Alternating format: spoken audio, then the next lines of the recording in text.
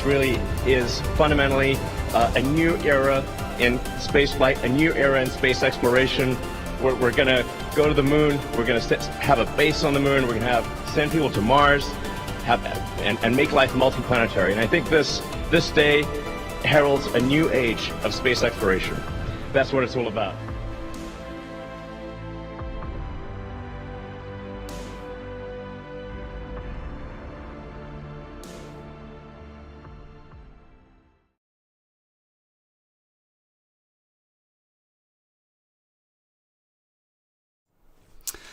Well, a very good morning to everybody. Hopefully you can all hear me very well. Give us a quick thumbs up on the audio check here. I think I've got all the little bars jumping up as they should. Give me the thumbs up. Always takes just a little bit of time just to get the response back there. Yes. Sounding great. Excellent. Thank you so much, everybody, for joining us once again. I'm super excited about this launch. We've been waiting for this one for quite a while now. Look at all those thumbs up. We've already got well over 1,000 people in here already, and it's literally just kicked off. So that is awesome of you. Lots of thumbs up there. Yeah, look at that. So we've got a new little addition to this stream today. I've got, finally, my logo on a shirt. How about that? So, yes, we're also going to be having Tony Bella join us today. We are also, once again, as always, going to be streaming with Lab Padre's live stream. So if you could do those normal things that you do there, shout this stream out, make sure that that you've liked and that sort of thing. That helps us get this out there, and we can help fund Lab Padre's camera there. So we pay that license fee, do all those things that we need to do to make sure that this is fair for everybody. So thanks everybody for joining up there. Already had one super chat there. Sebastian, thank you, buddy. One of the great dudes on my team that's helping us out quite often. Appreciate it, mate. Wow, look at that. So yes, let's just see first of all if we can get our camera feed up. 1 second. Okay. So here we are. We are watching SN15, Starship number 15. This is, it's obviously not the 15th version of this. They've gone through many iterations. Some of them have been scrapped. But this is the latest iteration, and there's a lot of changes to this one that we're really looking forward to talking to you about. So, yes, we've got people saying, I want that shirt. Thank you. We will actually put these up for sale at some point. Maybe not today, but yes, thank you. El Chapo, thank you for the super chat there. Awesome of you. Right, let's just see if we have got Tony online. 1 second. Right, okay. Tony, can you hear me, buddy? I can hear you. Good morning. There we go. Excellent. And you should be coming live loud and clear there, so let's just get a quick thumbs up on Tony's audio levels as well. Make sure they're okay. So making sure you can hear me, and good morning, good evening, and good afternoon to everyone listening. To whichever time zone that you are currently in. Tony sounds good. There we go. That's great. Excellent. This is like the first time I haven't... Yeah, it is a very late one for us. It is currently 3 a.m. in the morning, our time. I've just gotten out of bed. Hopefully my bed hair is not showing because it was a bit weird on one side before. I couldn't quite get it down. All right. So, yes, I was just saying, Tony, new shirt. The logo is actually designed by Tony. So thank you, Tony. Looks great. looks good on camera there. It's good, isn't it? I'm pretty hyped about that. We only just got the shirt delivery, so yes, they will. And like you said, people are already saying, "Hey, where can I buy one of those?" which I didn't think had happened that much. Wow, look at these super chats coming in. You guys are awesome. Just so you know as well, the super chat funding goes to Lab Padre. To a degree, that helps fund what we do. It helps us bring this to you and actually be here. Otherwise, we couldn't do it. We couldn't show a feed if nobody's allowing us to do a feed. And Lab Padre, as always, just amazing dude, has helped us through getting this set up, and the least we can do is share in the cost of that camera setup. So a lot of the money that you guys are donating goes to Lab Padre to help fund these feeds, these cameras, which are just amazing. And we can currently see right now up there on SN15. We've got the cherry pickers up there. I think they're removing the chains still. I know that they're removing the chains roughly 15 minutes ago, so if that is not correct, let me know. But I believe they're still doing that. They were doing that on one side. I thought normally they have 2 cranes going up, but they maybe that's just for the FTS. But yeah. It looks like I couldn't tell if they'd actually removed the chain on the other side, but they were up there about half an hour ago. Yeah. So, were you looking good for a hop today? That's right. It's the only thing that we're really looking at closely is that wind gust figure. You'll see there on the Lab Padre feed that we're restreaming through. We've got a wind gust there of 25 miles per hour. Now that is currently a little too high. They wouldn't normally launch with 25 miles per hour. I think typically they like to stay within that 20 mark. So we're all hoping to see these wind gusts come down. Currently it is midday at Boca Chica, Texas, and I believe we're probably aiming for a flight within the next few hours. So we'll be sitting here with you watching this through, talking about all the amazing Starship things that are going on in the meantime, because there is a lot to talk about today.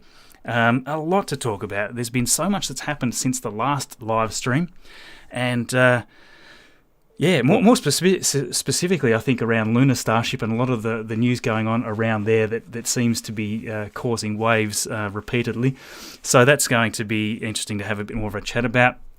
We're going to have a chat about the differences with Starship 15 here as well.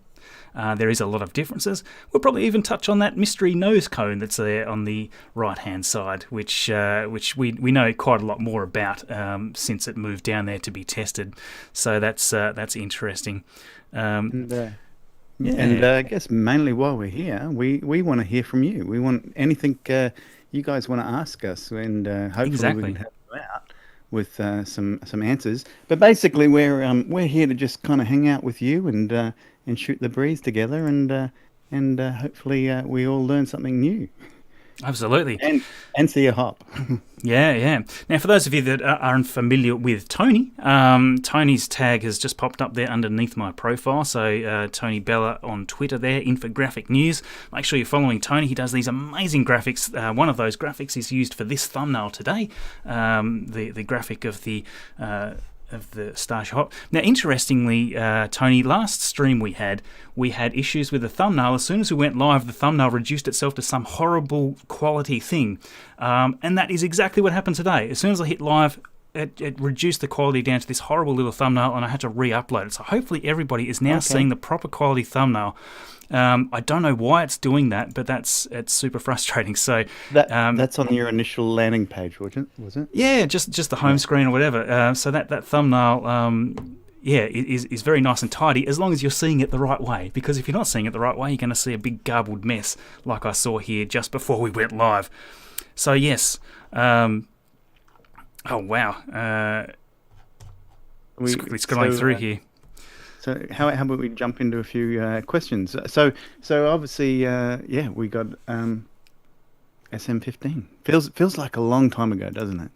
It does. And SM15 for me has been one of those that it's been more weather delays than anything. Last week we had. It looked like we were going to go live at one point, and then it sort of got delayed, and then this week got delayed again. So although it's sort of been this imminent flight, the last 9 days or so, it certainly hasn't felt imminent because we're so dependent on weather. And even today, 24 miles per hour that we're seeing there right now, that's still, as far as I'm aware, that's still too much wind for an actual launch. So whether we actually do go through to a full flight today remains to be seen. We'll be keeping an eye on the SpaceX feeds. I'll just quickly bring up to the right-hand side here. We've got the current road closures that I'm sure everybody's looking at anyway, but just in case they're not, that here is the current road closure status. So we have got there the public notice of Cameron County orders to temporarily close the roads here. So you've got the primary date. We were all ready to stream. We were all geared up, weren't we, Tony? Last night we were basically hopping back into bed after. Yeah, we were basically ready to switch it live, and then bang, it was cancelled. So that was unfortunate. The exact same launch window today, so 12 p.m. to 8 p.m. Local time in Boca Chica, Texas. It has just ticked past 12 just moments ago. So yes, we are currently at a point here where we're just kind of waiting for this for this to count down to something where we're going to see actual evac notices. And normally I wouldn't go live before the evac notice, but today there's enough activity that it seems to me unlikely that they won't evacuate the village. That's kind of the next thing that we would normally see. So we're just kind of waiting for that next step. As soon as we see that, we know that they're going for launch. It's not something they like to do too often. So when they do it, they kind of basically want something to happen. Yeah, that's exactly right. Just a quick catch up here on Super Chats. Perpetual Nerd, $5 there. Hillbilly hello from Kentucky. Welcome, mate. Awesome for you to join us here. Andrew Jones, thank you for your Super Chat as well. You're the best. You are also the best. Who else have we got here? We've got Wayne. Wayne, love watching the live streams. Your enthusiasm is infectious. Thank you, Wayne. It's a little bit hard to be this enthusiastic at 3 a.m. So if I'm not sounding enthusiastic enough, give me a message and let me know that I need to pick up my game. We have Bart there. Hopefully they stick the landing this time. Absolutely, I absolutely agree. I'm really looking forward to seeing this land. And the reason why we think it is going to be a different flight today is because of some of the changes that we're going to talk about here in a second. David Rodriguez, thank you so much for the super chat. That's awesome of you. And Cullen there, welcome to the carbon level. Thanks for joining up as a member, mate. That's most appreciated.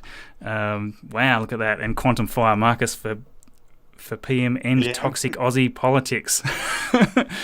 Yes, look, I mean, we've got a lot of political stuff here going on in Australia, in my state in particular, where we've just had the election down here. So yes, there'll possibly be a few little political messages coming through, which we're not going to dive too far into because nobody over in the United States or anywhere else in the world outside of Tasmania probably cares too much about that. Awesome, there we go. We are caught up there, and. Yes, I suppose just a quick introduction to what we expect to see today. So this is I guess this is what they would call a medium altitude flight. We were sort of calling it high altitude, and people said, "Oh, it's not really high altitude." We're sort of looking at that 10-kilometer mark still, and that seems to be the benchmark now at the moment. So anything that's got to be done, for instance, all the processes of the belly flop and the flip and burn, and that all can be done within that height. So I guess that's why they until they stick the landing. I guess that if they can't, there's no point in going up any higher until they can stick this landing. That's right. And when it comes down to it, if they're going to a much greater altitude with a lot less atmosphere, they're going to be falling a lot faster. They really need to start getting those heat shield tiles tested out for these more energetic entries back into the atmosphere. This thing needs to basically plummet down into the atmosphere and really aero brake very hard. And that's the whole point of Starship, of course. You've got this massive vessel that sort of comes in and it flops over, just barely flops over and comes down, braking its fall with its quite large fins as well as the main body of itself as well. So that's that's something that we hope to see. I don't think anybody here is unfamiliar with previous flights, and if you are, I certainly recommend going and just checking out the replay of SpaceX's flight of SN8, which I think was one of the most exciting because it was the very first one we got to see. We were just so ecstatic at the time that it actually came down and landed.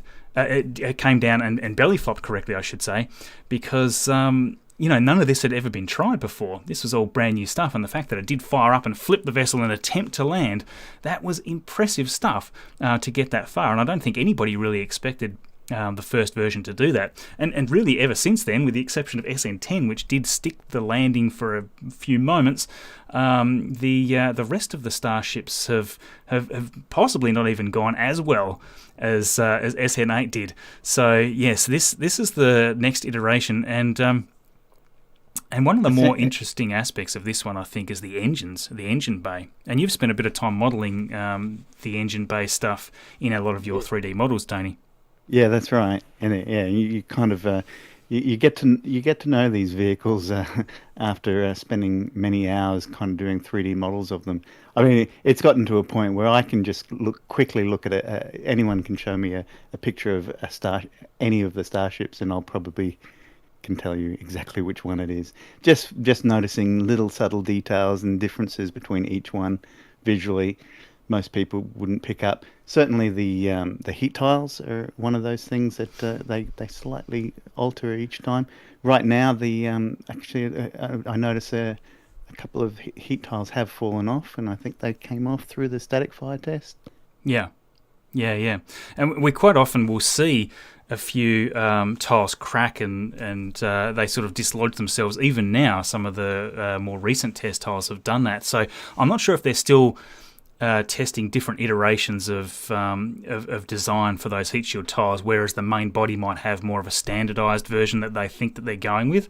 So I still wonder whether those small patches that we see in various locations on these Starships are sort of different materials, different attachment mechanisms, and things like that, or even different adhesives, whereas the main body is more of the standard one they think that they're going with at this point. I think they're probably just doing parallel testing there.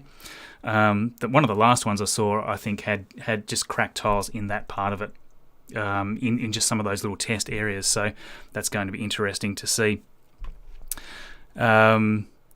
Another space nut, incorrect. The DCX also did a belly flop. I was probably referring more to SpaceX, first for SpaceX doing a belly flop. I know there have been other vehicles that have obviously used their whole body to aero brake, such as the space shuttle and things like that. This is definitely a first for SpaceX, using a rocket body to brake like that. Good point though. Good clarification there. Thank you. PAL 9000, thank you for the donation there. Awesome of you. Thanks so much. That is awesome. So yeah, what we probably want to talk a little bit about, I guess, is the engine configuration and how that's working now, and how it's just a little bit different. Got a lot of vehicles heading away there. That's interesting. I'm not sure if a lot of these are coming from the site there. I'm just trying to keep an eye on if anybody sort of sees anything as well that's going on. We're not always able to directly spot the latest, greatest information. So if you spot anything or any tweets or something from somebody, make sure you let us know and we can go and bring them up for you. We're sometimes we get a little distracted talking about things instead of keeping an eye on what might be going on. So just let us know. But yeah, the one of the cool things I think about the new engine bay configuration, the new Raptor attachment setup, I probably should say, is that there's more direct pass-through of the fuels into the Raptor engine now. Before, they used to take this kind of mad sort of curved loop around the engine to sort of feed some of the fuels in, and now they've got this much more direct downcomer that goes straight into the engines, so it's a more direct pathway. A lot of the previous issues with Starship has been that a lot of these flip maneuvers has been that the fuels have essentially had trouble getting through to the engine. You've had sort of misfires, engines failing to start up, various gases and things in some cases getting into the feed and causing some of these issues that we've seen. Ullage gas and things like that have managed to get trapped in there. So the whole idea with these this new Raptor mechanism is those header tanks can actually pull the fuel more directly through into the engine, hopefully as well as the entire vessel is flipping over, because it tends to be that they will fire up okay in the previous missions. They'll fire up okay as the Starship is actually horizontal, and then it'll flip, and then some of them will extinguish themselves because it's sort of failing to get some sort of fuel flow or the correct pressure feeds and things like that. So hopefully all these issues are addressed with SN15, and we're going to see a nice clean firing of all three Raptor engines initially, and I believe the idea is to still land with two and then just switch off the second engine just right on touchdown or just before touchdown.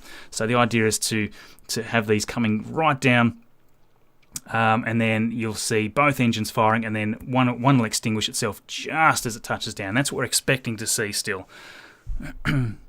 I was just going to say also, one of the things they probably have addressed is the leaks. So certainly that has been an issue from the beginning. That you'll always notice a little bit of a fire breaks out within the engine bay on the cams that are set up inside the engine bay.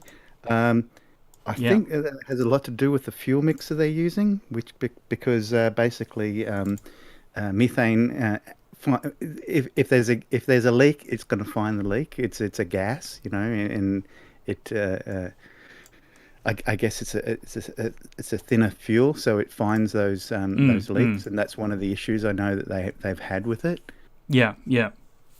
Yeah, I did have a couple of questions as well before about, are they planning on landing in the same location that they've done in the past? As far as we're aware, so the basically we'll see Starship take off from where it is there on the stand. As soon as we have a SpaceX feed, we'll cut over to that so that we're watching it from within. They've got obviously their cameras inside the engine bay and things like that, so we'll switch over to that as soon as we can. The idea is that they're going to land on the landing pad. It's roughly 350-ish meters away, as far as we've been able to tell. So we'll see that come and touch down, hopefully nice and safe and sound, and yes, land on those little itty-bitty baby legs that this still has. We're still hoping to see some iterations on legs. That's the one thing that we really want to see. The closest thing we've seen to any kind of leg design has been the most recent concept work they did for the lunar lander. That's probably that's probably the best I've seen so far as anything solid. But that won't. Those legs won't be on Starship though. Yeah. That's right. It has been interesting seeing some of the mock-ups for the lunar Starship. Now, for those of you that aren't familiar with this whole idea, SpaceX were granted temporarily, until it was actually put on hold and suspended, $3 billion from NASA to actually create the vessel that's going to be used to land humans again back on the lunar surface for the first time in 50 years? Tony, when was the last? It's basically 50 years, 51 years. It's the anniversary of Apollo 11, but not the Apollo last 11, time was on Apollo 17, I should say. 72. So that anniversary is still another year away. Yeah. 49 years. 49 years, almost 50 years. So, this is extremely exciting for all of us SpaceX fans. Obviously, that doesn't mean that we're anti other people having lunar landers and that sort of thing. I really quite liked the Dynetics lander, and I probably should see if I can find a video of that. That was actually one of my favorites, because I did actually like the versatility of it. If you actually saw any concept work of it, the body of it turned into a little buggy, which was really cool. It was a really neat idea, but certainly SpaceX, and it was great. It was great seeing SpaceX win this, because they certainly were a lot further down with their development, I think the main thing is they came in under budget. You know, it's something that NASA could afford. So that is currently the issue. So at the moment, there's a temporary hold on. So they're probably most likely not going to lose the contract. But I think at the moment we've got both Dynetics and Blue Origin contesting that it was an unfair decision was made. That's right. We've just got the Dynetics video up on screen now, just showing the touchdown, the landing of what the Dynetics lander was going to look like. So the idea was that this would actually be a much more compact lunar lander that was much more horizontal in its configuration. It would drop those drop tanks that we see there falling off, and then it would use the fuel that it's got remaining to then launch back off the surface and go and dock back with the with a lunar gateway or Orion or whatever the idea is now. The tanks, those tanks were actually the only thing that weren't reusable, so they would be jettisoned. Yeah. But the rest of I think 90% of that design was designed to be reused, whereas the Blue Origin one, I think only a very small portion of that. I think maybe the capsule, but I'm not entirely sure, was possibly going to be reused, and obviously SpaceX, the entire rocket was reusable. Yeah, that's exactly right. And I quite liked that design because as a lander, you still had to get the lander up there to do this job, but the lander itself was quite a nice sized lander. I think a lot of people, and myself also, Starship is a massive beast to land on the moon, and there are some caveats to that for sure. First of all, you need to it's a very tall vehicle. To get people down to the surface, you have to have some quite large elevator to lower them down onto the surface. And that's one of the bigger problems with it, apart from, of course, just the sheer mass of it. So you need to get that mass to the moon, you have to have a lot of fuel, and you've got to have that fuel to take back off and all this sort of thing. So it's funny. It's one of those things where it's a bit a concern to a lot of people, the fact that you needed an elevator on the moon to get down to the surface. What people are probably forgetting is you also need the elevator when they get to Mars. the same concept will be needed. So they will have to use an elevator system. And of course, the elevator is the primary way of doing it, but they will have a backup. They will have some type of pulley system or ropes, which would be a long climb, but certainly. And especially in a spacesuit, because I'm not sure if anyone realizes, but in the early development of the lunar module back for the Apollo missions, they didn't have a ladder on it to begin with. They actually had a pulley system, and they just found on Earth that the astronauts just could not climb up to the cockpit. So. They abandoned that, and then the ladder was integrated into the landing legs. So yeah. I heard that story a long time ago, but I've forgotten that one. That's actually interesting.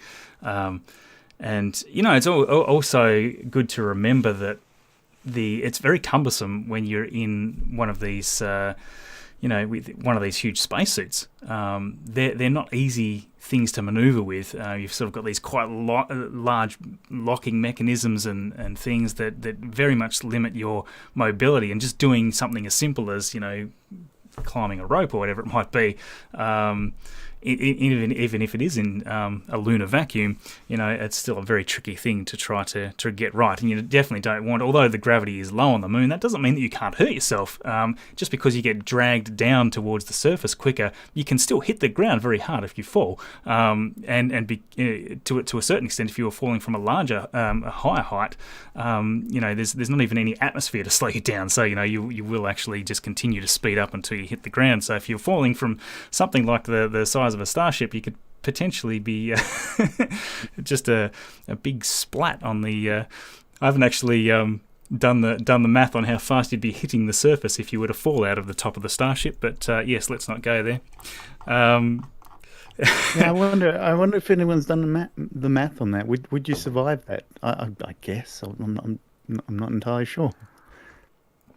I don't know. I would suspect not. But yes. Oh, thank you. Just quickly catching up here on some chats again. Felix there. Here's a few bucks more out of Ireland. Thank you, Felix. And Olivia Julius, love watching your streams. Can't wait for a successful landing or an unplanned rapid disassembly. Yes, I mean, either way, it's going to be exciting as long as it lifts off. But see, well, what? Yeah, I was going to say while we're there, I mean, I'm gonna put odds down today. Should it launch today or the next day or so? I'm saying an 80% success rate. Marcus? Yeah, look, I think if it takes off 80%, that we'll see a touchdown, maybe even 90. I'm reasonably confident with the new changes they've done, because the one thing that's interesting about this particular Starship is it's only done the one set of, it's done the static fires that it needed to do, but it hasn't had to swap out any Raptors. That's the first time we've seen that happen, I believe. We've had no other prototype every other prototype needed some sort of Raptor swap, or there was something wrong with one of the three. So the fact that all three of these are happy and healthy is a really good sign already. And yes, it's not only a good sign for the launch; it's a good sign, because that's exactly what they're going to need in future missions. Is those Raptor engines have to fire up again when they leave Mars and wherever they go. You know, they need to be fired up multiple times. So that reliability is something they need to really work with and get past. Yeah. So yes, I have noticed in the meantime here the wind gusts there were actually increasing. We had 27 there last time I looked.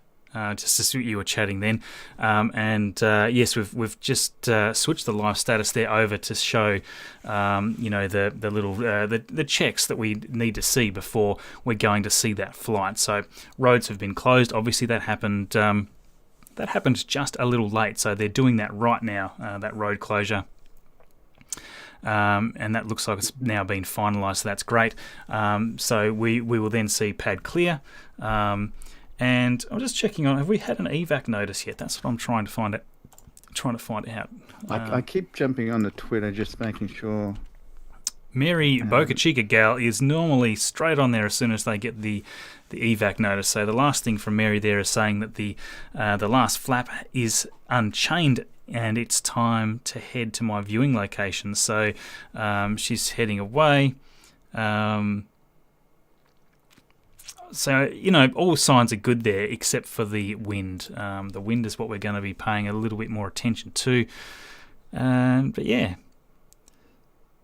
So roads closed. There's a lot of vehicles there. Yeah, wouldn't it be amazing to be there and see a launch? Look, I'd love to be there. I did see a message before, and forgive me for not remembering who it was that sent it, but somebody was saying there, have you thought about doing an Australian catch-up in Boca Chica, like a bunch of Australians flying over there and meeting up and stuff? Funny you should mention that. It's like I would love to do that, and as soon as I think when COVID is done with its nastiness and we can get out without quarantines back and forth and things like that, we really need to start planning one of these trips. For those of you that might not realise, I don't want to get too heavy into the old the whole COVID thing, but for those that might not realise, Australia is pretty much a lockdown country. We can't go overseas, and you can't come and visit. It's been like that for pretty much a year. There's certain special circumstances, but pretty much we've shut ourselves out.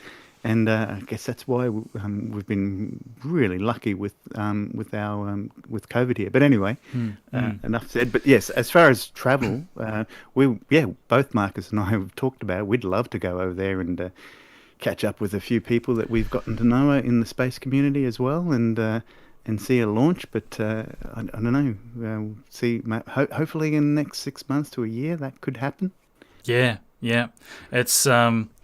It's one of those things I think that, everybody would have to experience this once. And I think if we were able to get over there when we were seeing some super heavy action and these ships coming back from orbit and landing, like, that is going to blow everybody's mind. Although these starships, I mean, the Raptors are powerful engines. There's 3 of them in this case. They're really just doing these fairly medium sort of altitude level tests right now.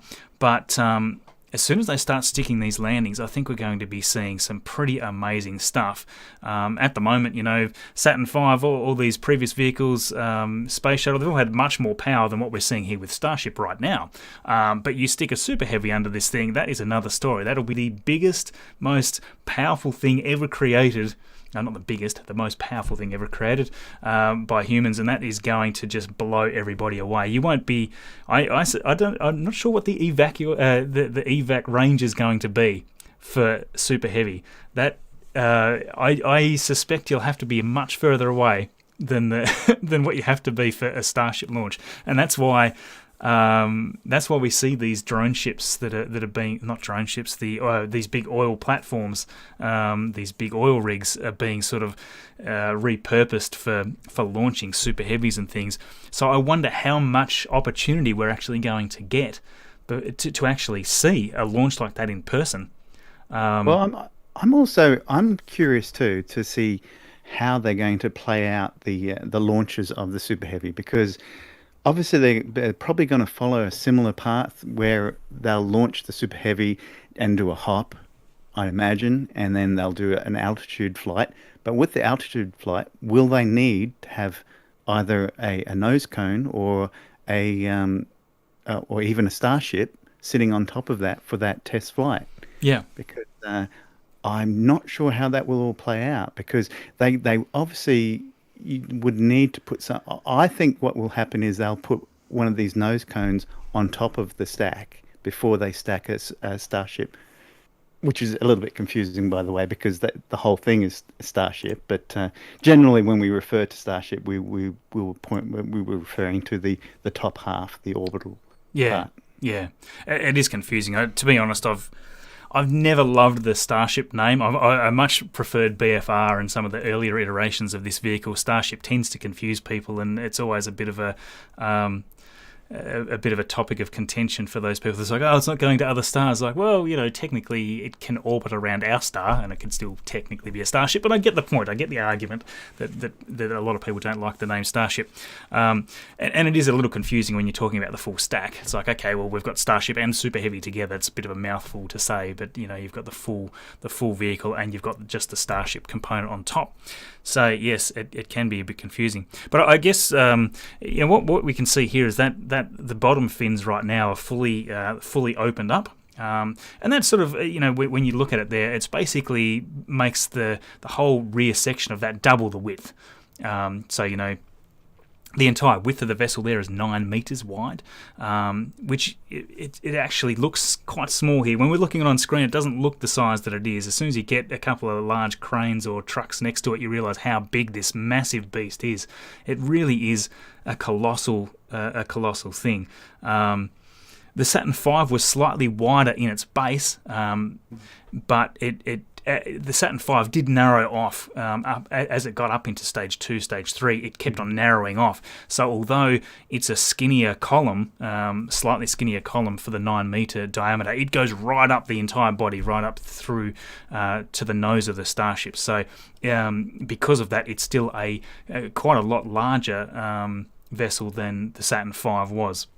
Well, the command module and the actual the command module and service module were probably looking at the Starship there about the size of one of those top fins, which is also about the size of a Crew Dragon with the service module.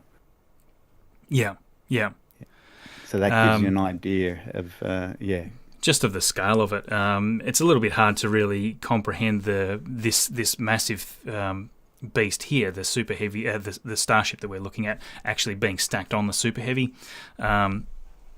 it's kind of a bit of a mind-blowing thing to sort of imagine. But I think we gave Dynetics just a little bit of airtime before for the people that weren't familiar with that. And we're actually seeing the fins there as well as we're talking here. We're seeing the fins move around, doing all sorts of checks there. They've just folded at least one of them in. I'm not sure if the fin on the right, from our perspective, has moved there or not. But yes, they're certainly testing some things out, and we can sort of see there was those test tiles on the leeward side of the wing there, which was it's sort of interesting. I'm still a little unsure as to why they're testing the placements there, because that's not where you're going to get the. Yeah, maybe they're just checking it. That maybe airflow sort of comes around those wings and things, and they're sort of doing some checks. I'm not sure. Well, the main area where they'll be is the windward side. So that whole side that we can actually the opposite. So I'm just looking at a different camera, but the opposite side, the entire back of that, and correct me if I'm wrong. I think Starship 17, SN17 is going to be fully tiled. I've got a feel. I think they may be testing that. I'd heard that, and I'd imagine that means they'll also be doing the fins. Yeah, well, at the moment, SN17 looks like it's got tiles on a pretty massive percentage of its main belly area. I don't know whether they're planning on doing more than that at this point. SN20 certainly will be fully covered as far as we're aware. And that's a potential orbital flight, isn't it? Should these next few flights be successful? That's right. Yeah. And, it all comes down to SN15. We have seen SpaceX before just totally scrap prototypes that were largely built because these things are evolving so fast that there's no reason to sort of retry these same tests that have already succeeded. We've seen Elon Musk obviously wanting to really ramp up the speed of all this, even more so than what we see right now, which is crazy enough. But he's impatient. He really wants to get these vessels to orbit testing ASAP, and we can see those. We can see that huge tower starting to climb up there from Boca Chica's launch site. Look, I think at this point, if SN15 should land successfully, I think we will see a sudden change with probably a few phone calls will be made to the FAA, and they'll be probably wanting to go to a higher altitude. That's probably because they'll want to change up that test then. Yeah, exactly. I think that's. I'm just so excited to actually wait and see what this full stack looks like, what the tower is going to look like. I mean, we've got hints of it so far, but we see these mock-ups of the huge arms that are going to come out and grab this booster. This is probably not for the next few iterations, even after SN20. I don't think they're going to be attempting to catch any of these things just yet. But to sort of see how they're going to design a system to catch. And for those of you that might not be familiar about what we're talking about, 'cause I do sometimes take for granted that not everybody watches it like us, over the last, how long's it been? When was it first announced that they were going to catch? It's been like 6 months or something, maybe more, that they were going to actually attempt to catch the booster out of the air, essentially, instead of using big, massive landing legs on the booster itself.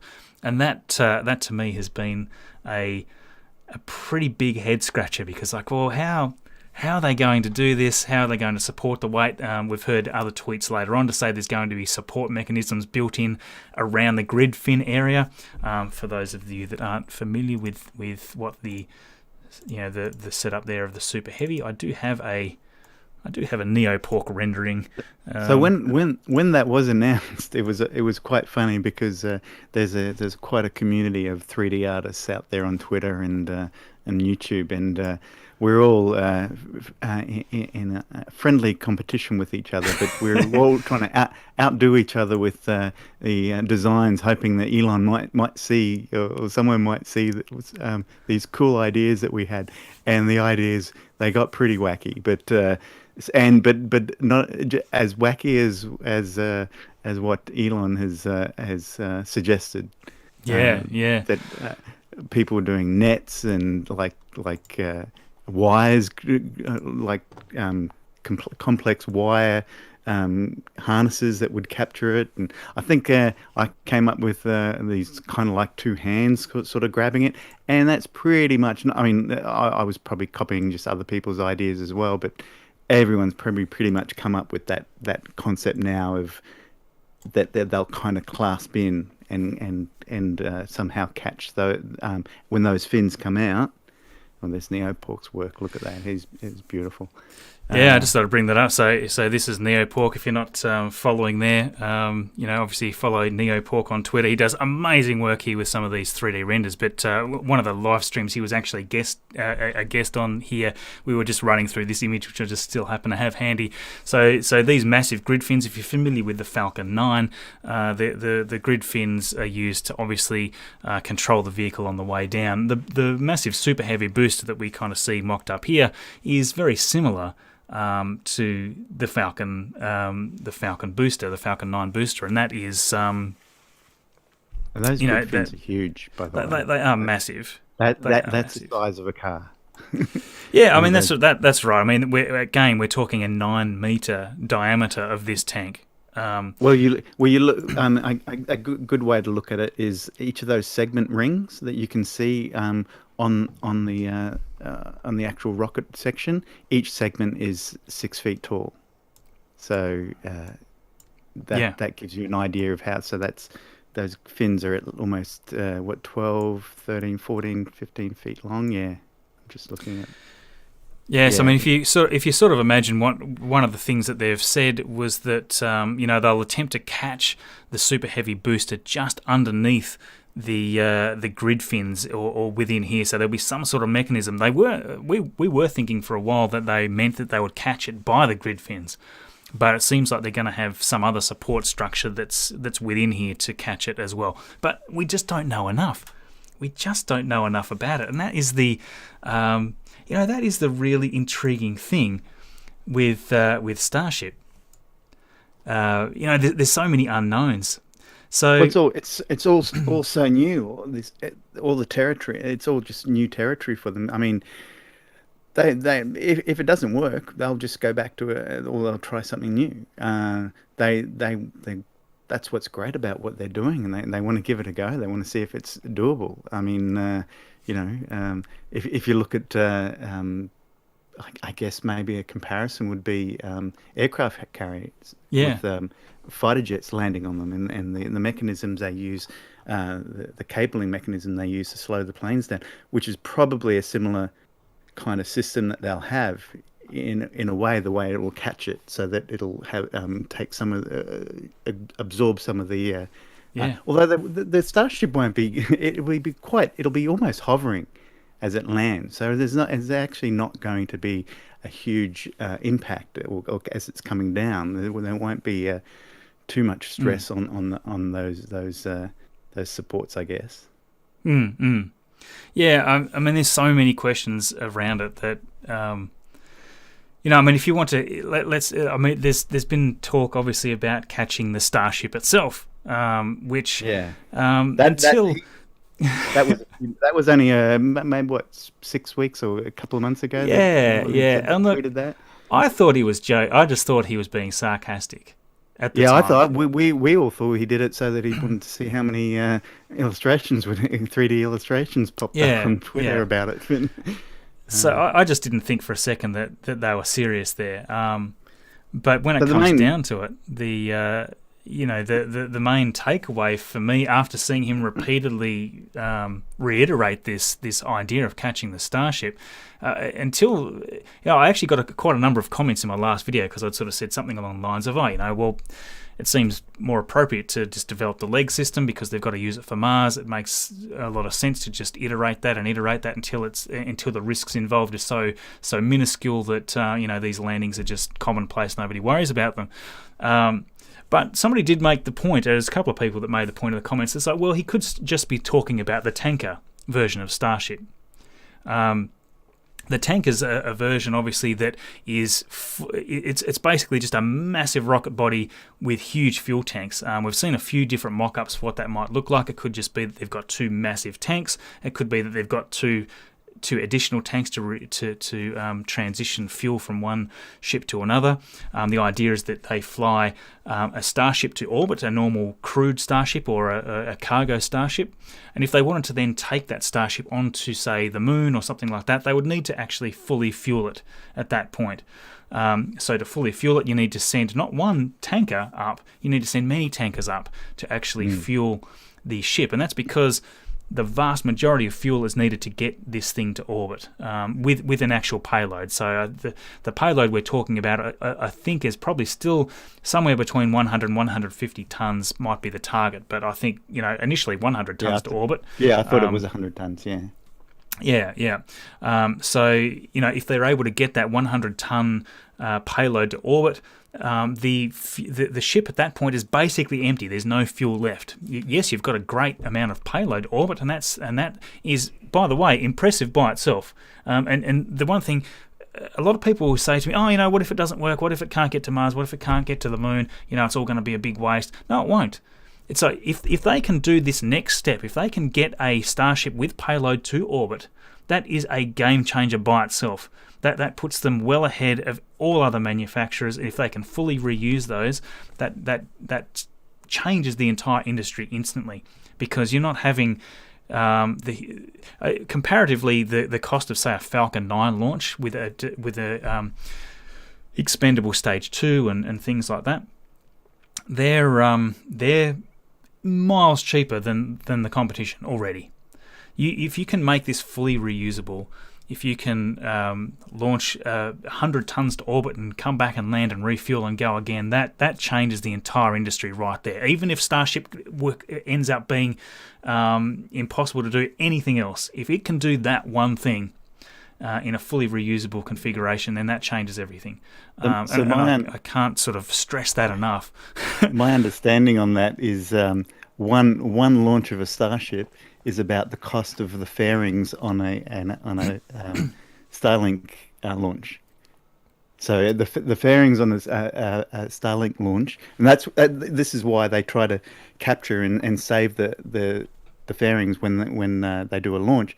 They're about $6 million each, and as far as I know, a Starship is under that. A launch will be a couple of million. Yeah, I mean, whether that's aspirational or not, I don't know, because we've Elon Musk's had a lot of comments in the past about how the cost of this is going to be so minuscule. Sometimes it's a little bit hard to really factor that in realistically, because it's like, well, you've still got huge teams of people behind it. I think once they're flying hundreds of these things, once they're creating hundreds of these things and having them launch and land, and probably largely automated and robotic in their nature, they land and you've just got an automatic crane that picks them up and puts them back on the stand, and you load up the next lot of cargo and away you go. Until they've sort of got it turning around almost in an automatic fashion, there's still going to be huge staff hours, huge SpaceX team hours involved in actually checking over these things and making sure they do what they do. So although the cost could be small, it certainly won't be in the short term. I feel like I need to catch up on some super chats. It's been ages. Just quickly, do you talking about that? Do you see them selling their Starships, or do you think they'll want to just do the launches? And I guess what I'm saying is, do you see a day where someone like Qantas would buy a Starship so that they can do a... it would be interesting. I would say they'd be more kind of licensing the technology. Maybe they would have their own iteration of the of a launch site, and they might be able to brand it themselves, but essentially it's still kind of a SpaceX sort of franchised type thing. It seems strange to think of it franchised in that way, but I mean, if you wanted to set up, say, a launch facility in Australia, which obviously we'd love to see, because and we do have some advantages in location. Obviously, we can do launches from different areas. There's advantages to launching from locations such as New Zealand with Rocket Lab. So different locations on the Earth will be able to more easily get you into certain orbits a little cheaper. So it may make sense down the track to have a starbase in Australia, and maybe it's sub-licensed by some Australian partners or something like that. Even in the middle of the desert. Yeah, well, that's right. I mean, the good thing about a landing location like that is we've got such a large vacant area. As long as we can sort of find somewhere where we're not impacting too much, you could have some landing sites right out, anywhere really in the middle of Australia. It would be kind of crazy. Just quickly catching up on super chats. Okay. Thanks to Andy Warwick there. Thanks for doing what you do. Let's hope they land. Let's hope they land to guarantee a moon contract. And how much depends on the moon contract remains to be seen, and we'll talk more about that as the stream progresses. Christopher as well, thank you for the super chat, appreciated. XS 2007, thank you for the super chat, very awesome of you. I think that's me caught up there. Andrew Cook as well. Just watched Stowaway on Netflix, and the film highlighted again a spaceship spinning in space to create artificial gravity. Is this realistic for the future? This is one of my most favourite topics. I love this. So there's been all sorts of mock-ups that we've seen on creating some sort of artificial gravity in space with large space journeys. With something like Starship, it certainly wouldn't be possible. And not unless you actually can sort of attach it to some larger mechanism that's sort of spinning in a way. But essentially, what they're talking about here is creating artificial gravity by just creating that spinning motion to actually, like you would sort of feel if you were on like a like a carnival ride or something. You sort of feel that pressure pulling you down towards the area that towards the direction that you're actually moving. So if you can actually spin something, if you can spin in a wide enough radius, you can sort of simulate a fairly close approximation to 1G. I forget exactly the width of the massive wheel or whatever it would be, the massive station that you would need to be able to do that. But I've had some, and maybe actually you've heard some better ideas around this, Tony, about trying to stitch two starships together. That's right. You'd have a central axis, which would be like a hub, or a maybe even a third starship in the middle. But and you'd have the two starships on outside, tethered, and they'd be rotating around. There was a film recently, I think, on Netflix called. What was it called? Stowaway. Stowaway. So that was the one that Andrew was asking about there. So yeah, there was a remark. I've missed it. back there. Scott Manley was a consultant on that actually, and he had suggested, and he goes into some details on his channel as to the things that they took advice from, and some of the things they took a few liberties on, But as far as I'm aware, certainly for the first few missions, they're not going to worry about gravity. The last 20 years, there's a reason why they have a 6-month rotation on the ISS, and it's all about getting humans and understanding what happens to the human body over a 6-month period, which is basically the time frame that it will take to get to Mars. Elon Musk has suggested that he could get there a little bit quicker. But basically, they want to see what the human body does. If you looked at recently when the astronauts came back, a couple of them just came off from Crew 1. They walked off. A little bit of help that was needed, but when they get to Mars, it's 1/3 Earth gravity, so they probably. Yeah, they would be pretty weak, and they'd probably rest a few days on board and get acclimatized. But they aren't. it's probably going to be fine for the first few missions, and they'll certainly be doing a lot of. They'll have a lot of exercising equipment and everything. But as I said, the ISS, there is a reason why they have a 6-month rotation of crews. They are purposely learning a lot to see how what happens to the human body in that environment. Yeah. Oh, look, I mean, there's so much interesting math that goes into all that stuff, and I must admit, I don't know a lot of the math off the top of my head there for how wide the diameter needs to be. You're sort of trying to just create that that sort of centrifuge kind of environment where you're sort of being pulled down, and you can you can sort of just know that you can sort of control it. You spin just slightly faster, you can actually increase gravity essentially. So, and even if it doesn't even have to be 1G, even if you were to be able to spin up, say half a G, that is still significant. It allows you to do things that you can't normally do on the International Space Station, such as have things fixed. Things that sit down on the ground, or whatever ground's reference point is for you when you're spinning. So you can actually go inside. Even if you can simulate moon gravity, that's better than nothing. It's much more convenient having some force there that pulls things down. It lets you perhaps sleep a little bit more comfortably. You can swallow a little bit better. One of the more common issues that you hear about for people that have never been to space before is just things like, you'll have sort of a build-up of saliva and things like this, and it will sort of almost bubble up. It doesn't just naturally sort of go, gravity's not there to just naturally suck it down. There's so many things that's interesting. Am I seeing notifications of a scrub here or not? So they were just up there. I think I don't know if they were arming the FTS or if they're disarming it, but I don't think they had been armed. So just for those that might not realise, the FTS is the flight termination system.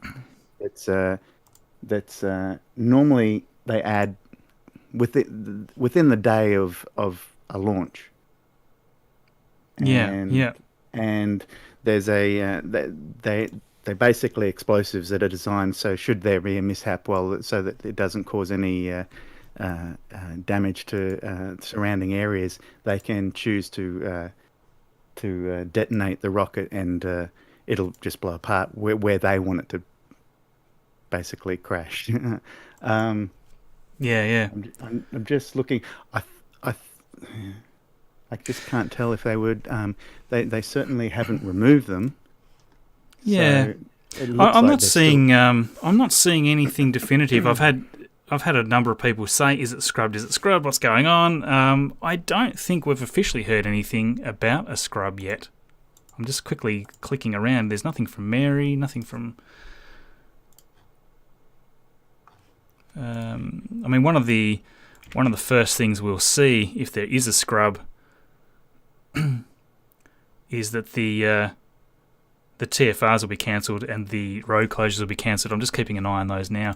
We know that the wind is high. It does happen quite quickly. Obviously, the roads are not fully closed because there's cars driving around, so we're still trying to figure out what's going on there. The winds are the thing. I think if there is a scrub today, it'll be largely due to winds. And I'm not sure what they're up to here right now. I mean, they're quite close to that flight termination system. They were up against it before. Okay. I think someone in the chat had mentioned it. Yeah. Look, I think everybody's still confident that we're a go currently. Anyway, if there is a scrub, Marcus is going back to bed. That is probably true. If there is a scrub, it's 4:00 in the morning right now.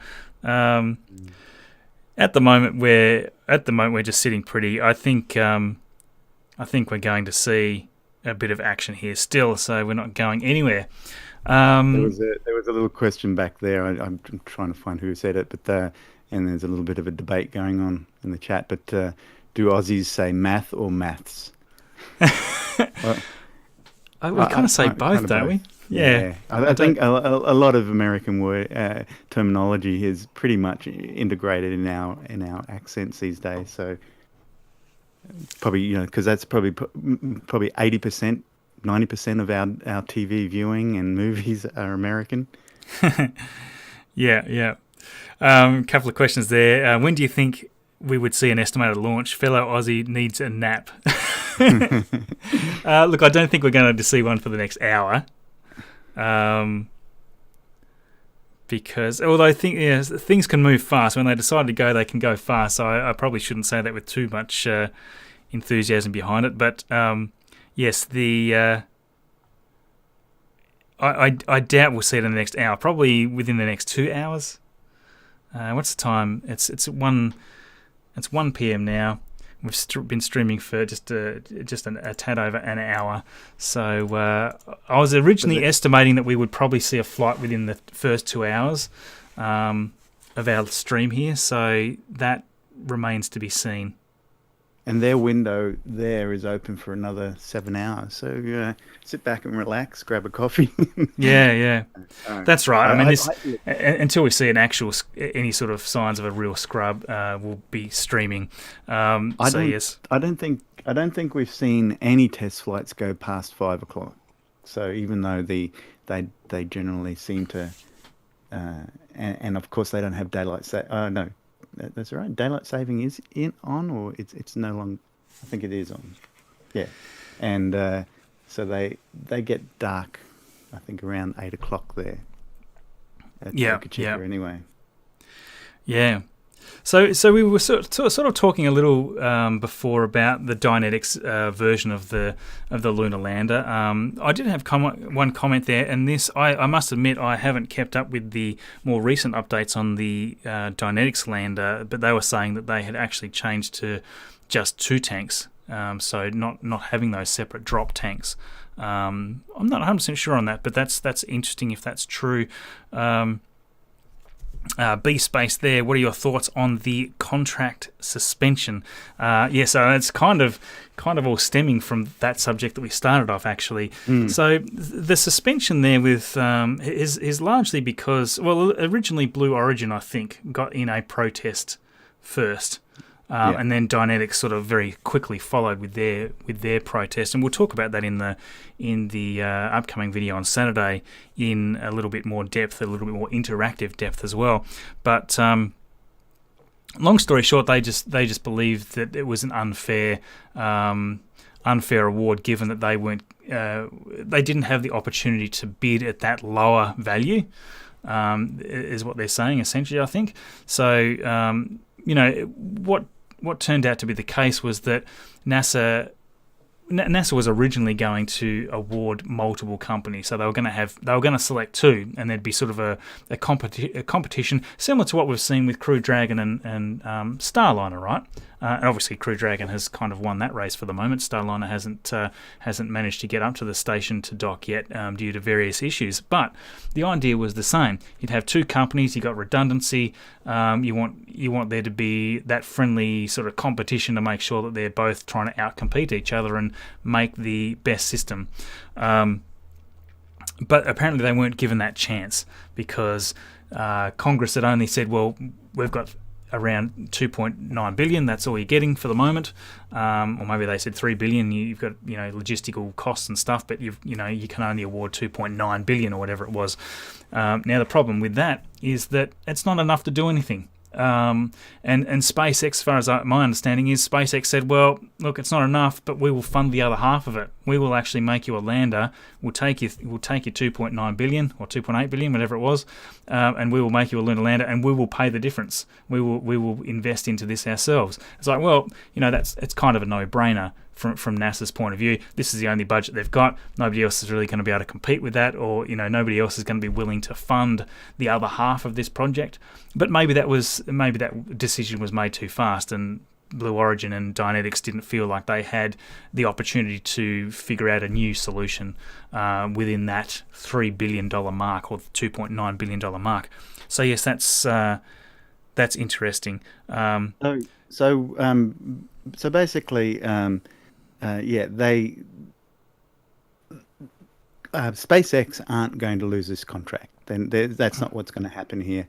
The likely outcome, or the possible outcome, and I think this is what certainly Blue Origin are hoping for, is they'll be named as possibly a second backup.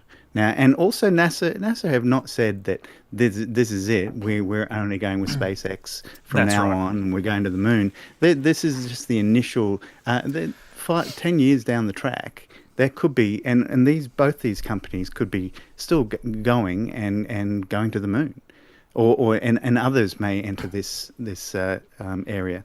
But what Blue Origin did was they've put together, I think it was like a 120-page protest.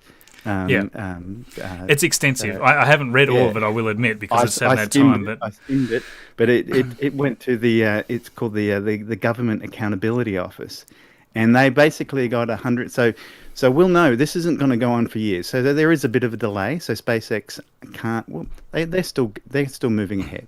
They just can't obtain the funding right now. So the funding is there. There'll be this sort of protest period, and then it will still be funded. Yeah, that's right. Yeah. Apparently, I looked up. It was 100 days. So this has to be sorted out. I guess they've got 100 days to make a decision on this. And look. Although, there's a comment here from Zed Games, thank you for the super chat. I probably won't put it quite as strongly as you have there, but there are some definite things that seem a little frustrating with maybe Blue Origin's perspective on the whole thing, because in one sense, SpaceX has said, well, we're going to fund a huge chunk of this ourselves because we want to get there. We want to make a vessel that's capable of going to Mars, so we're going to invest in this ourselves. Jeff Bezos is not a person that lacks money. If I feel like if Blue Origin really wanted it, they could have the same offer. They could be really pushing vessels into orbit. But to me, Blue Origin seems to have just pulled back and said, well, because we can't get the funding from people, we're going to sort of hold the development on this. A New Glenn, which is their vehicle, which I think, look, don't get me wrong, I think it's going to be impressive if we can see Blue Origin launch New Glenn, and it's a reusable first stage. That is also an awesome thing to see. But I kind of feel that they're kind of waiting for money to arrive before they really get stuck into it, and until then they sort of are messing around a little bit more with New Shepard and these vehicles. And, obviously they've got contracts with engines being delivered to United Launch Alliance for Vulcan with the BE-4. So, there's a lot of pieces that come together with Blue Origin's whole strategy. But at the same time, it's a little bit hard to sort of say, well, if you really want to be in competition with SpaceX, if you really want to beat vehicles like Starship and things, you should be manufacturing just as madly, and you should be investing into that like SpaceX are. And I just don't see that level of investment. And it could be that there's a lot hidden behind closed doors that we don't see. It could be that there's a New Glenn ready to roll out tomorrow and launch. We wouldn't even know. But I suspect that's not the case. Just from a personal opinion, I suspect they're just kind of waiting until there's funding given for a certain project. I don't know. What are your thoughts on that, Tony? Well, yeah, that's one of the things I've been thinking about was the two rockets. It's where they are at the moment. SpaceX with their development, they don't have to have a completely working Starship to go to the moon, and that's what NASA has seen, because they don't need all the innovative things that the Starship is going to be capable of doing. They don't actually need a lot of these things. The lunar Starship won't need to land back on Earth. It does. It's a I don't want to say a dumbed down version. This is certainly a simplified version of the Starship. It'll have its own complexities. I don't want to make it sound too simple, but it'll still have. But it's a different creature. It has a different purpose to what landing in an atmosphere like Mars, a thin atmosphere at that. But it has and then landing on Earth. It has a different. different set of plans. So, yeah, it'll be interesting. And I also thought, wouldn't it be cool to see what are the possibilities of Dynetics and Blue Origin joining up? Yeah. Can you imagine if they joined up? So one of the things I know that Dynetics was, NASA saw that they were massively underpowered with their engines, what they were planning. So that was one of the reasons why they actually lost the contract. Yeah. Yeah. Other than the funding, but that was written down as one of their the downfalls of the bid. Yeah, and just to sort of, I guess we could probably show, just because there's not really a great deal going on the... Obviously, they're still playing around with that flight termination system up there, as far as I can see on Starship, so I'm not sure exactly The village has been cleared, by the way. Yeah, yeah, I have seen the evac notice as well. So that's, I mean, everything's pointing towards, good signs. Everything is kicking along. I hope that we... I see about 5 or 6 different feeds right now, and some of the sky looks really grey in some shots. Some it's quite blue. I guess it might be all depending on the angle that you're looking at, and if you're looking towards the sun. But I guess I haven't noticed any rain, but pretty hard to pick up rain on video. Yeah. I'll just quickly switch over to the Blue Origin HLS, just so, because a lot of people probably don't realise what we're talking about here. So the national team was kind of led by Blue Origin, right? This was the whole idea. They'd partner with Lockheed Martin, Northrop Grumman and Draper to make this single vessel. So this is kind of what they're protesting. It's like, well, we were bidding for this, and we had designed and mocked something up for this system based on what you had said you'd be able to get funding-wise, right? So they had made this, this animation, and this is getting a little dated now. So there'd be sort of several components to this. You'd sort of have this descent element, yes, that was going to obviously be used to descend down onto the moon. But you'd have the transfer element here, which would actually get you up into the correct trajectory and the correct orbit to actually have the lander have the enough fuel to land on Mars. And then you had the ascent element, which would go on top of the whole thing. This become this quite tall lander vehicle. So this is sort of what was competing against SpaceX's bid for a massive Starship landing on the moon. So that transfer stage would do the full braking burn to place the lander into a lunar orbit, and then the lander itself, the lander stage itself, the descent stage, that would actually expend all of its fuel. Very similar, as you were saying, to the way Apollo worked. Right? So your descent stage would stay on the moon there, and it wouldn't leave again.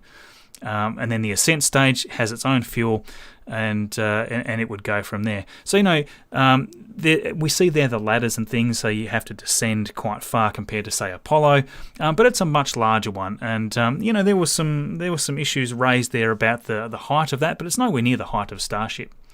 And then we see the ascent stage there. Taking off, and that's got enough fuel to get from the ground there to meet up with the station. If there's a station, or maybe it's just meeting up with Orion or something. It's hard to say at this point. But yeah, so that to me just quickly gives you an idea on what. Theirs was by far the most expensive, and we just assumed that the national team would win this thing, right? To me, it seemed almost clear cut that they would have preferred a much smaller vessel, but then we saw SpaceX's bid and we thought, well, that's kind of cool, and and in the end the funding just hasn't been approved yet to actually have multiple versions. I still expect that we will see a second team, such as the national team here, potentially get it. I think that's what's going to come out of this protest, and I think.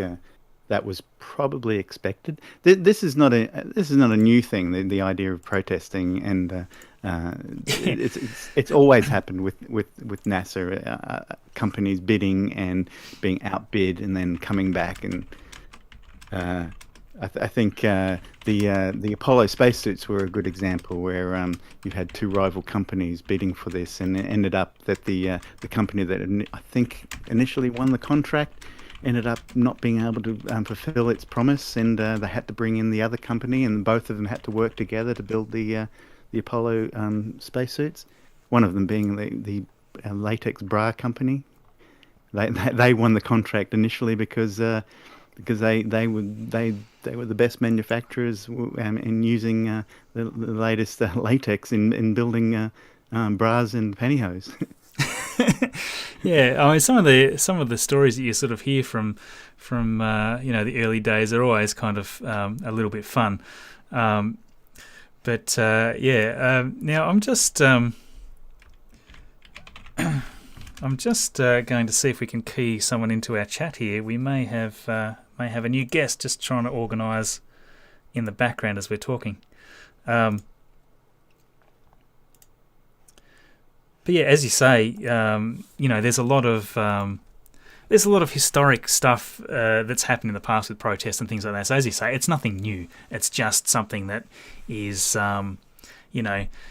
almost more or less expected when one particular company gets awarded a massive contract and nobody else got anything. Especially when it was implied, I guess, that there'd be multiple selected. So look, it's really going to be interesting to see how that all goes. And I think you're right in that eventually there'll just be a second award announced.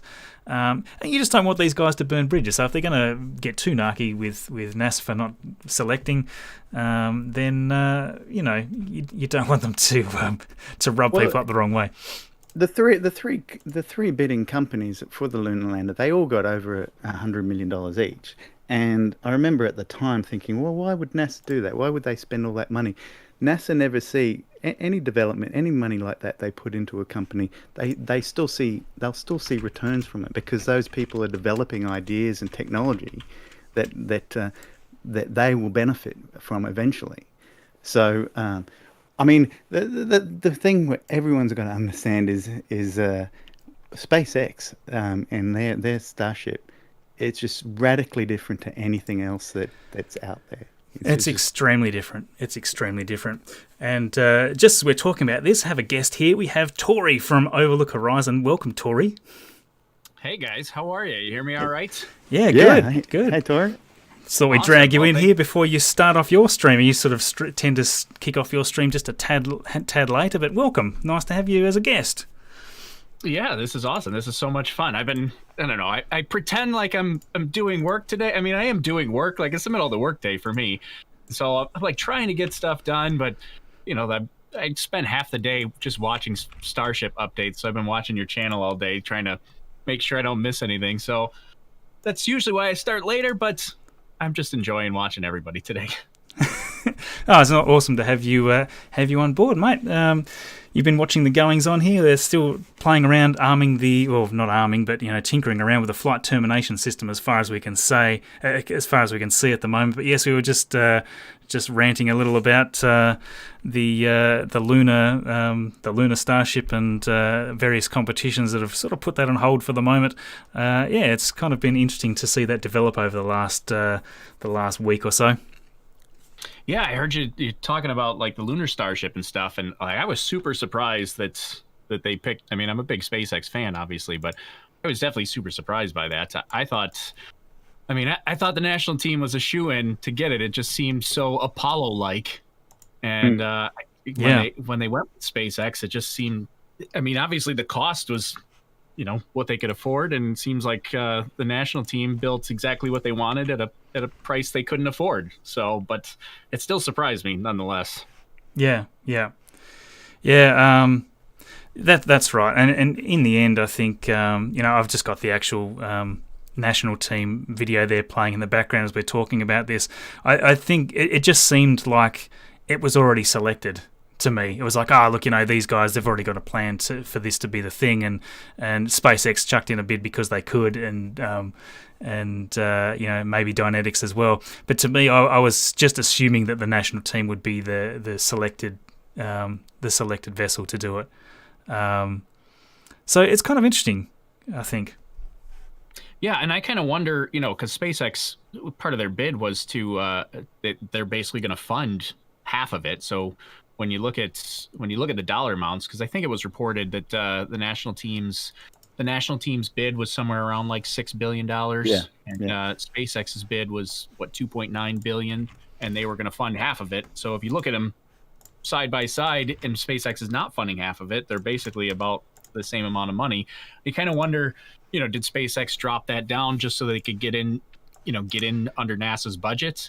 Yeah. Or what that decision point was, why they decided to fund half of it. Yeah, that seems to be part of the protest from the national team. Is exactly that?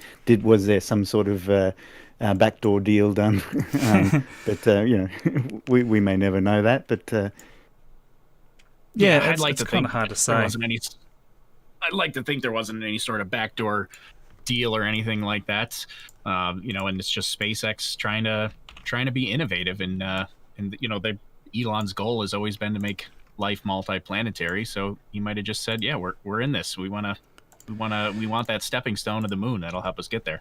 Yeah, and like I was saying before, that's the thing that seems a little frustrating to me, is that we could see that enthusiasm from Blue Origin. We've seen Jeff Bezos in the past, being quite competitive, obviously, with SpaceX, and they obviously don't get along super well, Jeff and Elon. But to a degree, I think to sort of get into this industry, to properly compete, you need to be investing in it yourself. You can't be expecting everything to be funded. Like I was saying, Jeff Bezos has got plenty of, he's got plenty of resources. He could throw $1 billion into something, no problem, I'm sure. So I just don't know whether, I just don't know how much passion there is behind it, or whether it's more of a business for Bezos, in that, he doesn't so much want to invest in it initially without the funding. I don't know. I'm sort of up in the air about that. I'm sort of interested in other people's comments on it as well, as we're sort of talking. But yeah. Yeah, it's kind of a good point, because even the part of the bid, like the money thing, was a big portion of it, but even part of their the analysis, I forget what the document's called, that that Kathy Leaders put out from NASA. They did say that the national team's technology just wasn't quite as far along as SpaceX's, but obviously that makes sense. We're seeing Starship test and fly and do all kinds of stuff. Exactly. And you would think if they are really serious into it, maybe they could start building some prototypes or something. But yeah, I don't know how much of your money. It's easy for me to say. I'm not the one putting billions of dollars into it. But yeah. At what point do you start putting your money in the game? And that brings us to an interesting point. Are we going to see a separate testing facility, or side by side the lunar testing facility for the lunar Starship? Or do you think they'll just go off the back of whatever they're learning from the current Starship? Yeah, well, I would think. It's a good question. I would think that we'd have to have some sort of dedicated tests, for that, because the whole propulsion system for landing on the moon would be different, don't you think? Yeah. Well, so it'd have to be. So what? I guess when you look at it, so NASA, clearly they'll be funding half of this project. They don't want to be funding necessarily Starship, so they don't want to be funding what we're seeing right now. They want to see a separate project being done at the same time, I guess. And that's it's really hard, because the two go hand in hand. I mean, everything that Starship is developing is going towards what the lunar Starship will be. Yeah. It's such a strange thing, isn't it?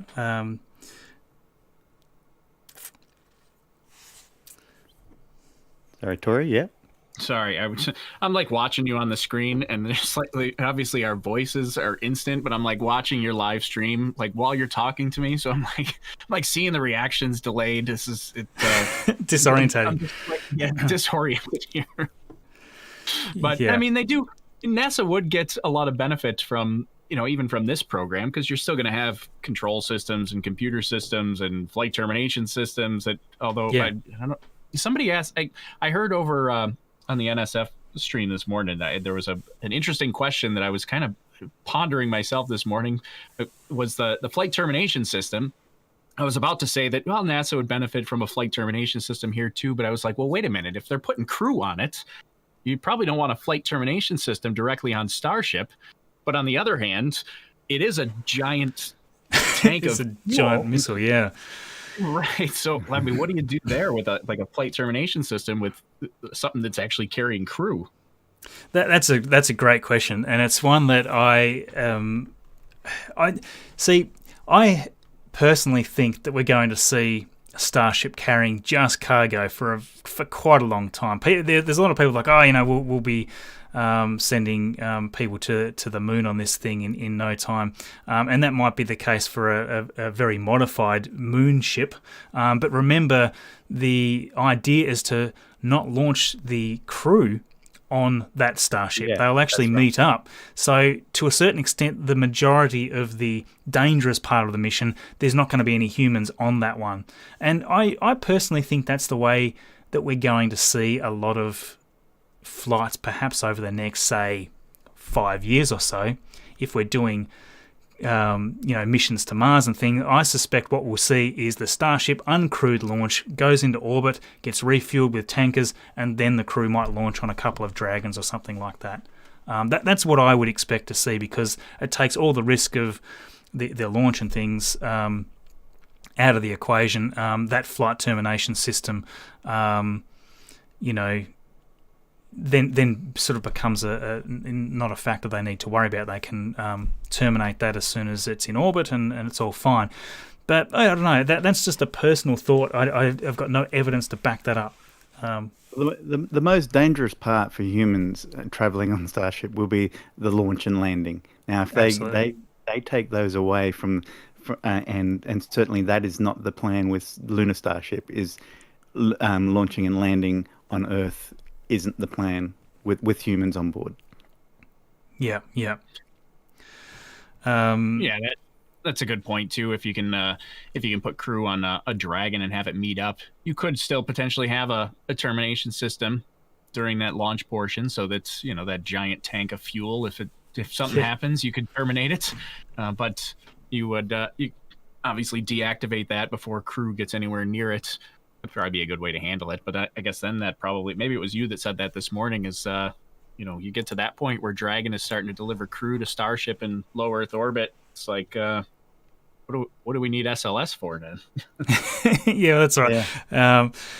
Look, that's exactly right. SLS obviously is a much bigger vehicle. It can put Orion and crew on a much it's a much more energetic trajectory than a Falcon 9 can. That's without question. But if they only need to get to low Earth orbit, and Starship can take them the rest of the way, is that potentially a future way that we would see this mission play out in reality? Or NASA's got to play the game, right? They've spent how much making the SLS. They've got to use it for something, otherwise there's going to be problems. So that'll be interesting. I think I suspect we'll still see sort of like a human landing system built by Blue Origin and the partners, the national team partners. I still think that we'll end up with that sort of scenario, and that's what SLS is going to be sort of really getting behind, I guess, along with Blue Origin's vehicles as well. But yeah, for those people that are not familiar with Tori, Overlook Horizon, I've got the Twitter profile there underneath this ugly mug. So yes, if you're not following Tori, you do great live streams. I think like as a live streamer, you do such a fantastic job, much better than me as a live streamer. I've kind of do this as a second thing from time to time. You just live stream all over the place. So follow Overlook Horizon on @OLHZN. You can catch up with Tori streams. We love what you do, Tori. It's awesome to have you on the channel today. Yeah, well, thanks. Thanks for the kind words there. I don't even know what to say, but yeah, I guess I I do much more live stream. I'm kind of the opposite of you. I do the live streams primarily, and I'll throw in some scripted videos every once in a while.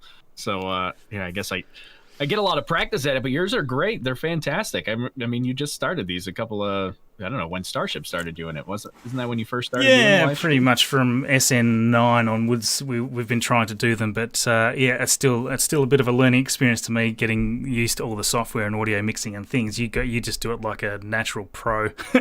But yes, lots of buttons, lots of tools here. Because I'm just a one man show trying to produce something that doesn't look like a one man show. What's the longest stream you've done as far as hours? Oh my goodness, I think it's got to be for demo 2, because I went live maybe 5 or 6 hours before demo 2. Like, I was super excited for demo 2, so I went live 5 or 6 hours before. We watched the launch, obviously, and then I think I stayed live until the press conference afterwards. So I think I was live for 15 hours or something like that. Wow, it was a long way. People were still watching. I don't know. Yeah, I was just doing it because I was having fun, but people were still watching. So sometimes it surprises me. Yeah, and look, it's one of those things that I just sometimes it doesn't fully enter my brain just how many people are here joining us and are being part of this thing. I mean, we've got 4,000 people here now, which to me still blows my mind. To have you guys just watching along and being a part of this, watching history unfold here, and that's literally what we're doing. Starship is one of those. It could well be, one of those epoch-defining moments, over the next couple of decades when we've got this low cost to space travel, what we can do as a species, being able to live on multiple planets and explore places we've never explored before. That stuff is amazing. It's so amazing. I don't fully understand how it is that there's not more people that are really passionate about this as well. We're a little bottlenecked into this much smaller community than I feel that it should be. It should be this huge enthusiasm all around the world, and I hope that we play a bit of a part in making it that, if it's not already. Only a small fraction, of course, but SpaceX has been instrumental right from those very first attempts at landing a booster. They've just changed the enthusiasm of the whole industry. I think people are getting a bit bored at it, a bit bored with it.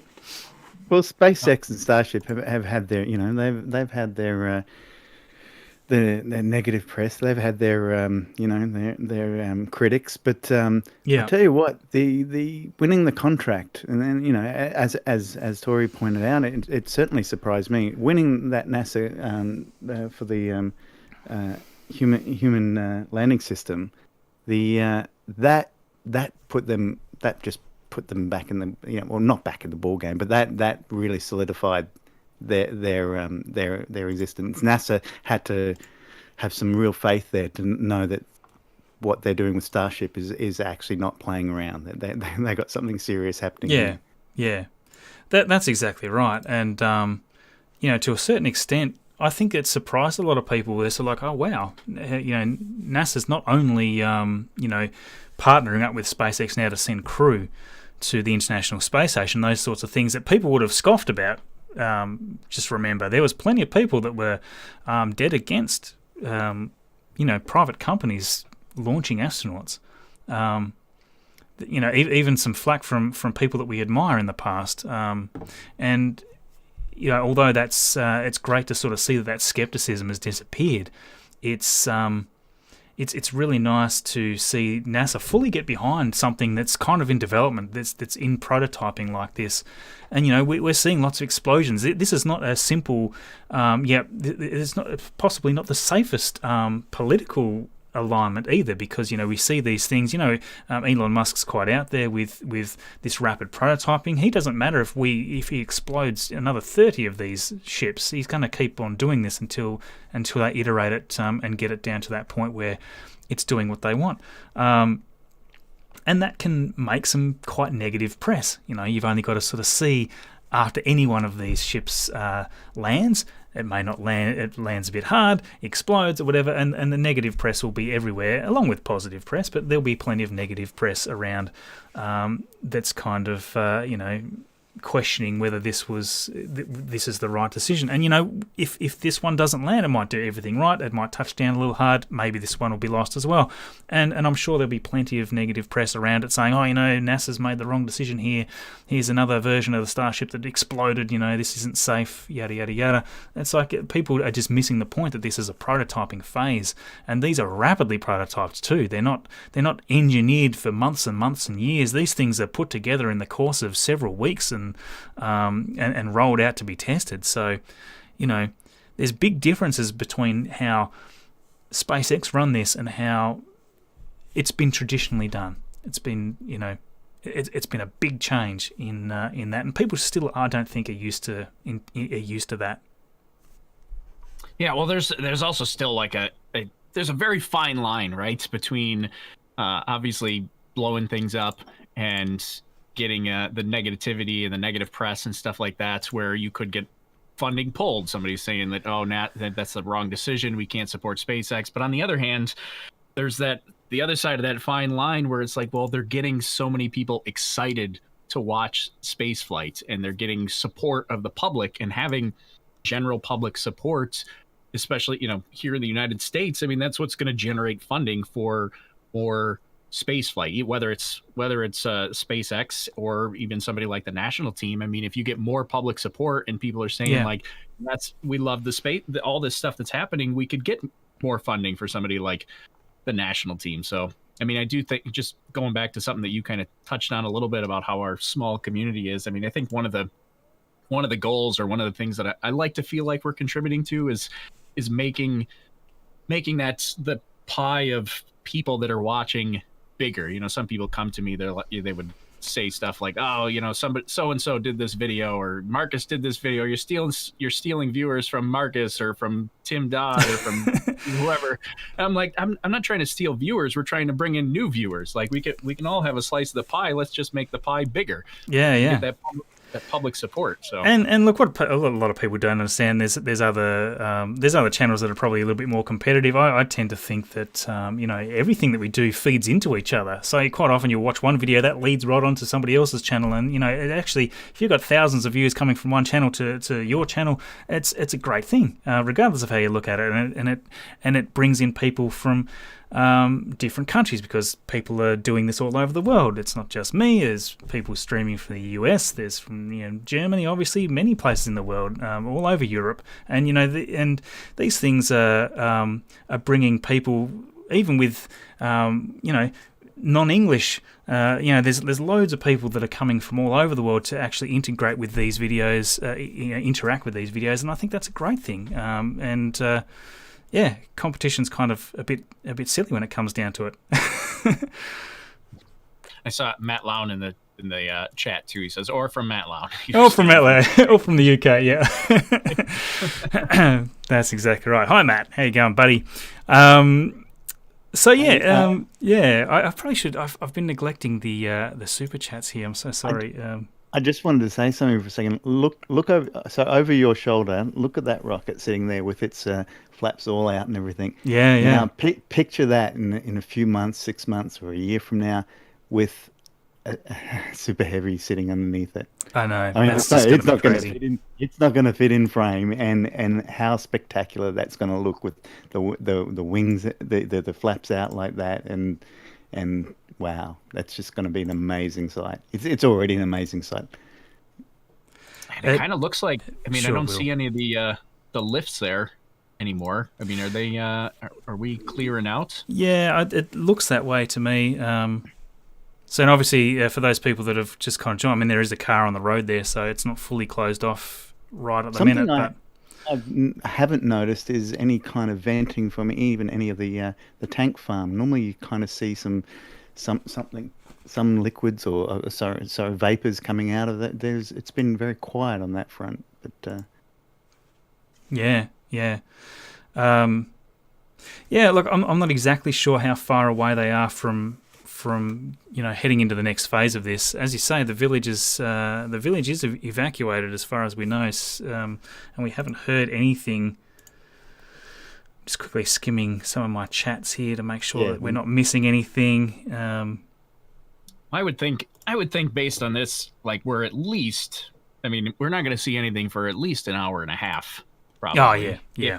You know, we still got cars around there. I mean, there are people leaving. They could be clearing the pad here now. We could be getting down to the point where we're, you know, maybe an hour and a half away, but yeah, it's not like we're, you know, in case anybody was just jumping in thinking it's going to launch in 20 minutes from now. We're not quite at that point yet.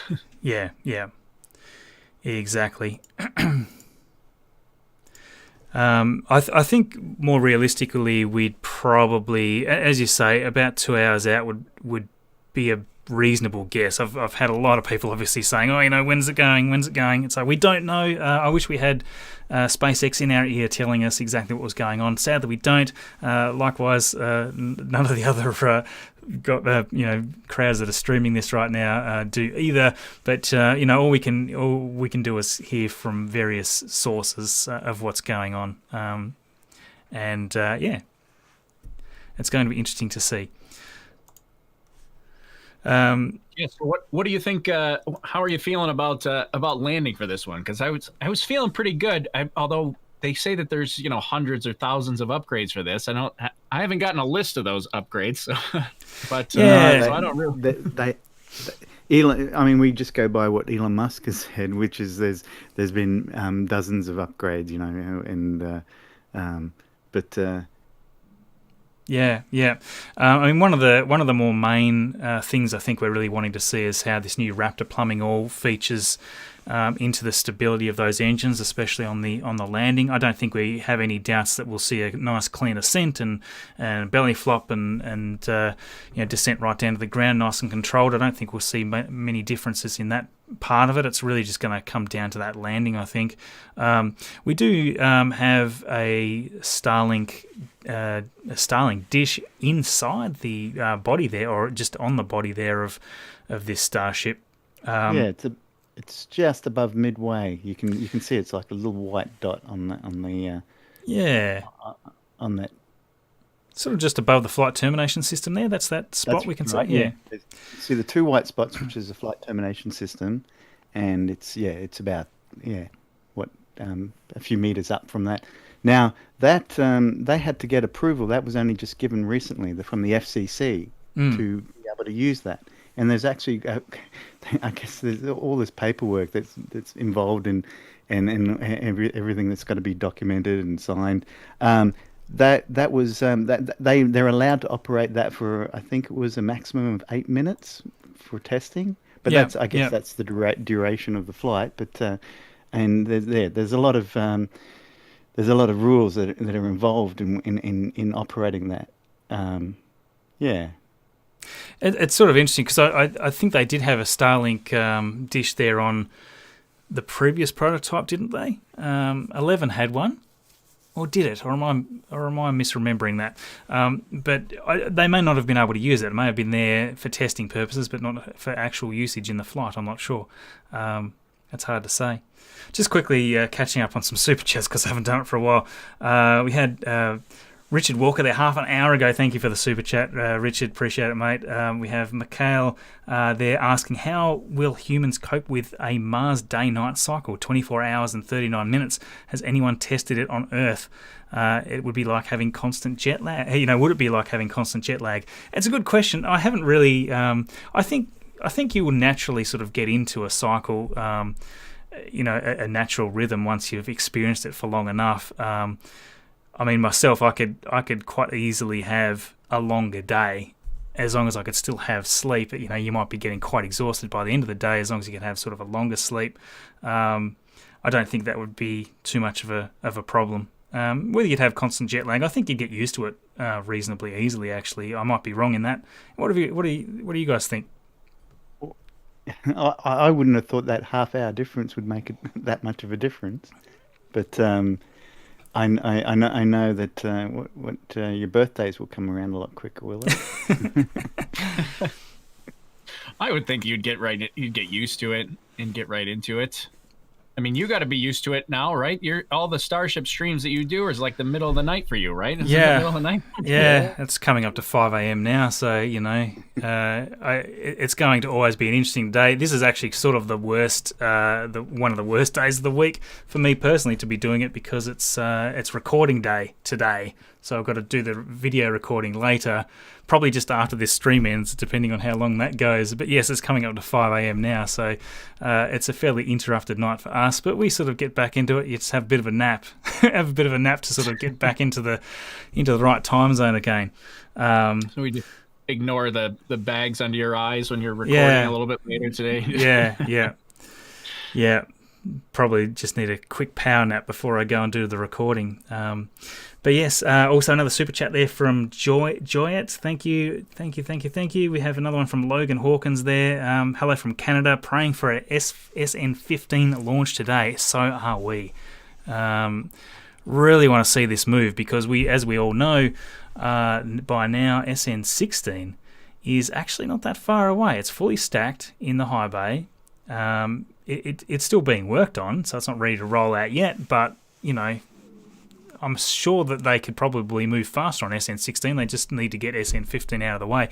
I've had a lot of people ask whether they're going to move that down and sit it side by side if SN15 doesn't launch today. I don't think so. I don't think they'll do that anymore. I'm curious to hear Tori's thoughts on this.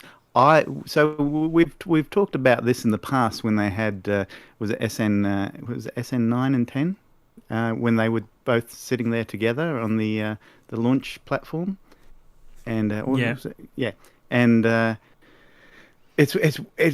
was that?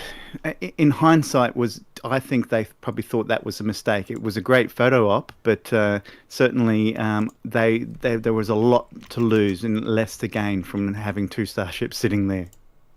Yeah. I don't.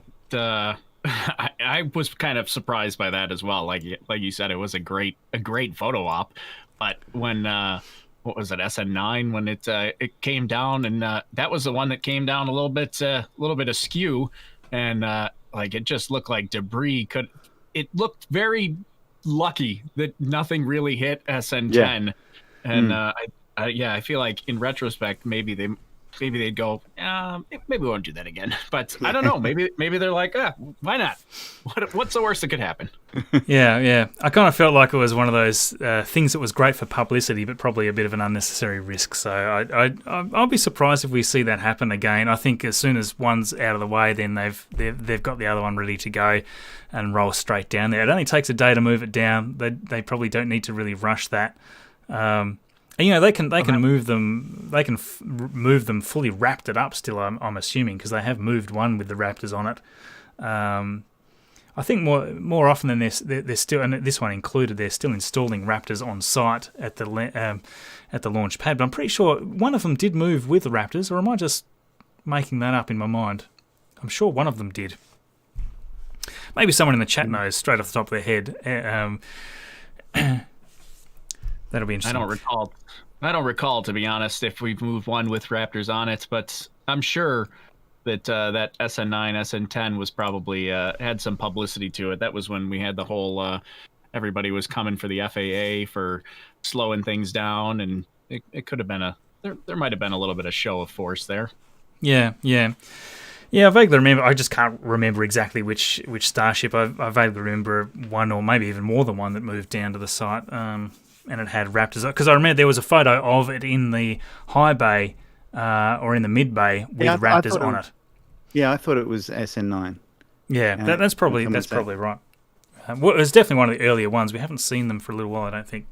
From Keith there, do you think Mr. Elon Musk will ever go into space soon? I think that he will at some point, but he would, I'm sure, believe that he's probably fairly critical to the SpaceX mission and probably doesn't want to risk himself even more so than anyone else. So I suspect it'll be quite a while.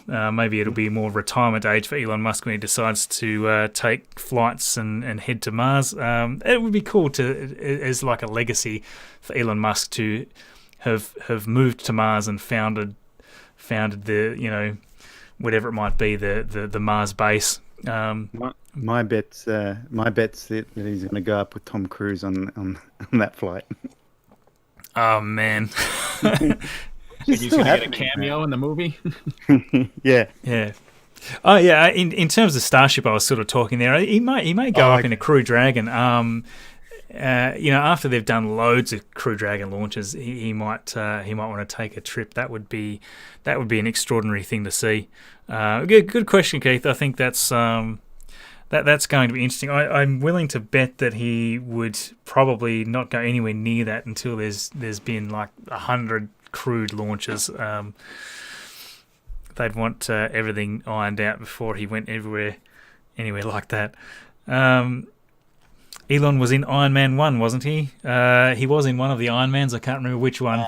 No, the second one. Second one, was it? At the racetrack. Yeah, I just remember the scene in Monaco. Yeah, that's right. Yeah, Iron Man 2.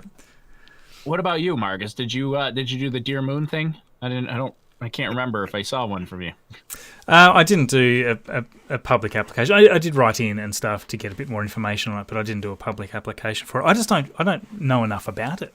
I don't know when they intend.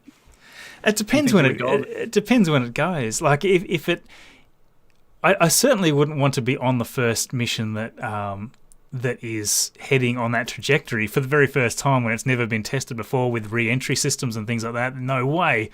I suspect that wouldn't be the case. I suspect there'd be several test missions and things to make sure it can do the entire profile correctly and the entire re-entry sequence and stuff. Even then, I'm not sure. the likelihood is the Dear Moon project isn't going to happen until NASA are back on the moon. Would you think? I suspect it's still a fair way away.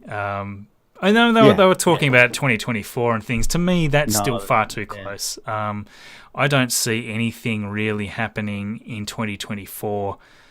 Even with Lunar, even if SpaceX was given the budget right now and they could run with it, I still think that's cutting it fine for crewed missions. There's a lot of testing that has to take place. Sure, plenty of uncrewed stuff. I can see that happening. Uncrewed landings on the moon, delivering cargo. Maybe they just have that robotically going on. Maybe they'll just send initially one person, one astronaut, just more of as a check, and back again. I don't know if we would really see anything by 2024 that's the full lunar mission. I don't know. That's just my gut feeling. It feels too close to me. We're only talking a few years away. We need to get this thing to orbit first, and I could sort of see before even having humans anywhere near it, inside it. I think we'll see probably 100 missions. There's plenty of Starlink satellites to put up into orbit. There's plenty of customer payloads that could get a launch at a fraction of the cost. I think we'll see a load of those before we realistically see people on it. But I could be wrong about that. Who knows? I mean, Crew Dragon was specifically made to deliver crew. To me, Starship always initially started off as, hey, we can get low mass to orbit. And there's the aspiration, obviously, of having the Mars missions. But just the low mass to orbit, I think if you can do that 100 times, that's great. And by the way, that will be something that happens quite rapidly because you've got tankers. So you'll have a tanker Starship and a main Starship. If you wanted to get, say, a lot of mass to a lunar orbit, as an example, or even if you want to land just an uncrewed mission to Mars with 100. To the moon with 100 tons, say, you need to practice that tanker refueling like crazy. You'll have dozens and dozens and dozens of these tanker ships going to orbit and back and being reused. So I don't think that's actually going to be something that's unachievable. But are we going to see all that activity happen in the next few years? There's a lot to work out just with the orbital refueling and the tanker system and the docking system. These are not small ships. To dock two of these things together, that requires a lot of accuracy, and you can't just move 200 tons of mass or whatever the end mass is going to be very easily. You've got to have extremely accurate reaction control systems to dock these huge beasts together. They've had to do a lot of practice with Crew Dragons and Cargo Dragons in the past, and it's not always easy to do a docking. You can imagine how much more difficult it is when you're moving two two massive beasts like this together. Marilyn Morgan there, great dialogue. Thanks, guys. Thank you for the super chat, Marilyn. Awesome of you. So, while I've been banging on, I'm sort of missing what's going on here. We've still got cars driving around everywhere, so we're still yet to see that final closure.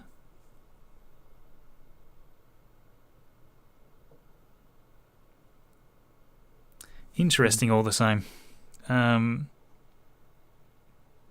I keep seeing a whole brigade of cars that are exiting the area, but it just seems like there's more and more that just keep coming.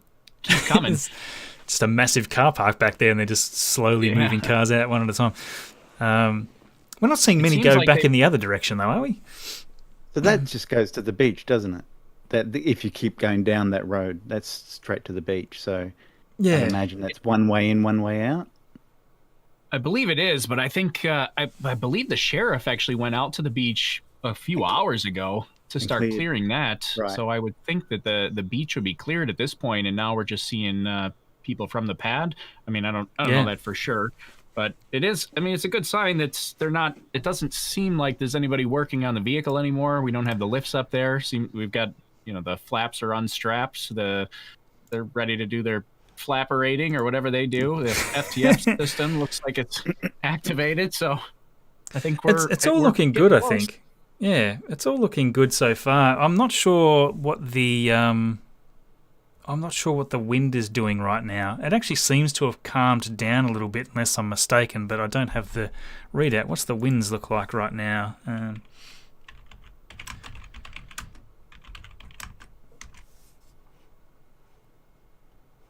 It does look like it's calmed down a little bit from the weather report, but it's hard to say. We don't have the we don't have that up right at the minute. I'm going to see.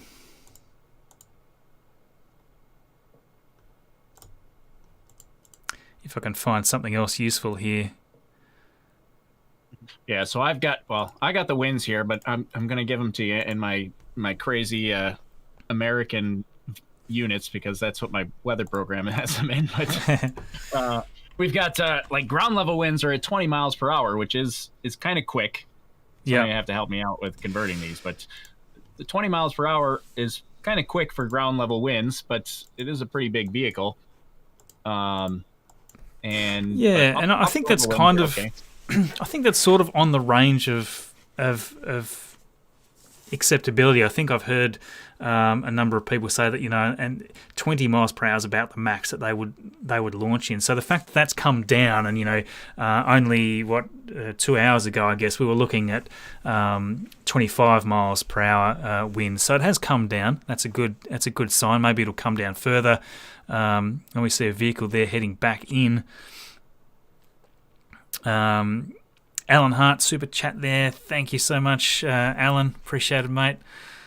Adam C, could you talk about engine production for Starship? Can SpaceX keep up producing enough engines? Look, I actually don't think they're restricted by engines at the moment. I think they're more restricted by the launch cadence right now. They're just not able to launch these in a quick enough time frame. And a lot of the issues that we're seeing at the moment, at least, are weather related. The weather is playing quite a big part in the delays. So I suspect they've actually got. I've heard rumours that they've got Raptors stored away. A big array of them. So I think that they'll have enough for super heavy, no problem, by the time that actually gets up and running. And the idea, of course, I guess, Adam, there is that they only need to build one. As long as that can continue landing, then they don't need, they might swap out one or two Raptors, but the idea is that they'll be reusing that. So as long as they're not completely obliterating 28 Raptors in one hit with a super heavy landing, then they should easily be able to keep up with production. If they're just losing booster after booster full of Raptors, then they're not going to keep up with that in the short term. 28 Raptors is a lot to lose in one hit. It's a good question. I think as long as they don't lose more than a few big super heavy boosters, they'll keep up with production fine. That was a question that was asked earlier. I'm trying to find it go back where it was. But someone was asking if it successfully lands, will they reuse SN15, and will they reuse the Raptor engines from SM15? So I'm not aware of them at this point. It would make sense to see, because they're building reusable rockets, but I hadn't heard anything about them reusing this particular rocket. But it would make sense to do so, but I haven't heard anything. Yeah. Probably the hard thing about reusing the vehicle itself is there's probably stuff that they've learned building this or flying it that they may be changing on the next flight. So reusing the Raptors, I could easily see them reusing those, but the vehicle itself, like they may want to move on and say, well, the 16 has this stuff that we've changed. Wish they would give us a nice list of that, but we don't know. But that would be the thing that I would see that would be in the way of reusing the full vehicle itself.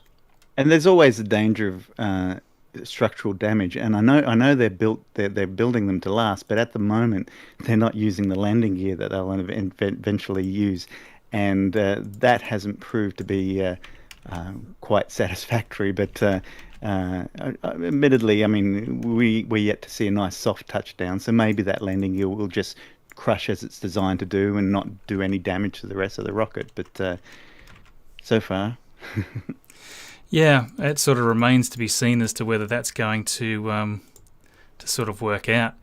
I've just realised I should have had both the tags on screen at the same time. Sorry. So yes, we've got both Tori and Tony there listed underneath. I thought I had that switched on before. Obviously, I didn't. Look, I think it's going to be interesting to see this one in particular. If this one looks like the engines are going, like even if it doesn't land successfully, as long as the engines fire up and they look consistent, they're not shooting gases out the side that are on fire, and a lot of those issues that we've seen in the past, then that's going to be a good step forward. Hopefully we'll see that landing. But you know, as we've said many times, those little baby legs don't lend themselves to any real level of of scrutiny on landing, I guess is one way to put it. You could really they could really use some slightly larger landing legs, that's for sure. How about the header tanks? Do we know? I've heard rumors about them going back to autogenous pressurization for the header tanks, like using the actual methane. Do we know if they've switched back to that for this? I haven't heard that they have. That doesn't mean that they haven't. Just means that I haven't heard that they have. But it certainly would be something that they're striving towards. I think until they can sort of get the landings and the reliability correct, they'll probably stick with the separate COPVs. I'm not sure if they're going to. Yeah, like I'm really not sure if this one has got any of those changes or not. That's a good question. Has anybody seen anything on this? There's been no tweets that I've missed or anything along the line that gives an indication of that. I don't believe I've seen anything, but it is a good point. Yeah, I don't remember seeing anything official either. I mean, I try to follow everything pretty closely, but you know, obviously they switched to pressurizing the header tanks with helium for a while, and I think at least I was expecting that this, you know, SN15 being the big one with lots and lots of upgrades, that they may migrate back to using autogenous pressurization with the actual methane itself or the liquid oxygen. And but yeah, I don't think we really know for sure, but it would be nice to know. But I do think that we probably landing it in one piece would be great, and having it last more than 8 minutes after landing is, you know, the next best thing. If they have gone that way, would they go back to their original single Raptor landing? The graphic that I did recently explaining the process involved with this particular launch, I had suggested that they are still going with the two Raptor burn landing, but at this point they may, and I had also said that there's a possibility they may go back to their original configuration, but it's interesting, isn't it? I feel like you'd have to have at least a couple of landings under your belt before you start relying on just the single Raptor, because that seems like the last couple of times that the Raptor reliability was really kind of the major sticking points of why we were not able to land it so well. Yeah.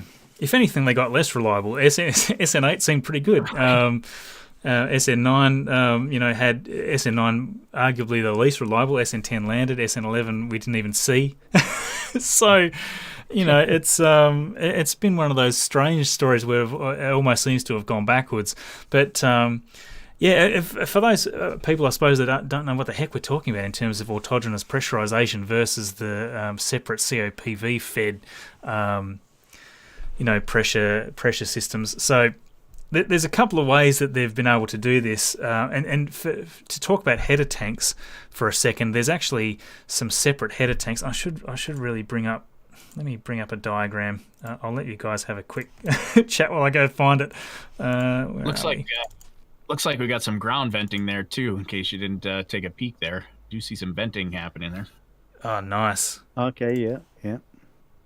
Very nice. Actually, I've got your graphic, don't I, Tony, of that labelled diagram. I'm just trying to find it.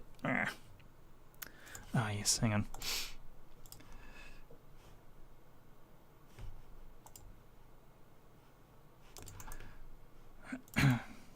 This is technically an older one, but let me just bring this up here quickly. It is good that we're seeing some venting going on down there at the ground level, though, because we wasn't seeing that before, was we? Unless I've been missing it this whole time. Visually, the weather looks a lot better than earlier today, but again, it's still it's quite hard to tell looking at all the different camera views here. Okay. So just to explain this a little better, let me just bring this up. Okay. So this is a great diagram here. Where are we? Let's just pan around this a little bit. So we've got two header tanks in the Starship. There's one header tank in the nose area that we see up here, so that's full of liquid oxygen for those people that sort of aren't familiar with the inner plumbing here. So just in here, this holds the liquid oxygen needed just for the landing. So the rest of the liquid oxygen is all stored in this big bottom tank, and that's used for the entire flight. So and actually they don't even fill it up. So for these initial prototype launches, they're probably only full to less than a third, probably, I would say. It's not very much fuel at all that it takes to really get to that altitude of 10 kilometers. So they're really low-boiling this, right? There's not a lot of mass in it in terms of fuel mass and liquid oxygen mass.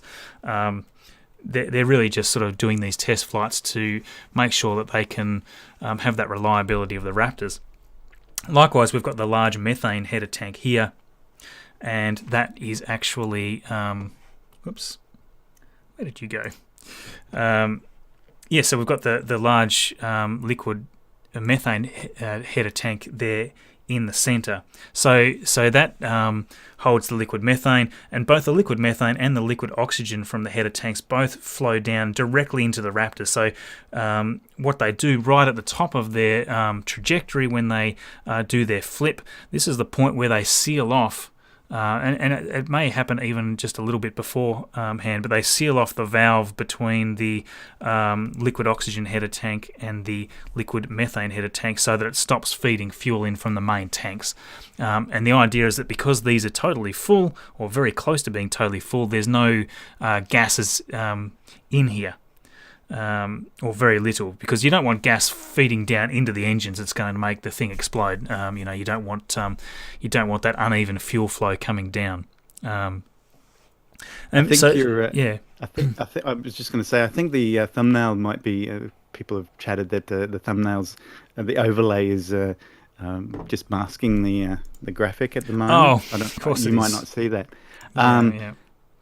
I was just going to say too that is an old something that I didn't realize, and I'd seen in a recent animation.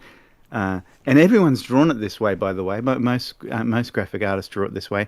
That the piping going from the header tank at the top of the ship doesn't run down the side. It actually runs down the windward side of the rocket, down through the internal part of the rocket down to the engines, because that's where the fuel, as it's in a horizontal position, that's where the fuel feeds in from the header tanks.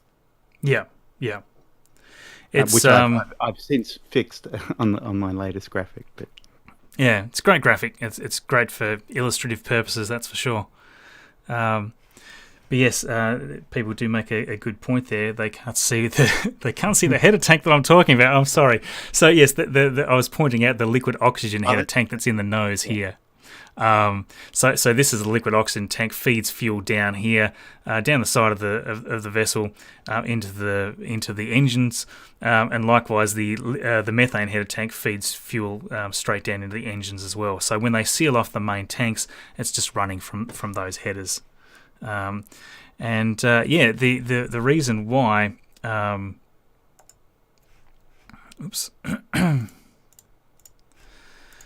I was just going to say the reason why the pressurization system is so important is because you want to be able to push that fuel out of the header tank. So like anything, you have to, when you're burning the fuel out of there, the liquid, you need to displace that with some sort of gas to push it out. You can't just have a confined space, otherwise the entire header tank will just implode, right?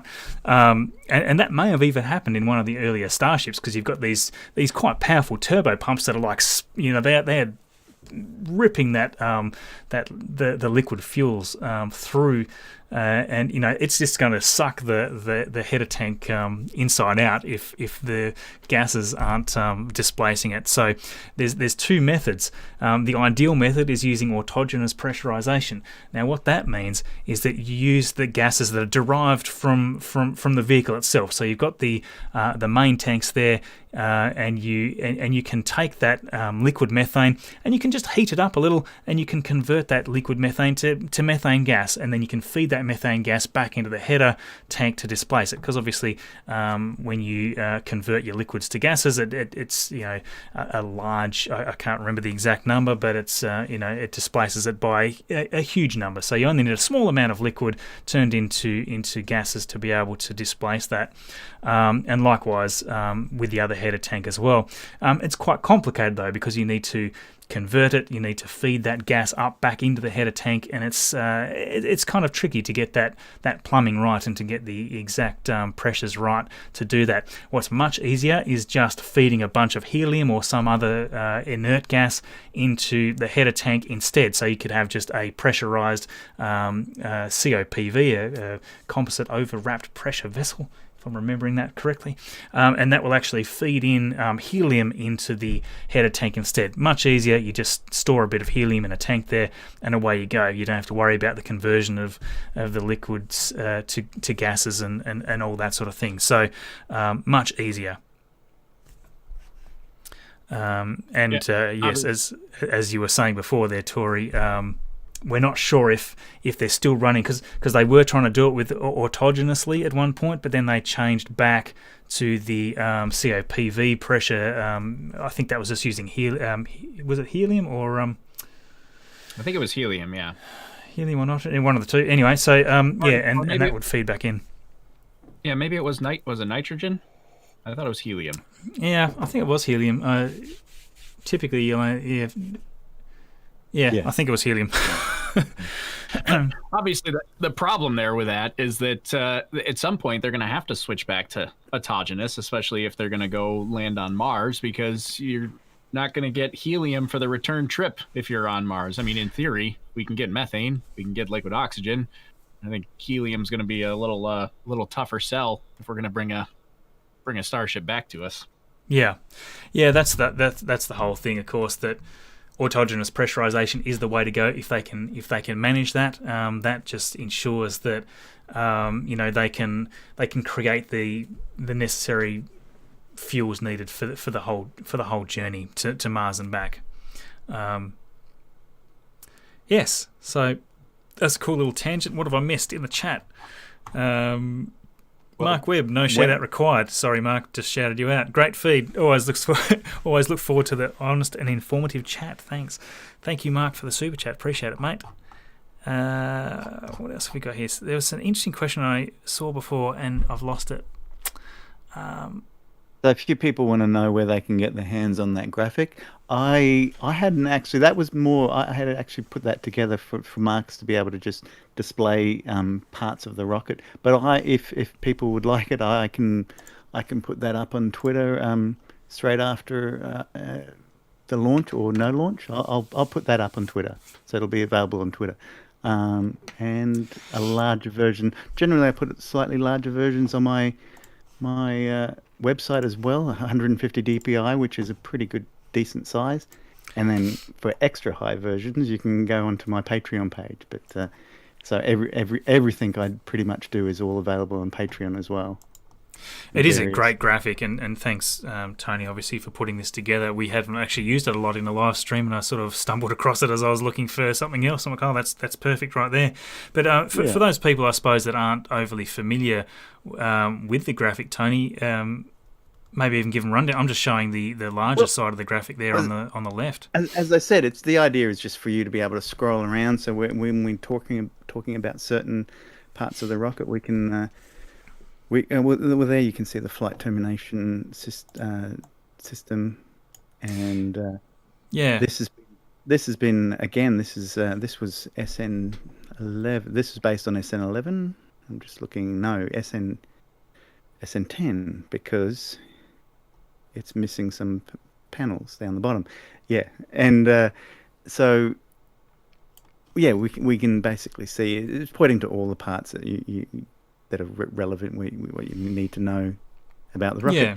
As I said, I'll put that up on Twitter a little bit later, and in fact, I'll try and find it and put it up while we're chatting. So. But I mean, what we were talking about there, or with the autogenous pressurization, I mean, this is perfect. And although this may not be fully up to date with SN15's diagram, it's very similar still. So your autogenous pressurization, that pressure is essentially converted here down around the Raptor engines. That'll convert some of the liquid propellants to the liquid cryogenic liquids to their inert, either into their gaseous forms, and those gaseous forms will flow up the autogenous pressurization lines into the various tanks. So I want to run up into the liquid oxygen tank to displace the liquid oxygen as it's being fed out, and likewise into the liquid methane tank as well. So yeah, it's quite interesting how all that works, and the differences between the header tanks hopefully is a little bit more apparent now for those that may not have fully realised what the heck we were talking about, because those header tanks are extremely important. Obviously, we sort of see one of the header tanks here for the methane. They're extremely important for the landing attempts. And, now, in reference to some of the different things that won't be required on the lunar Starship. One of those things will be a header tank. So the Starship won't require header tanks because it won't be doing any kind of horizontal and then flip maneuvers when landing. That's exactly right. And there's so much that's not needed for lunar Starship, really. You don't need a heat shield for one thing. So obviously the idea is that the orbital starships will be fully covered in these heat shield tiles that are going to come right up the rocket body, over the nose. So the whole bottom facing side of this is going to be black with those heat shield tiles. I guess similar to what we would have seen with, say, the space shuttle, although all these tiles will hopefully be kind of the same size, or largely there'll only be a few different sizes for this one. Whereas the shuttle was obviously this very complex mosaic of many different types and sizes of tile. So that'll be interesting, but more to the point, you don't need any of that for the lunar Starship. No, that's right. One of the things that one of the big questions that everyone has pointed out to me on Twitter over the last few weeks has been whether the lunar Starship will require sea level Raptors. Now, every artist I know, and even SpaceX, their illustrations show that they have all 6 Raptors. So they've got the three sea level and the 3 vacuum Raptors. But to be honest, I have not been able to find out either way whether or not I can understand why everyone thinks they probably doesn't need them, but I've not been able to find out whether that was true or not. Yeah. Yeah, it's a good question, and I haven't seen anything on that either. But just here, I guess this is an example of what we sort of see. Obviously we've got the 3 Raptor engines. This will be quite similar in the ascent to the other flights we've seen. It'll take off with all 3 Raptor engines, and it will extinguish one, followed by extinguishing the other just before flipping over to perform that belly flop. And likewise, what we see, what we think we're going to see, is all 3 Raptor engines firing up, and at that point we will see one of them extinguish. As soon as it's done its flip, I think we'll see one extinguish, and then it's going to ride all the way down to the ground with 2 engines, throttled way down, I would suggest, and then finally probably touching down just with 1 engine. I'm not 100% sure on that. I think the idea is to extinguish 1 engine just before touchdown, but that's going to be interesting to see. Yeah, it's something we haven't seen yet, because we just haven't got to that stage. We've never seen the final touchdown that's happened. To plan. That's right. So that's what we expect to see. Either that or they'll land fully with 2 engines. But I'm not sure. The thrust to weight ratio is probably still a little high just at that final bit of velocity. I would bet that we will see one of the Raptors extinguish just before it touches down. But I'm not sure. Yeah, that's what I was expecting too, was to see one of those shut down. So we'd start with 3, drop down to 2, and then go to 1 just towards the tail end of that. And I thought that we saw confirmation from Elon like weeks ago, or at least maybe hinted at that. Yeah. So as far as we know, that's still what's happening. So yes, for those people that would like that graphic, keep an eye on Tony's Twitter feed there. I'm sure he'll put it up later. That's, and Marcus just pointed out too. So yeah, that's right. Well, things aren't looking much better right now with what's happening here. I noticed that the ground vent is now off, and I got a report from on my Discord about local winds now being at 26 mile per hour sustained, which is like 41-ish kilometers per hour. Yeah, and, they're gusting to 31, which is almost 50 kilometers per hour. Yeah, so that's it's going to be a concern to try to get it in. Well, I definitely don't think we're going to see a launch in the next hour or 2, not unless that wind dies off really rapidly. The outlook for the wind has kind of been a bit hairy the entire time. We did see it sort of down there around 20, so I thought it was going to clear up a little bit. So, yeah, it's going to be interesting. Titan, would a SpaceX space station around Earth happen? Would it be manned 24/7, or would it just be a giant fuel tank in orbit? That's kind of like, I'm not sure when you stop defining something as a ship versus a station. Is that like a? Well, that's the thing. When all this came through, when Starship won the contract, I suddenly started thinking, wow, that's the end of Artemis and SLS and everything. But then the details were coming out very quickly. But one of the things I thought was the size of this Starship, the interior, the living space of the Starship is apparently equivalent to current living space, habitable space on the ISS. So it's a space station unto itself. So having one of those orbiting the moon with everything. Now there's a lot of things to consider. Is I guess durability and the fact that probably NASA has spent quite a bit on their gateway already. I'm not sure, but they're not giving up on gateway, that's for sure. But it's an interesting idea to of having basically you have two starships head to head, floating around, orbiting the Earth or the Moon, and you have instantly double the space that you have on the ISS. Yeah, yeah. And the only reason I was sort of thinking, well, when do you stop defining a ship as a ship and a station as a station? Like, when you sort of said there, the living space inside Starship could be almost as big as the International Space Station in a way. It's like, well, as soon as you run out of fuel, does that become a space station? Is it just a living space in orbit? Because that could be Starship.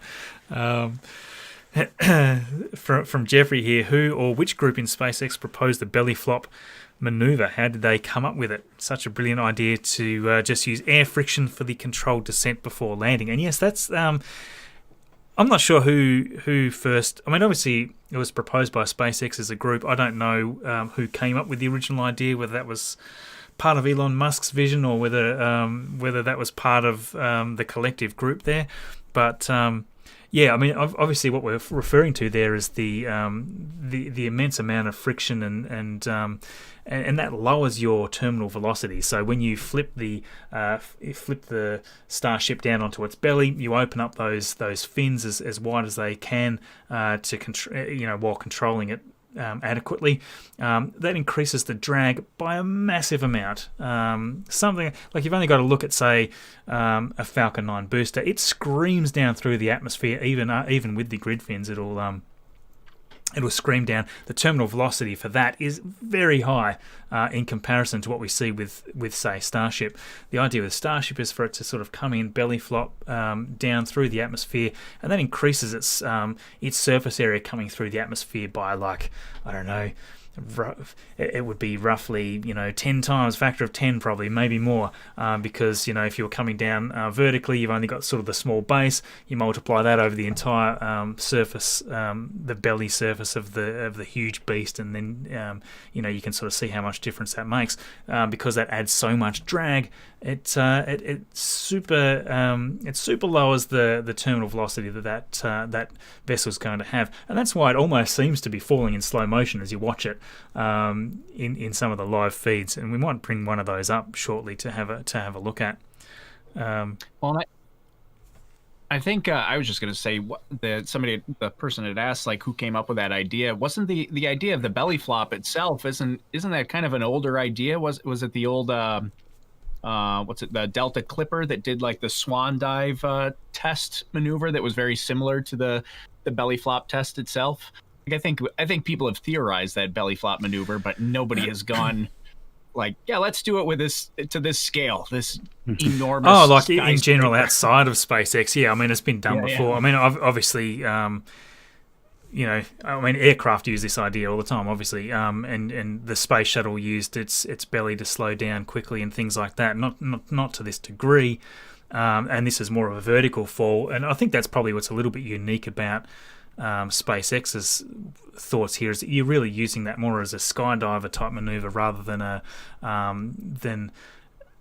lifting body like what you would sort of see with the shuttle. But yes, I'm not sure. I'm sure it's not an original idea. I'm sure there's been stuff done in the past, even if it's just theoretical, that's talked about it. But yes, who came up with this specifically as an idea for Starship? I don't know. It's a good question, though. Thank you, Jeffrey. Nice one. It's just somebody crazy enough to push the limits. It sounds a lot like Elon Musk. Yeah. I mean, the tricky thing is always going to be this final flip, because it has to be done very late in the process. So I'm just having a look here. We've got a couple of vehicles leaving the pad by the looks of it. Is that a Tesla there? Looks like a Tesla. And a quad bike.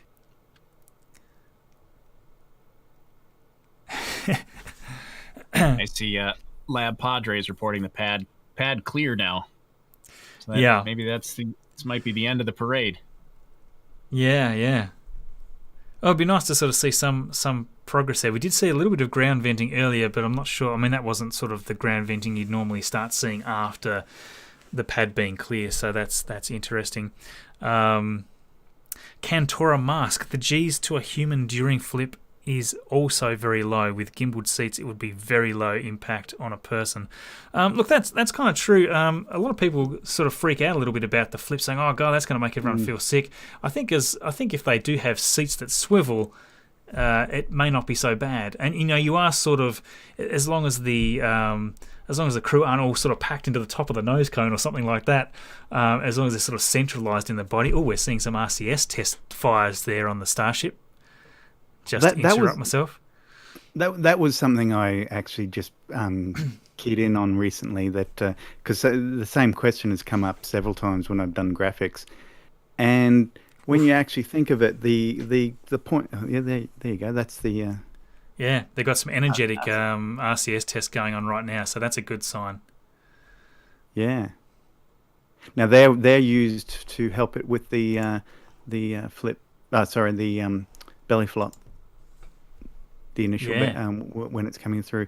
Now, I don't think they're used for the flip maneuver at the end, the flip and burn though. That's it's always a cool shot to see them actually firing up those jets. I swear they're getting more powerful, but it might just be that they're always a bit of a shock when you first start seeing them, because they really blast out there. And, they need to. You sort of think about how much energy it takes to change the orientation of this massive starship that's all made out of stainless steel. It's much bigger than it looks. You need quite a puff to get that to start moving. TJ, well, thank you, mate. Will pizzas on Starship require toppings to be on or under the cheese? I'm concerned they. That's a good question. I need more evidence for that, for the answer for that one. I think. Will toppings be on or under the cheese? I've got to go on. I've got to go on the cheese, not under the cheese. Under the cheese is weird, isn't it? I feel like it's a crime to put the toppings under the cheese. You can't do that, man. You can't do it. It's just wrong. So many levels wrong. If TJ puts his toppings under the cheese, we're going to reevaluate our friendship, I think. Nice to see you in the chat, though, TJ. Thanks for popping in, man. TJ obviously runs his own channel, I Need More Space. If you're not subscribed to that one, you're missing out, because there's always some nice little deep dives there on that channel. I love it. What else have we got here? More like pizza pills. Yes, I'm trying to think. What was the... it was Back to the Future, where they had the little tiny pizzas and you stuck them in the hydrator. And they... Back to the Future 2, hydration of pizza, yeah. I want that to be a thing. I'd like to buy you go to the store and you buy this little package and it's got about 18 meals in it. Freeze dried. Yeah. Yeah, one thing you were talking about was the G loads that you would feel during the actual landing itself, and I think one part of that that people kind of overlook is the nose section itself. Probably even without the gimbaled seats or things like that, the nose section itself is experiencing the least amount of that force, because it's swinging the least amount. That's right. That's what I was getting at when doing, and probably doesn't come across well enough in my graphics. But yes, that is the point where so basically what happens when it's doing the flip is the front top wings are out and the bottom wings fold in, so it causes the basically the back end to flip around, and that you're right. The least amount of G's would be around the nose cone, which is where the obviously the crew will eventually be. Yeah. Oh, that's a great question there from Brian as well. For the tanker version of Starship, will the tanks be enlarged, or will it be a cargo ship carrying separate tanks? That's actually something I don't know, but I know that Elon Musk has been in a Twitter thread about this, and there were some people saying, "I know, can you just enlarge the tanks?" And by the sounds of it, Elon Musk seemed to be on board with the idea. Whether that will become reality or not, I'm not sure, because you could essentially just fill the entire thing up. That would be a bit heavy, so that would be more than the payload would be capable of. That'd be more than a normal full vehicle mass, I would think. I always imagine two separate rockets, one with a payload of liquid oxygen and the other the payload of liquid methane. But yeah, that's yeah. I mean, proportionally, it shouldn't make any difference. You need to have the bulkheads anyway.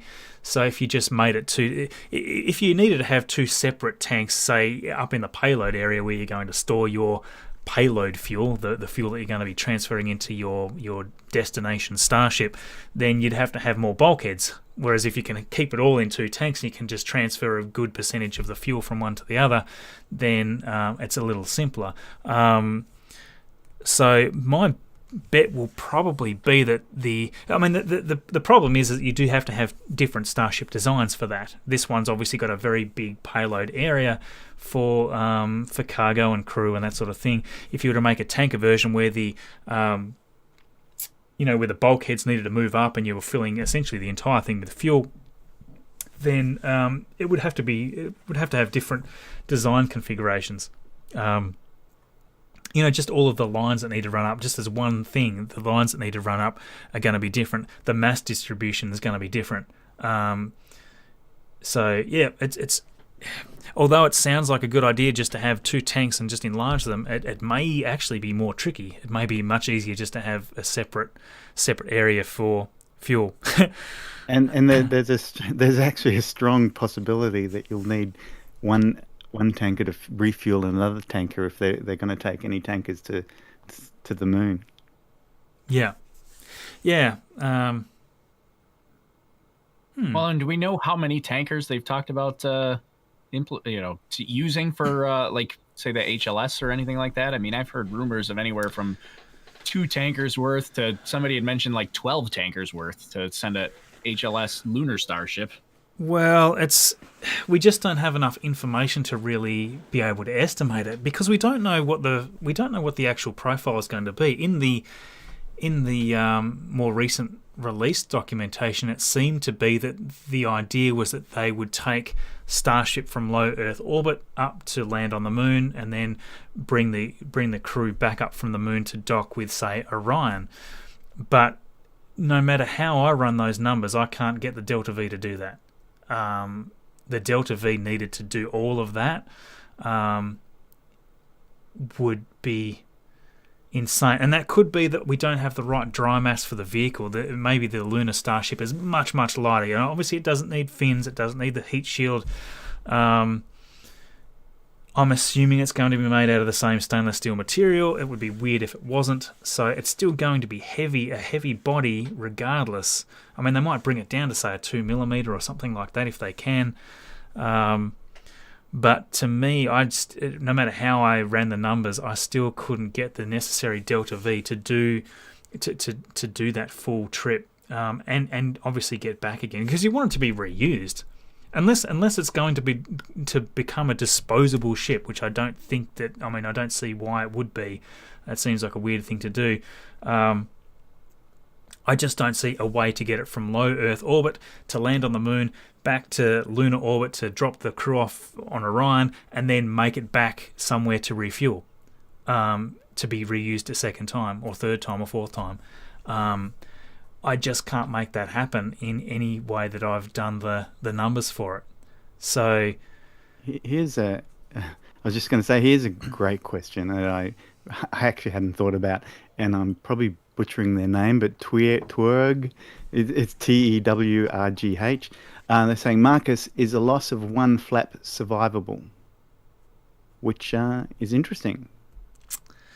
I would assume. I imagine it'd be in a lot of trouble if one of those. So it use motors, not hydraulics, for the flaps. Actually, I think they're Tesla motors, aren't they? Yeah, I'm pretty sure. Yeah. Yeah. I guess if one of those motors goes, I would assume that it's in a hell of a lot of trouble. It probably depends on where they are in the flight too. I mean, I don't think RCS alone would be enough to pick up the slack from one of the flaps just completely blowing out. But if it's maybe late in the flight where they've already flipped it and maybe one just doesn't tuck back where it needs to, that might be okay. But early on, I think it depends on I think it depends on what sort of loss it would be. If it's a slight loss of control and it's not moving back far enough, then they could probably compensate for it. But if they lost if it just flips off, if it just breaks off, I would say that's pretty unlikely that that's going to survive. No different to an aircraft losing a wing. It's not a good outcome for an aircraft. But they could have some redundancy for like motors or something like that. I saw that like Red Baron in your chat said that there could be motor redundancy or things like that would be more likely scenarios than a flap just ripping off completely. But the airplane loses a wing, there's no coming back from that. Yeah, that actually brings us to an interesting point. Is the I guess the safety aspect of not having any kind of a way of jettisoning the crew if should there be an issue with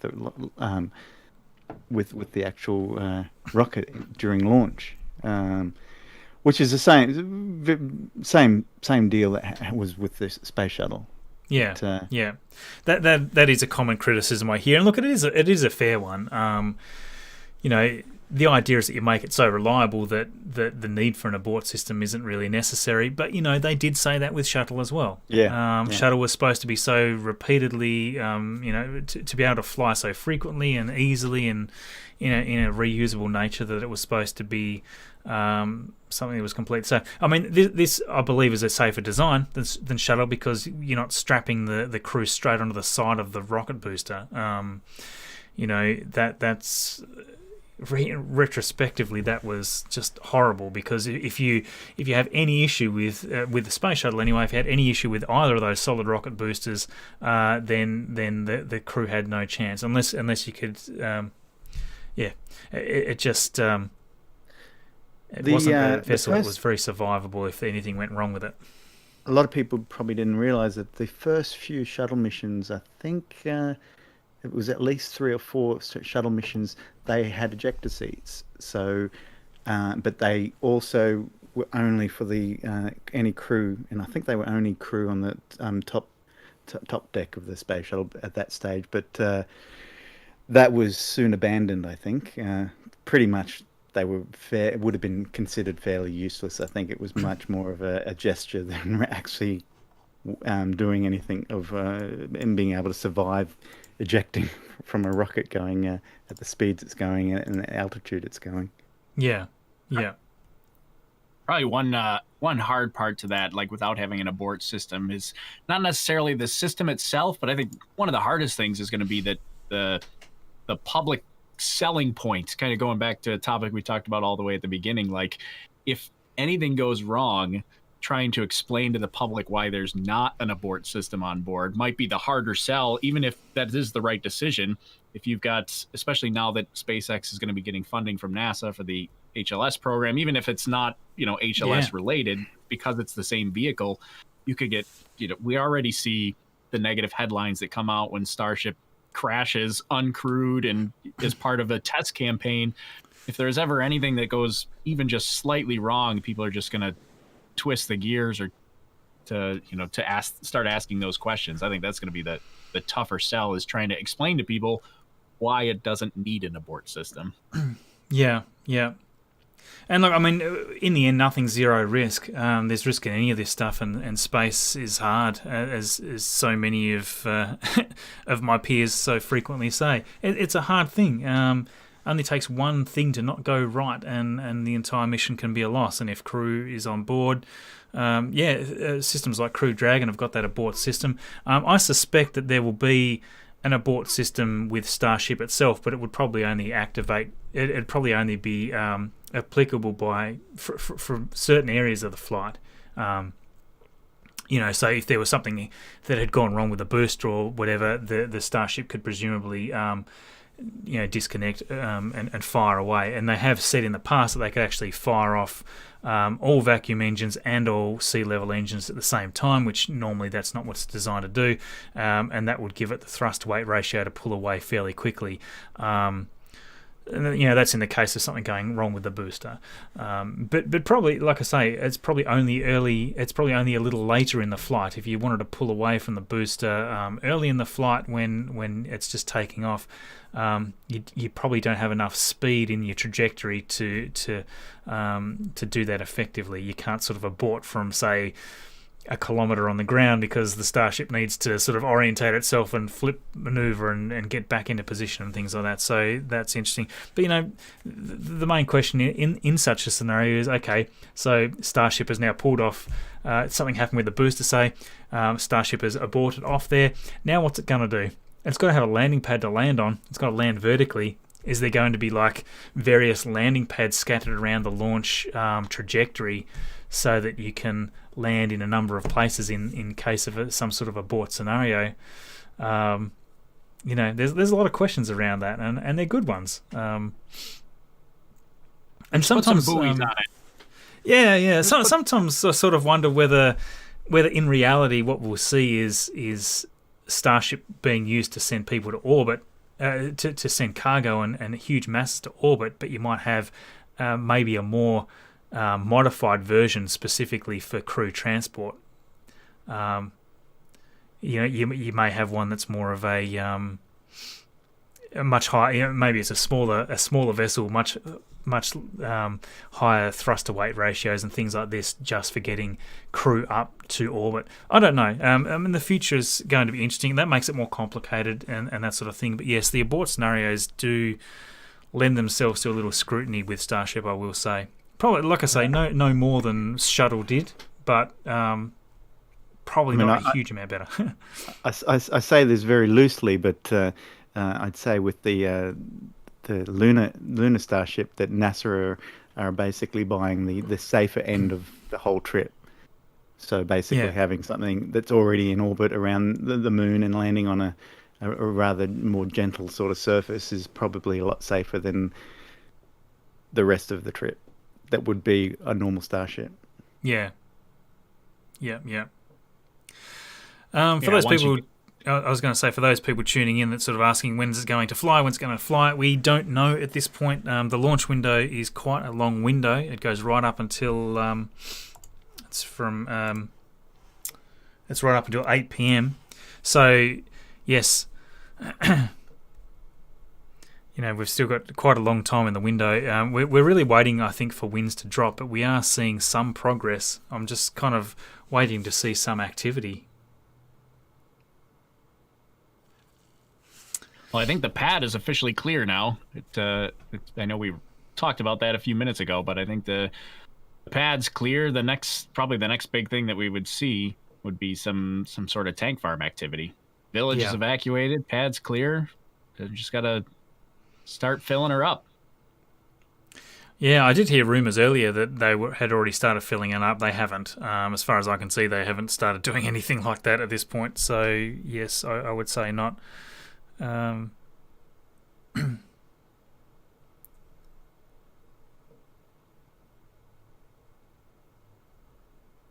Let's with some of these. What do we got? Questions here.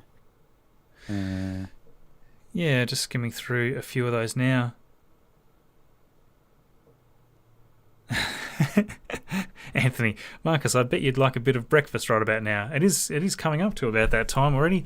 What else have we got? Yeah, like I say, they didn't fill it up, but they did have enough. They did have some reaction control testing, so there was activity going on, but just not in the main tanks, as far as I could see. Yeah, like they're saying there's another. There's over 4 hours left in the window. More than that actually. So it's there's still plenty of time. I think in reality we're waiting for wind to die down. Yeah, I'm seeing one of the feeds here, and there's a palm tree, and it's really blowing. It's really gusting there. It's really moving around. Yeah, we are getting closer though. I believe, things have at least progressed. Like Tori just said there, the pad's definitely cleared now. Just kind of waiting for the process to start up. Well, I guess it's a lot better than SN11 at this time with SN11. So I might just make a quick mention of that. So that was an interesting launch, wasn't it? Yeah. At least we can see this one. Yeah, we can see this one. So they launched in. Anyone that may have missed that, they launched in the fog, and it was quite unspectacular and quite an unspectacular explosion as well. Yeah.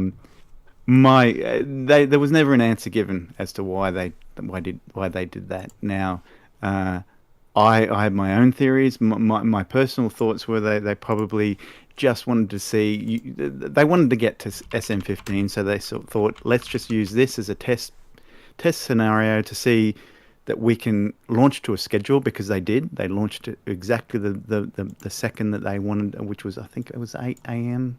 in the morning. Anyway, they launched to the second, and they launched in unfavourable conditions, and they probably wanted to see what it would be like to launch in those conditions. Yeah.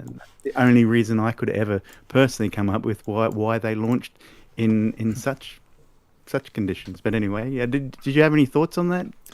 Yeah, it was just such a bizarre thing to me, because well, surely, especially in the event of what happened, where it exploded and you've got parts raining down everywhere, some visual cameras out there would have been really handy to piece that together, what happened. And I wonder, hopefully SpaceX got all the data all that data that they needed from it. But I don't know, it kind of still feels to me like having some cameras there recording some of that footage would have been useful. But yeah. I was shocked. I mean, I couldn't believe that they launched in those conditions. Just given, maybe, to Tony's point, like they want to do a launch in unfavorable conditions or anything like that, but we haven't even really successfully landed one yet. Like, I feel like maybe we should have got that one down first. I was surprised that the FAA even allowed them to launch in those conditions, given all the scrutiny we've seen over the last couple of weeks, and the fact that now they have to have an FAA inspector there on site. Like, I just would have loved to have been a fly on the wall for those conversations where they're looking at the FAA inspector going, we can launch. Is that all right? And they're going, the FAA inspector's like, sure, go for it. I want to know what that conversation was like during those conditions. Yeah, and actually, I'll just bring it up. Because it is interesting for those people that missed it. So let me quickly. We all missed it, by the way. We all missed it. For those that missed it, we all missed it. We were all there with you. So this was the official SpaceX feed. They've got cameras closer than anybody else's cameras, including Lab Padres, who Lab Padres got cameras that are very close as well. Likewise, so do many others. But this was the best view SpaceX could give us. That's good. You actually can see a little bit of a silhouette there. Yeah, you could actually see a slight... Just a shadow. I see no problem. It looks fantastic. Yeah, so, we were sort of like, hang on, are they really going to launch this now? Right up to the countdown, we were sort of wondering whether it was kind of just a bit of a joke, whether they were just going to abort and say, no, we're actually going to wait till this clears. So, yeah, no, it was interesting. And, so there's the ignition, the liftoff. I'll put a little bit of sound on. The interesting thing with this is, by the way, anyone watching, this is not SM15 we're watching. This is SN11. Yes, SM15 is up there in the top corner. I'm specifically leaving it there. So we're just watching a replay of SN11. It does freak people out a little bit when they see it. Yeah. Again, this is SN11. Yeah. But one of the good shots from this actually was that shot was that there, and you can sort of see there was quite a fuel leak going on there, and so see that flame. I always suspected that I think, because the camera angles change a few times, that's on engine 2, and engine 2 seemed to be. I think once they started it towards the end of the after the flip and burn, when they the first engine starts, and then the second one is when it cuts out, and that's when the rocket exploded. And I always suspected that there was some sort of methane buildup inside that engine in that area that caused the immediate explosion. Yeah. Then Hopefully it's clear, by the way. The title says, I've left the title there, SN11. This is not... Matt, stop trolling, Matt. Get it. Matt down there. Whoa, SN15. Just thought, no, he didn't. But yeah, you can sort of see, so this is the issue that, or part of the issue that we're trying to resolve with this new Raptor configuration on SN15 and why this one is so significant. These and I think pretty much each launch from SN8 onwards has had some amount of flame, some amount of leakage here that's caused a bit of grief, and not quite so much maybe as SN11, which did end up obviously exploding. But yeah, and like even in the feed, right? So we're watching this SN11 flight, and if we come right up to the to this point here. That's when it all... So we sort of see it descending, and what was a little bit bizarre was that there was, obviously no cameras from the ground because nothing could see through the fog. We just had this shot here, and we immediately saw the Raptors fire up, and that was it. And then the video froze. So as soon as we see those Raptors fire up, you don't even really get to see the ignition of the second engine. It just goes boof, and then that's it. It just freezes. So there we see the ignition, and that's it. That's all we see. And then it was frozen from that point on. So we believe that this engine here lit up okay, but the second engine, whichever one it was that was firing up next, exploded immediately, taking the entire vessel with it. So that would have happened so rapidly you wouldn't have got any video feed at that point. But meanwhile, there's just nothing going on. If you had have looked at everybody else's feeds, you would have just seen debris raining down through the fog, and there was some terrific footage from Cosmic Perspective. And I might bring up a little sample of that as well, because that just goes to show the crazy amount of the crazy amount of debris that was raining down. Like that exploded in a big way. You don't like to see rockets blow up, especially since it's going to hamper progress a little bit. But because it did, you just got to think about what kind of visuals we missed out on because of all that fog. I'm sure Cosmic Perspective their video was amazing in the first place, but how awesome would it have been to actually see the full extent of that? Yeah. And just to do a shout out, because just terrific people. Mary Liz, Ryan, like just terrific people. So open with their communication. If you haven't seen this video, bring it up in another tab. So Cosmic Perspective's YouTube channel, and they've got beautiful footage. Even though this, that's all done in collaboration with Everyday Astronaut and whatnot as well. But some of the slow motion debris, and we'll just bring it up here. It's kind of crazy awesome, and like they had, and you can see the cameras vibrating and shaking. There's just debris. It's like a war zone out there. I know Everyday Astronaut as well thought that he'd lost $20,000 worth of cameras. Luckily, that wasn't the case. He found out later on. But right up until they were able to retrieve those cameras, they thought that a big chunk of debris had just slammed into the camera setup. So this debris was just everywhere. Like it was sort of spread out kilometers wide. It sort of spread out over a range of. I was like, I can't quite recall how far away some of the debris was, but it was like up to a kilometer away or something. I think it's crazy. A lot of it's still there too, apparently. Yeah, well, it's very hard to clean up because it's very muddy areas. So it's going to take a while to actually clean up all of this. But you can see there, like that footage is incredible. You're just seeing all of these impacts all over the place, and it was you wouldn't have wanted to be out there. I can tell you right now. I think you're still freaking people out. in the super chat, people are thinking this is SN11, by the way. I'm trying to make it recapping. Clear. So we have our feed over here. This is the live feed of SN15. We're watching a replay of SN11. Don't panic.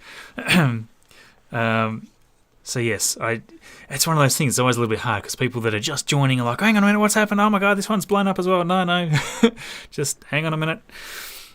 So yes, the Cosmic Perspective. Make sure you subscribe. They are just brilliant, brilliant people. Very, very wonderful artists with all the stuff that they're doing here.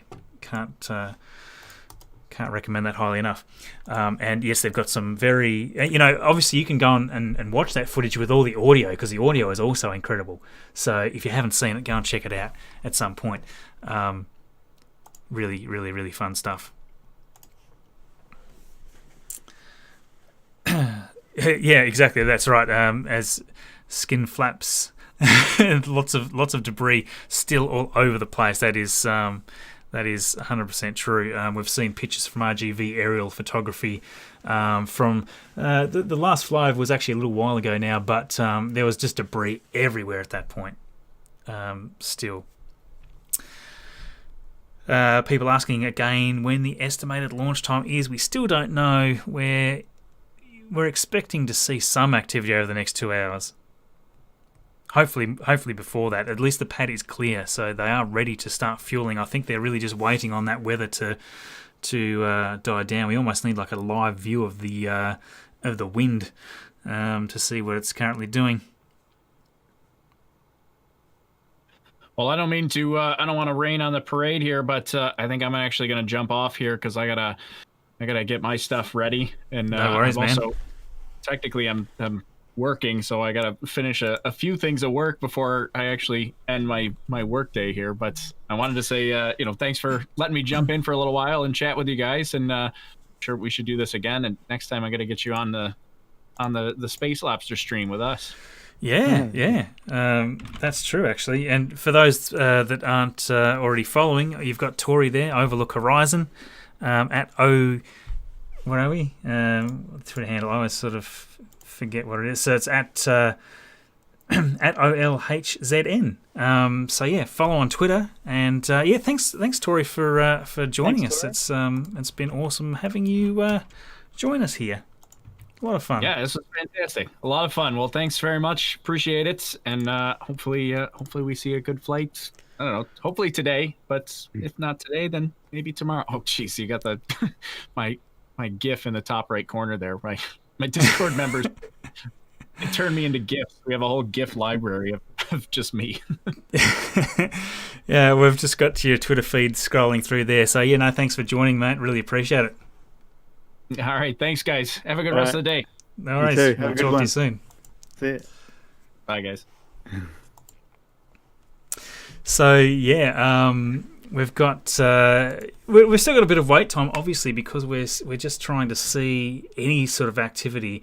Normally, the first thing we're going to see at this point is some venting, at least around the ground area, because we know then they're sort of firing up the lines to start feeding fuel in. We're not seeing that yet, so we believe we're probably still just in a bit of a holding pattern, waiting for weather to clear enough for an attempt here.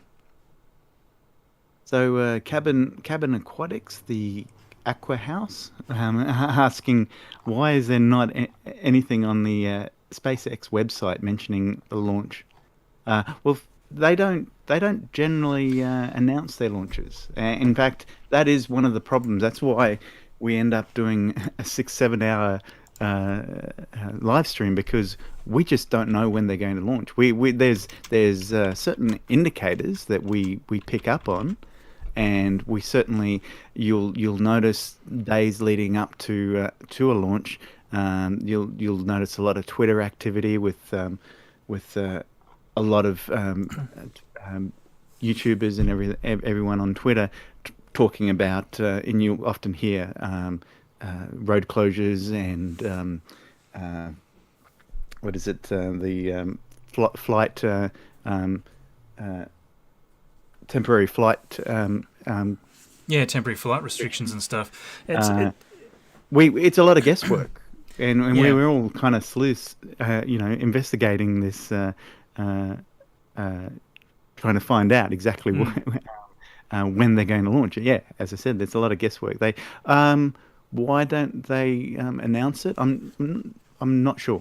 I don't know, Marcus. Yeah, look. I mean, you do have. It is a good point. Why don't SpaceX have anything? Because in the past few, they've had a page on their website to sort of say, Starship SN11 launching soon. There has been some sort of page on the SpaceX website to announce it. In this particular case, they don't. It is an interesting question. That's not to say that we're doing this without any evidence of something happening. Obviously, they are preparing for a flight. They've been up there arming the flight termination system. The road's closed, the pad's clear, FAA approval is given. We've got the road closures that are booked, and we know that they're booked right through until 8 p.m. So, assuming that there's no scrub before then. So we know that to be the case. It's not like we're trying to do this with no evidence at all. We know that they're definitely going for it. And we do have some knowledge of workers nearby that are actually that are saying that these things are happening. So it's not that they're not doing it; they just haven't announced it on their website. And quite often SpaceX will actually not even put a YouTube video live until literally minutes before takeoff. Which it's frustrating for us, frankly, because we don't know when it's going to launch either. We don't know what their current plan is. Whether they're just in a holding pattern right now with little chance of launch, or whether they've actually they actually have a targeted time. I did hear rumours that they were going to be launching at around 2 p.m. And obviously that has turned out to be false, either because it's factually incorrect or simply because the weather hasn't been good enough. So this was a new one I'd heard yesterday. Was so obviously the same thing happened yesterday. We didn't go live, but a few other YouTubers went live, and there was obviously no launch. But I had started reading within certain tweets and that people had mentioned, look, they were adamant that there was going to be no launch because Elon wasn't there. And then I've since discovered that you can actually track Elon's private plane. There's a I don't know if there's an app, but there's certainly a Twitter, and there's probably a website where you can track where his plane is and where he is, which is a bit scary actually. But and they said he was in New York or Boston or somewhere, but he wasn't at Boca Chica, so there probably wasn't going to be a launch. And I think he's been at all the launches so far, all the test launches when they've actually happened. Yeah. And maybe someone can fill me in today if they've been tracking him. Is Elon in Boca Chica? I'm not sure. Yeah, I'm actually not certain how close he is myself, actually. One little comment that I just thought I'd pick up on. I've seen this one a couple of times today. You're just using Lab Padre Stream. It's like, look, we are using Lab Padre Stream. We're also paying for the license to use Lab Padre Stream. So we're not just poaching his content and just posting it and talking about it. We have permission from Lab Padre to use the stream, and that's where a lot of the super chat fund goes to. Vast majority of it would go to help supporting those camera streams. So we're fully in support of Lab Padre. You can even ask Lab Padre yourself if you want to. So yes, and we appreciate all the views that we get to restream through his cameras. So thank you to Lewis.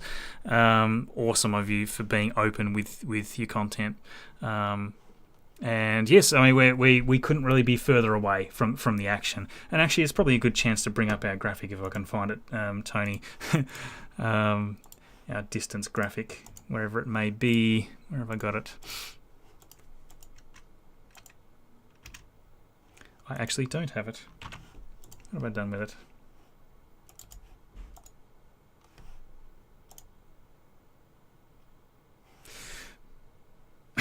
Okay, what have we got? Some just looking at another feed here at the moment. There's a few sirens going on there. Yeah, I likewise am just.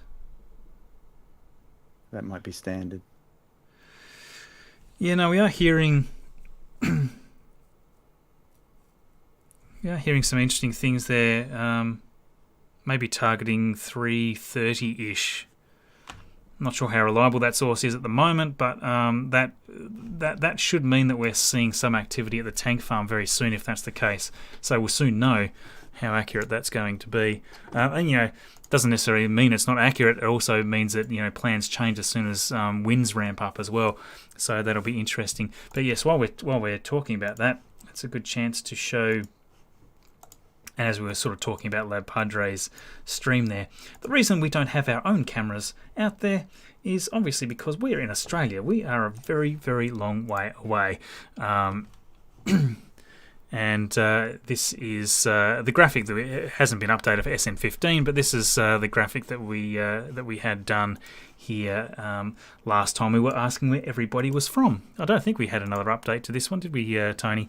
No. At this point, I haven't got around to doing one for Crew 2, but that is in the works. But I'll do the same thing at the end of the broadcast. We'll do the same thing. We'll just ask where everyone's from, and we'll try and kind of plot where you were when this happened. But yeah, and likewise, I mean that's a slight, that's an interesting sort of graphic there, just to show the distances that we are from. So when we're streaming here, we're obviously streaming with feeds from Boca Chica. We don't have our own cameras from this distance away. We've got nobody to maintain them, so we partner up with awesome people like Lab Padre so that we can have our stream and share it with you, and also make sure that they're rewarded for they're compensated, I should say, for the feeds that we use here. So most appreciated. But yes, you can see there we are very far away. I am in Tasmania in Australia. Tony there in Brisbane. We're not too far away from each other. Still a few hours of flying though.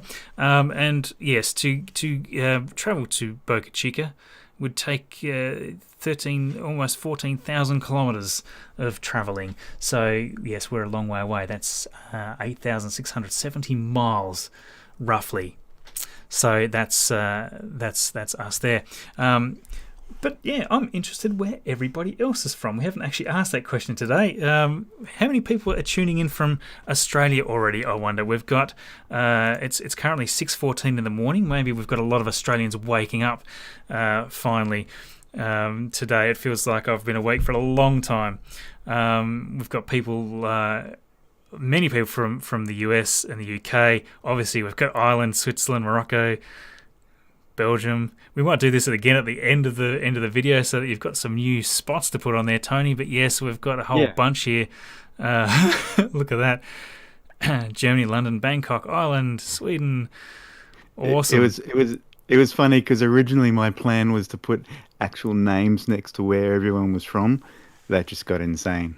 Yeah. It's just flying through. Yeah, it was. That's why I've just so you'd have about 50 people all from LA, for instance, and I just couldn't fit them. So anyway, I will update this, and it gives you a good idea of the geography. So I had to actually physically go through all the names in the list because in some circumstances it doesn't tell you specifically where you're from other than the country. I'm pretty sure that's how. Yeah. How it works. Yeah. Otherwise, the entire map would be covered in spots and we wouldn't see anything. Thanks for the super chat there, DH98 and Boomza. Oi, oi, oi, Aussie, Aussie, Aussie, oi, oi, oi. Oh, God, I hope they don't do that again at the next Olympics, but I'm sure they will. So, yes, that's the rough distances that we are at. So, yes, just a little side point to the Lab Padre thing, just because I've seen it come up a couple of times. I think people think that we just poached the footage and no one's any the wiser. I can assure you that's not the case. So, back to the stream here. We have got, have the flaps just moved in at the front? They must have while I was talking. Because the front flaps weren't folded in, were they, a minute ago? That doesn't normally happen. Hang on a sec. Let me go and rewind that. What I mean by that is that doesn't normally happen. They stay open until the launch. I suspect the wind is starting to cause more problems because normally it's a good indicator. And see the road, the pad is no longer clear, obviously, because there's cars on it. Oh, and yes, okay, Labs actually removed that. And now we're getting some buffering. Let me just on both their feeds. Pad clear has been unchecked. Yes, SpaceX error has occurred. Oh.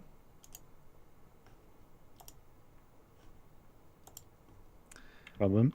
Only a problem. I'm just quickly going through some of the Starship feeds there from Lab. One of the cameras looks like it's having problems. And I'm not 100% confident that the camera that we're restreaming is going okay. Oh no, that's fine. Everything just kind of went out there. It's like something got disconnected from all the camera feeds. But I'm just rewinding. I'm just rewinding back a little bit here just to see when those flaps folded back in. And yes, there we go. So that was only less than a few minutes ago. The flaps folded back in. Those two nose flaps. So yes, definitely. There are definitely vehicles on the roads. I'm seeing a couple of different. They are back on another channel. Yeah, I'm just going to see. I just need to rekey in the source, I think, because something's changed. Something went. Something has gone wrong. Well, certainly, should this not all happen, we'll probably be back here tomorrow, same back time. Yeah, I would say so. Channel. I would say so. That's not to say that this is scrubbed at this point. It's. No, I'm not going to say that yet. It's certainly curious that we've got the pad reopened though. Oh yeah, back to the live feed. I think that live feed seems to be back again. Well, so they still have what almost a 4-hour window. Yeah, like there's plenty of time left in the window. It goes right up until 8 p.m. So it's just it's not even 4 p.m. yet. So the traffic that would be going through to they wouldn't be going to the beach, would they? That road is only. I should really look at the map properly, but that road I'm assuming is only to the beach, and so that road they must be going to the facility. Yeah.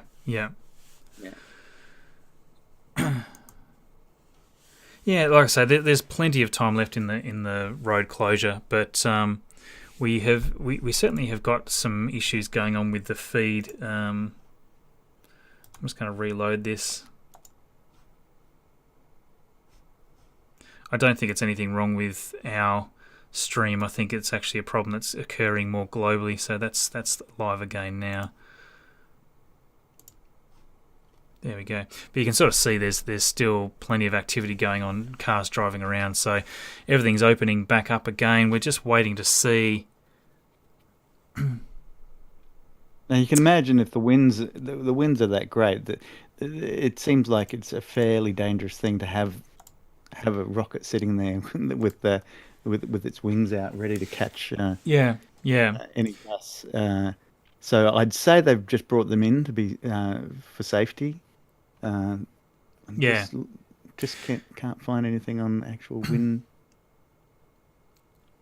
If I was a betting person, I would say that the winds have probably increased. They've sort of pulled those flaps in just to reduce just to further reduce the risk of anything sort of being pushed too hard. But yeah. Oh, okay. It might be that Lab's entire... Is that just on a loop now? Hang on a second. I'm just going to rekey. I'm going to reload it all together. Lab interact.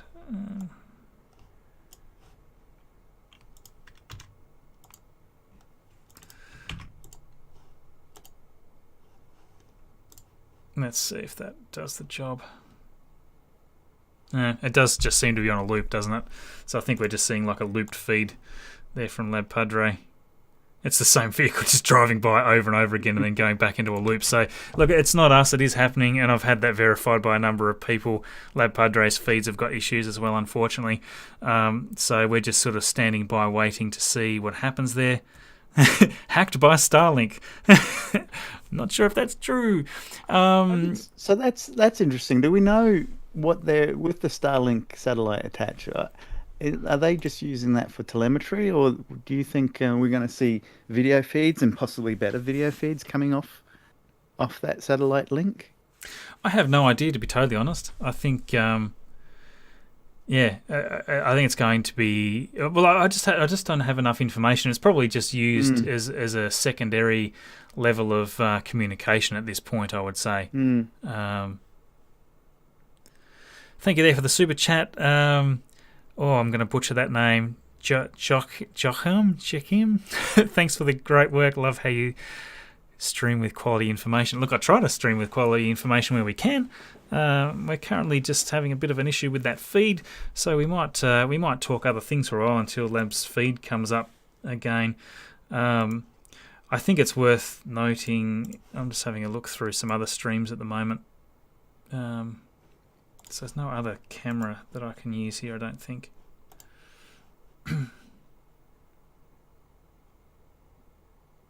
So no, we're not. It's not scrubbed yet. Not that we've come across. So yeah, I'm just flicking through some other feeds here to see. So the launchpad cam definitely seems to be down.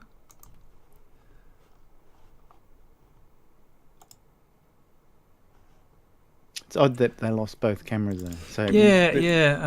Hang on a minute. We do have one that's actually streaming. One sec. Oops. Not that one. Let's try this one. So Lab Padre, they probably have, 5 or 6 cameras set up all around the facilities. One of them's a thermal camera, which I actually thought at the time for SN11, I thought we would have saw something with the thermal camera, but that seemed to be the worst camera of all. But yeah, this one may also be sort of re-looping and things like that as well. Apparently camera setups are being checked out now, so we might just have to be patient with that one. That's fine though. It is kind of a little hairy out there with wind, I think, so I suspect what we're actually seeing is maybe something's come unplugged or something of that nature. Hard to say. Yes, exactly right. The stream's 5 minutes behind. Yes, everything is just kind of held up at the moment with the stream. But I think it's worth actually, I think, having a look at some replay footage, and we can leave that buffering up the top there anyway, because I wanted to have a look at SN10 again.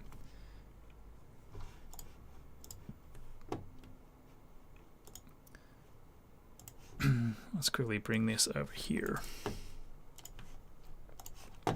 So SN10 for me is still sort of the one that's the best to watch as an example of what we're what we're sort of expecting to see. So this is the replay footage, and this shot here, this is a really nice shot. Personally, I think that we don't get enough of these ignition shots.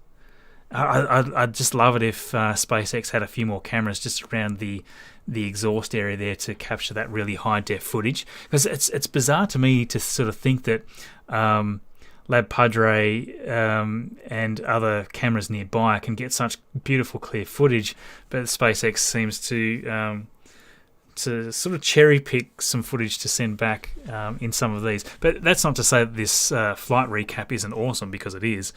But I wish we got to see more of this slow motion footage, because those incredible people like Cosmic Perspective, especially, they've got these awesome cameras out there capturing things super fast, super detailed, super high resolution.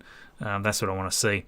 But yes, with SN10, obviously we saw that very smooth takeoff. It was a really nice day, unlike what we saw with SN11. And this is still the same sort of profile that we expect to see from SN15 when it does launch, if and when it does launch today, hopefully.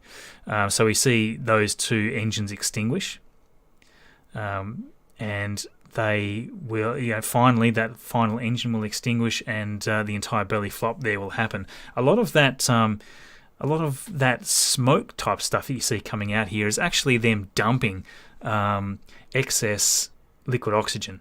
So the idea is that they burn all the liquid methane in the main header tanks, and then any liquid oxygen that's left, they just purge that just as they're flipping, and that means that they've just got the two tanks, the header tanks, fueled there, ready to go. So then we see that belly flop maneuver. So when it actually starts going into space and going orbital, it won't be doing these. Obviously, won't be doing the belly flop maneuver. It'll come in with its belly as it enters the Earth's atmosphere, because that's just purely so they can get it up to do a test to be able to do this. Yeah. But it'll do that's the flip and burn. Yeah. This was still my favourite. This launch. Yeah, look, it was a lot of fun, that one, and we definitely want to see more of that. Yeah, I love that tri-venting, and with these new videos, these new launches, I don't think we see that tri-venting in the same way. It's going to be interesting to see just before launch what happens there. Thank you there, Shadow Jack. You often mention the fog for launch seems straightforward. If the video data was important to them, SpaceX wouldn't have gone. They got the data they needed. Yeah, look, I hope that's true. I hope they did get the data they needed. Although I wonder if, because it did explode so high up, whether they could have had more useful information if they had have had video feeds. I certainly don't think it would have hurt. But yes. I think we're still kind of on a loop here with Labs feed. I'm just going to double check here.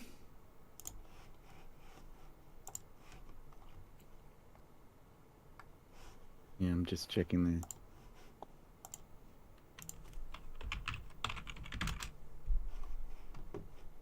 It might be back. Where are we? 3:28. Yes, that looks like it's live. Let's key that one back in. Yeah, if you go back to the original. There we go. So you'll notice a lot of the other YouTubers too. They'll have there must be certain points where they're allowed to set up their cameras. I guess as a communal area, and they have very similar points where they are filming from. Yeah, it's a very good spot, that one right next to the camera. I might bring that up as well in a second. And it's all about access too, because if you actually look, there it's all swampland, or I guess it's swamp or marshland, all around that area. So, yeah, exactly. Even just getting your camera out there, it must be a bit of a. You'd probably have to wait for low tide and all sorts of things.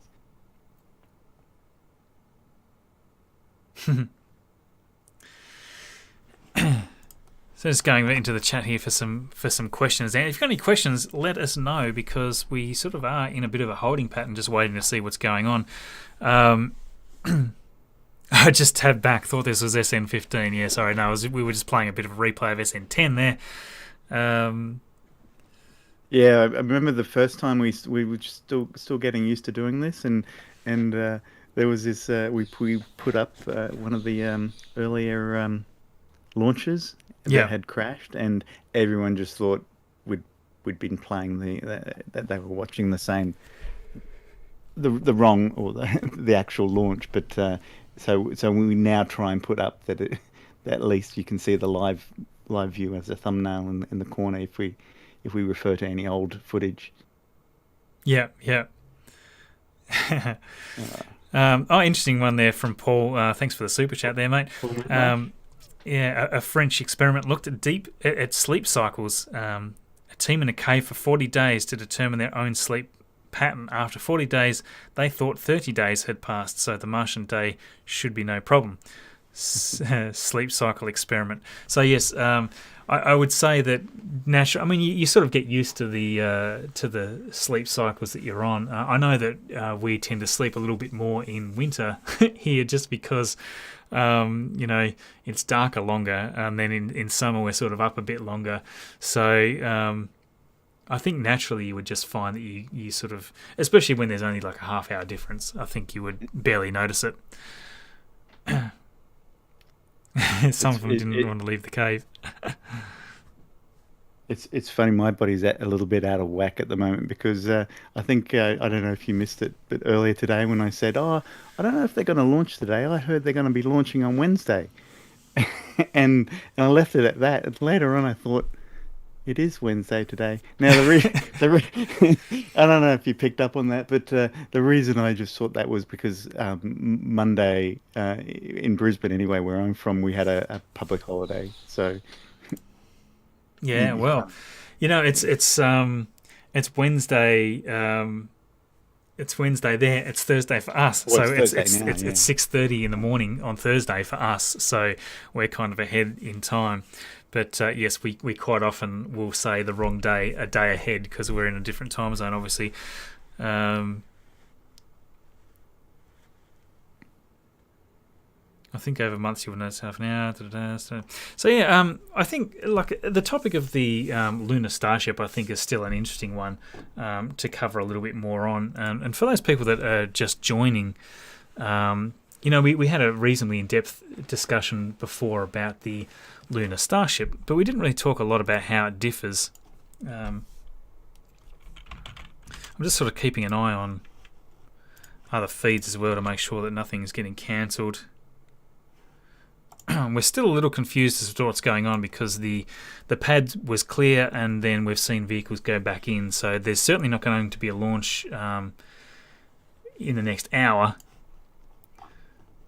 There is clearly on another video feed a guy just at the base of the at the launch site there.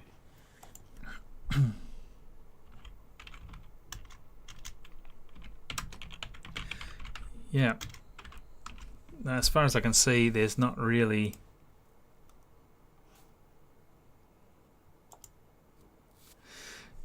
Yeah, there's not really a lot to see. I'm sort of trying to go through some of those sources that I normally would, and I'm just not getting anything much out of any of them. So it's like, normally we have a little bit of news as to what's actually going on, but not today.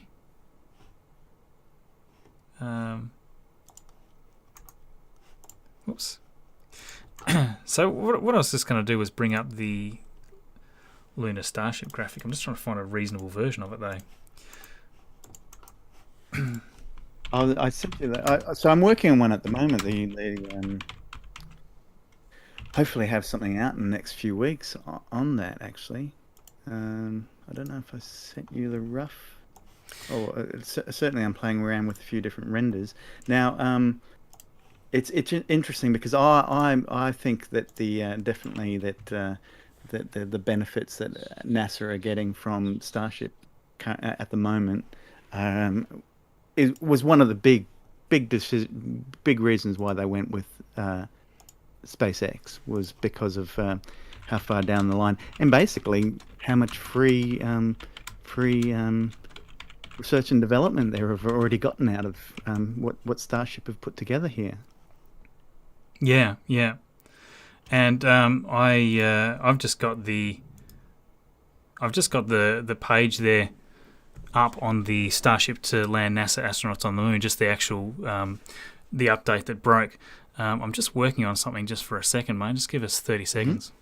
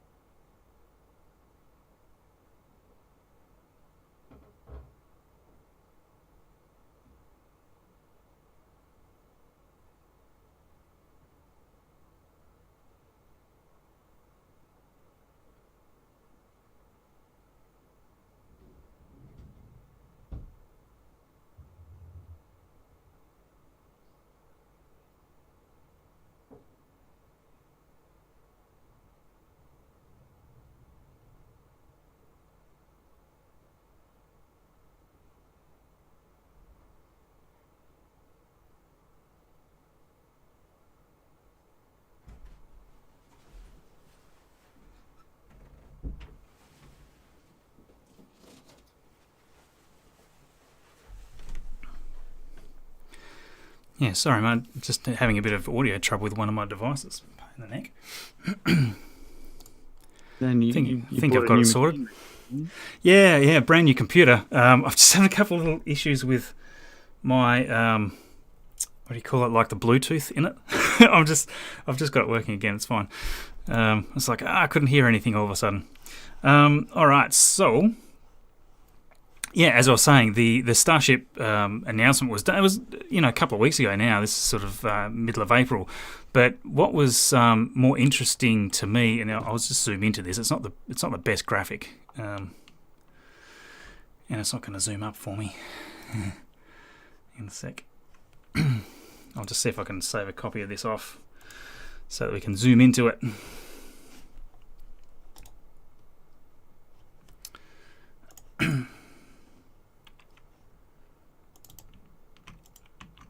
There we go. That's what I want there. Because it is quite an interesting graphic. Let's bring this up here. Okay. Because there's some key differences, I think, to this particular Starship that is just a little bit more noteworthy, I suppose, because the original version of Starship was a little bit different. So I'll just bring this up again. I'm assuming we're seeing no activity there on the pad in any way. Everything's still closed off. I'm sort of surprised that we haven't heard any announcement from anybody, actually. You see.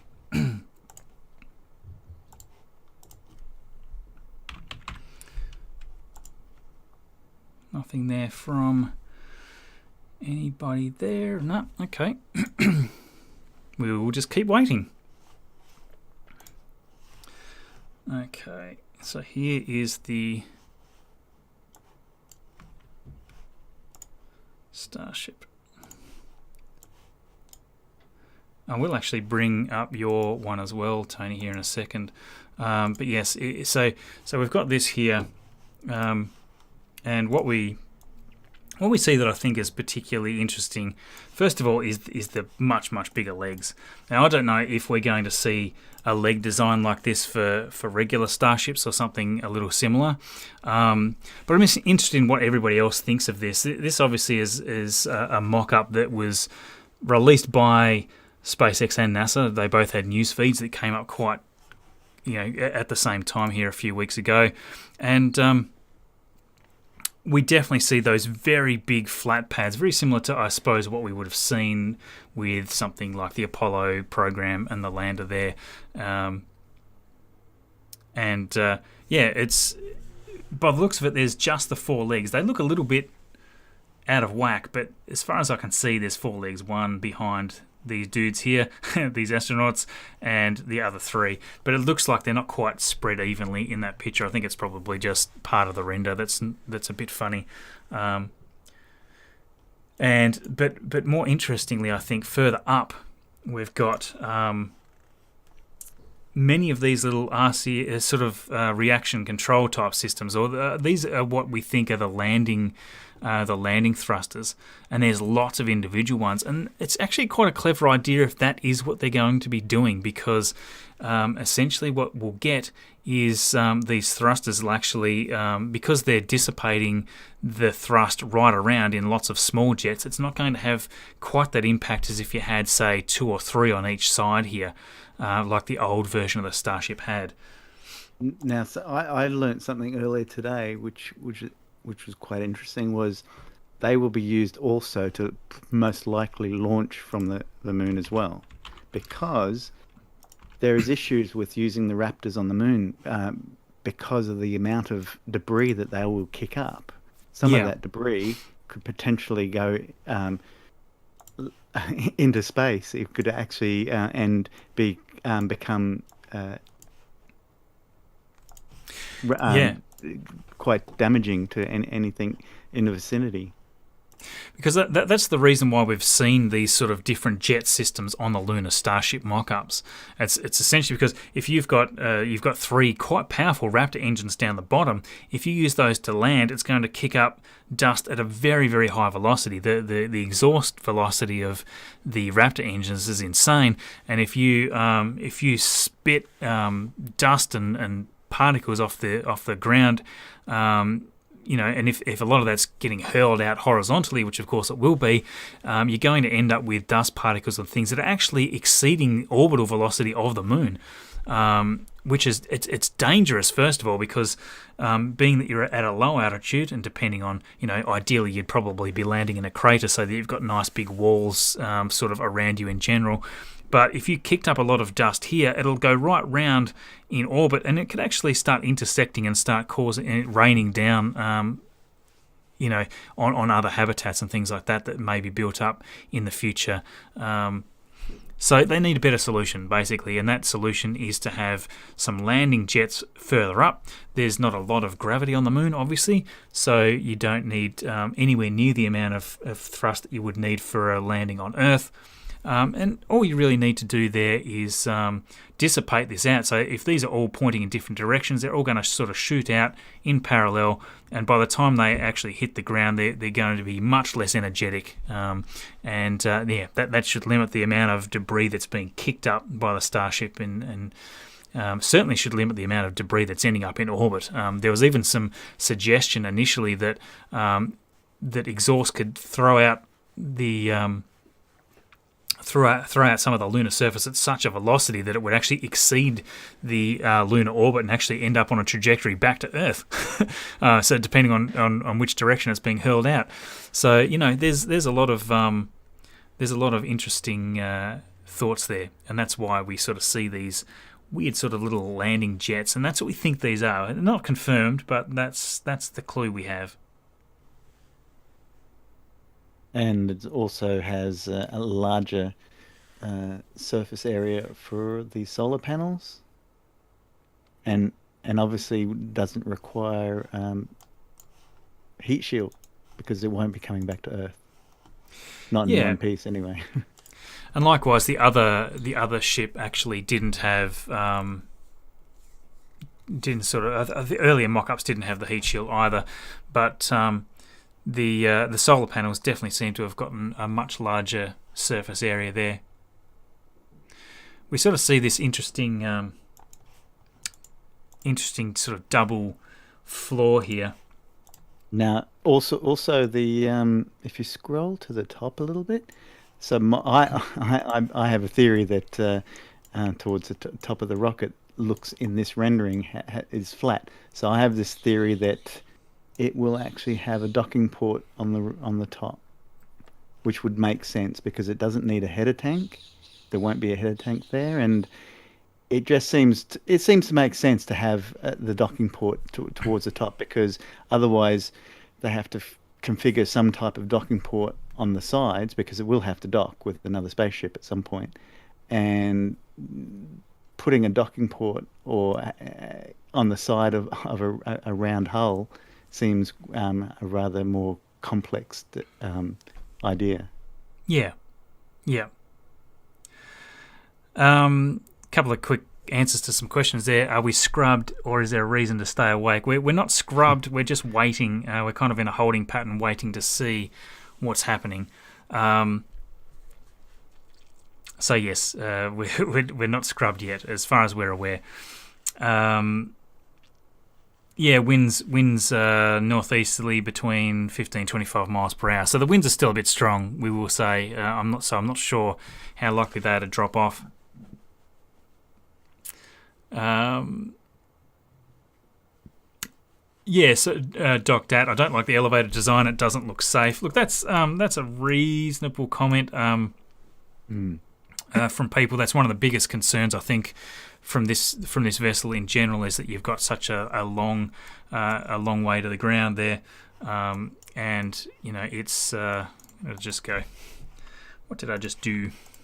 They will have. They have. NASA have said they will have a backup, and SpaceX have said there will be a backup for that too. whether it'll be a pulley system in an emergency, or should the any kind of the motors fail on the lift, because you wouldn't want to be stranded down there, because there might even be footholdings where they could, or a ladder system that could easily be added to it.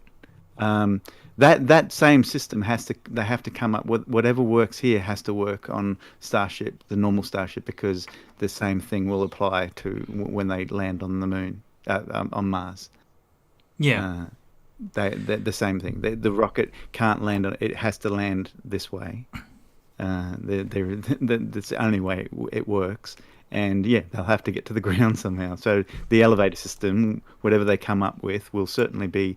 And that's something that probably will come out of that's probably something they haven't really thought about, and they'll have to come up with something that works really well, I guess, because it'll have to also be able to transport heavy loads like any kind of vehicles that they might have in there. So I think they're suggesting at the bottom there that there is some type of lunar module. Yeah, because that is quite a large cargo space for them to carry equipment. Yeah, and it looks to me like one is probably something that's going to be, maybe it's even split in half. Maybe some's unpressurized, some's pressurized. It's a little bit hard to say from any of this stuff here. But it's interesting that the entire thing seems to sort of open up here. That's not something you would expect to see. So there must be, maybe there's like a top pressurized area and this is unpressurized. It's hard to say how much artistic license is being had here. And this will be a case too where they'll still want it to be a fairly light, as light as they can. So they're not going to be even coming close to 100 tons of cargo space, or using that cargo space. And I'd say they'd be stripping it right back. In fact, I'd imagine they'd be fairly light on fuel inside there too. Yeah, I did see a comment before. I forget who wrote it, but asking, if these jets if they're good enough to land, can they also take off with them as well? I would say they would be able to.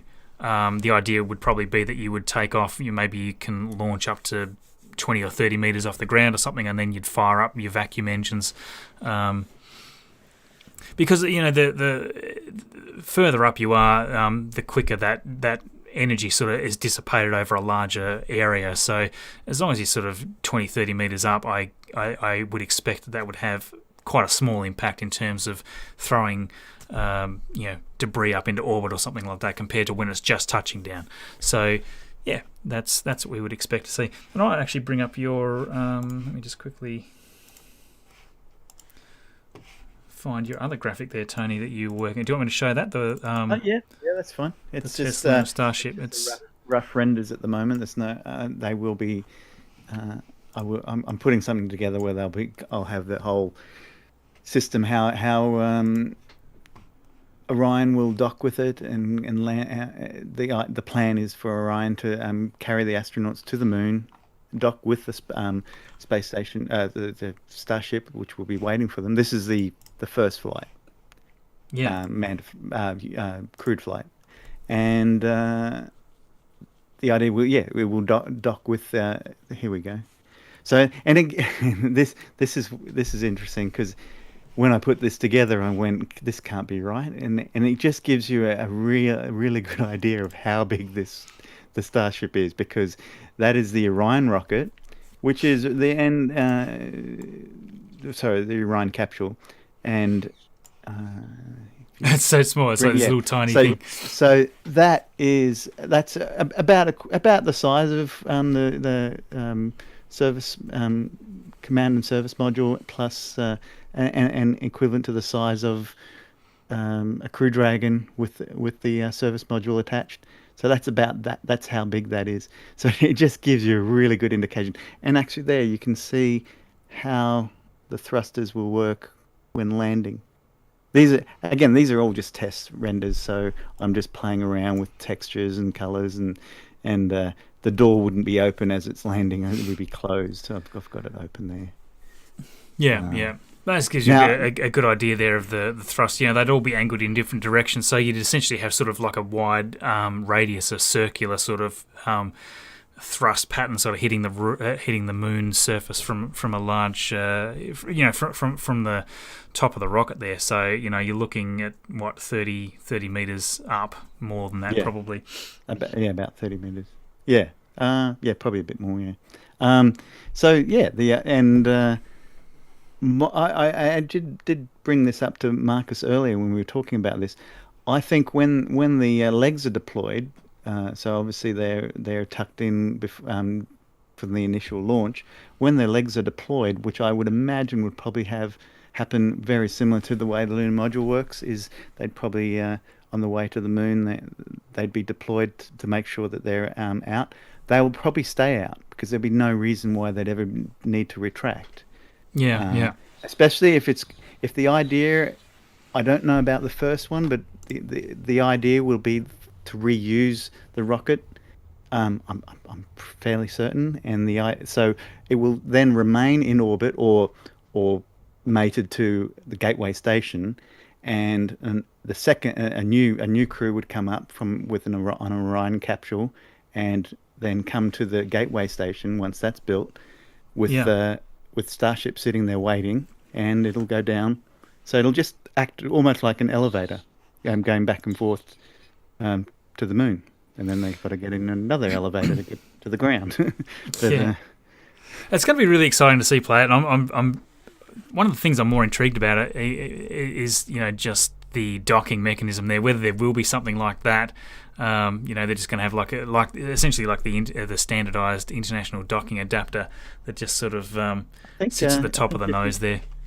If you move it over to the left, I think you can see I've got or to the right. Hang on. If you pan over. Yeah, I've got it. And I've got the universal docking system attached on that. Yeah, there you go. Yeah, I actually just copied and pasted that from my Crew Dragon. That's so cool. Just readapted it for there. And I didn't come up with that. Obviously, I have actually seen other artists and other concepts where people and it has been discussed. Yeah. Obviously, that doesn't work with a normal Starship because you've got a header tank there. You can. Yeah. Just as well, we're getting some notifications of pad clear, which is good. And actually, Lab Padre's already ticked that off. So yes, pad clear. I've just heard that from 3 sources. So that's a good thing. It looks like we are at least attempting to, gear up for another attempt at whatever they're trying here. Hopefully we'll see some ground venting here soon, so that we can see, as soon as we see some condenser sort of action, we know what's going on. I very much doubt that they're going to be trying to launch anything at 7:30 p.m. It's getting quite dark, so we'll just have to see. It's going to be interesting. So Bradley Madison has said Starship cannot belly flop to the moon. Just realised. No. That's not the intention. It'll come down more like a traditional lander. Yeah. And that's why there's no fins on that one. There's no need for them, so they're in a complete vacuum up there. There's no reason to have any sort of aerodynamic surfaces. They just need the propulsive landing, and they'll be using just the standardized liquid methane, liquid oxygen that they use in this vessel. That's why they have to be fully fueled up.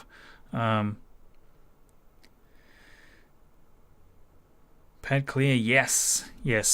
Thick fog is okay though. Yeah, I'm not sure.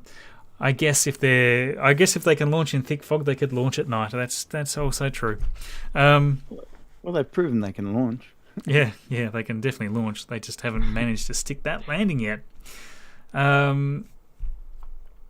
So yeah, I want to know quickly from a few people what their prediction is. We gave a percentage chance before for those people that wasn't here. What do you give the percentage chance on a full landing so that the vehicle survives? Not a landing that explodes afterwards, but so that the vehicle survives. What chance do you get it? Let me know. We should do like a tally. We could average them all out, Tony, and we could say, righto, it must be roughly, because more often than not, lots of people are right when together. Yeah. Oh, there's some mobile ones coming in. 40%. 88.88. Oh, that's very specific. I'm with the lifeguard Leroy. 80%, that's what I said. What did you say, Marcus? Yeah, I was sort of 80 to 90. Yeah. Maybe I'm too optimistic. Look at that. Wow, 70, 60, 65, 40%. Oof. Saying 42. Yes, 42 is a good number. So they're saying their wind is 20. That's from Marvin there, saying wind is 27 kilometres per hour. So that wind, if that's the case, that's dropped a lot. Well, it's interesting because the initial flight tests of, well, they were 20 kilometres, but when they went back to 12 and a half, that was an odd number to just arbitrarily pick. But anyway, then they knocked that back to 10, and now they've all been a standard 10. And apparently, apparently that 2.5 kilometres difference is to do with wind shear, and there were issues. I don't know what 2 more kilometres up, and I guess that it's a more unstable, but or the greater winds. I'm not sure. And you got to remember, there's probably this area, the thermals that would be in this area, especially I imagine as you're going into nighttime now, that it'd be quite. I don't know, the heat from the day would kind of be rising up through the sky. So you get, I just don't know enough about weather, but I'd imagine afternoons probably aren't the safest time to fly, but I could be completely wrong there. I probably am. Yeah. It's like this one, it's like 47.8 chance of successful landing. That's very specific as well. Is that Elon? No. So yeah, I mean, a lot really rides on the header tank situation there. Just as well, we did spot a little tiny bit of ground venting there. I spotted just moments ago, but it stopped.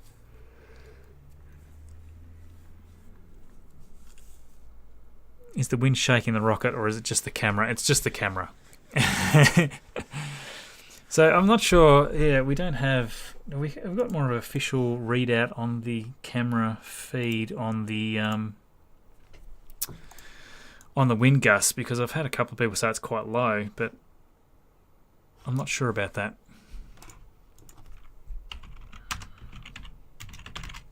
Let's see.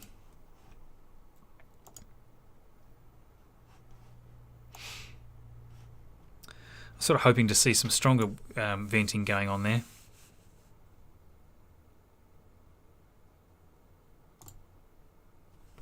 This camera is a reasonable distance. It is zoomed in. I'm not sure exactly how far away. Someone that can measure the distance on a map on Google Maps from Lab Padre's mast camera there to the ship. That would be interesting. It's a little way out. It's got quite a good zoom on it.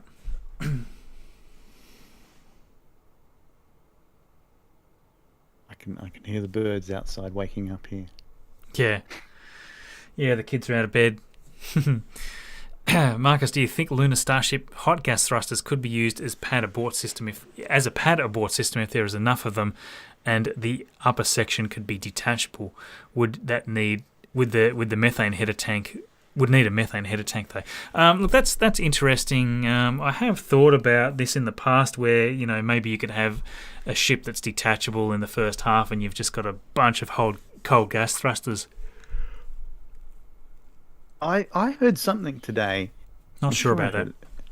I heard something today, and I don't know if I was dreaming this, or there was a possibility that they could launch with a crew dragon inside the head of the it sounded pretty crazy, and I think I may have just dreamt that, but and it is pretty in the morning, but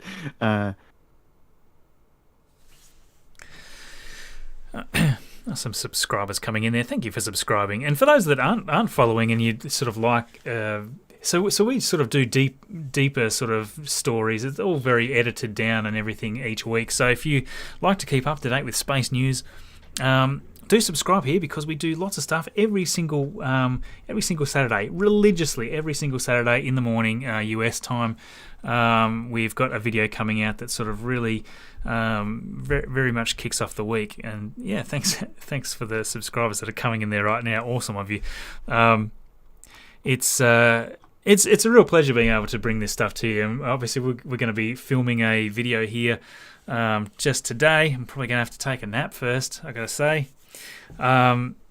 But yeah, it's always such a pleasure to edit these down and see the reaction from you all. It's awesome, and the support of the channel as well. The subscribes, the likes, the shares, all those things that you guys do. Like, I don't think people really understand the full impact. Just one person sharing it can have an impact, and multiply that by a few hundred people that are sharing the video around. And Google sees this from different sources and helps the channel out. It all feeds the algorithm. It's kind of sucky that we have to feed the algorithm in this way, but that is sadly the nature of the beast. And appreciate all the help that people give us with that. We wouldn't have the channel we have without you guys. So thank you. People there saying 50-50, it'll land or blow up. 50% chance. They did stick the landing once, says Jeep Talk Show. Yes, that is true. They did stick it once for a small amount of time. Yeah, I see. I was on the fence with that one. No, not on the fence. I was on the other side of the fence with that. I considered that a successful launch. I know there was a lot of debate over it, but it was 8 minutes after. It was, but. It certainly didn't land beautifully, but I still consider that a launch. But unfortunately, most people don't. Sorry, a landing, successful landing. But it was very, very. It was an impressive. It was an impressive run, no matter how you look at it.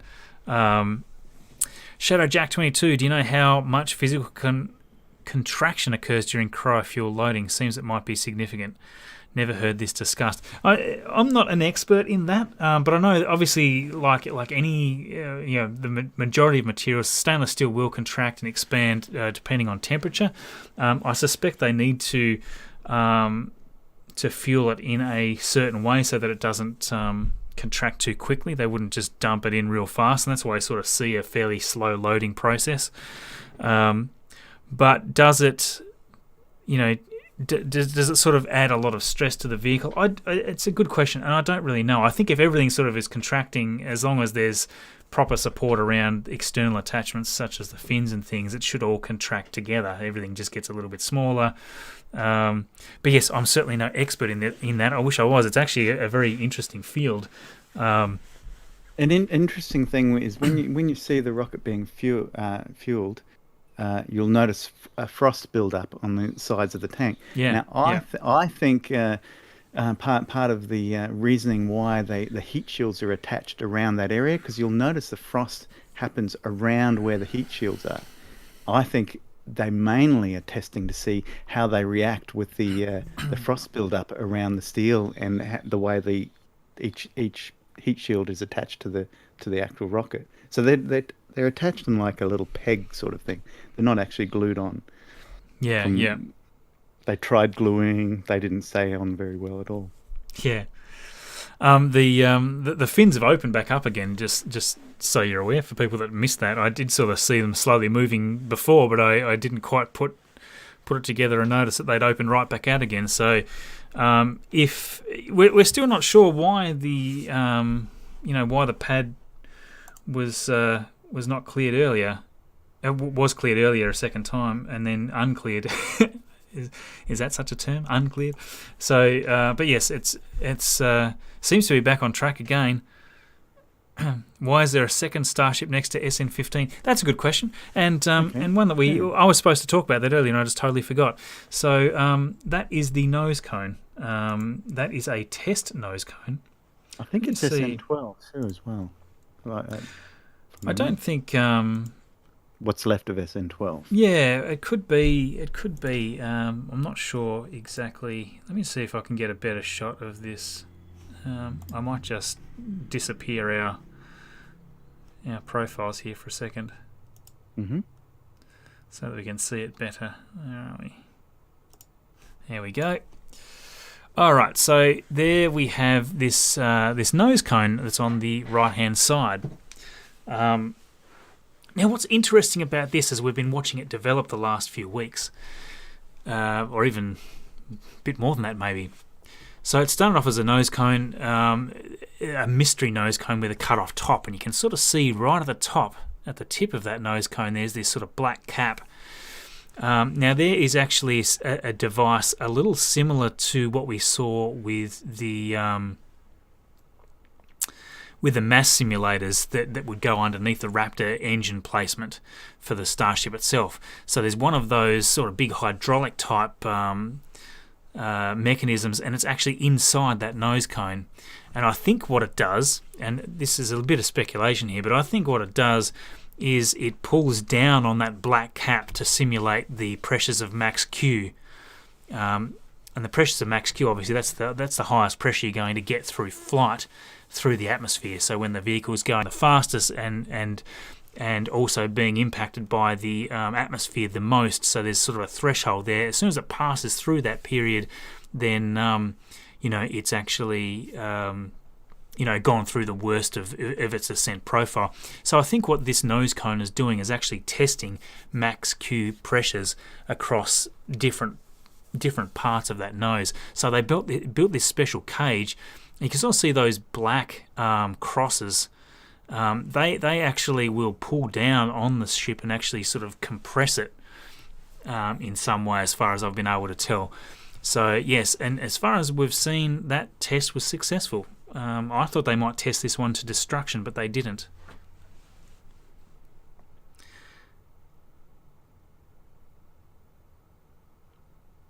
What's also interesting about that is that we're still unsure whether there's more tests to be done on that, or whether they're largely finished with it. I don't think they seem to be. I don't think they seem to be too worried about it being damaged, so it's probably run through the testing it needs to. Now we're actually seeing a bit of venting coming out of the farm there. Okay, just to give you an idea of a sort of a time frame, when we start seeing some type of venting from the rocket, generally that gives you an indication about 15 to 10 minutes before a launch. So although you were saying earlier we may see different type of venting, or was that Tori?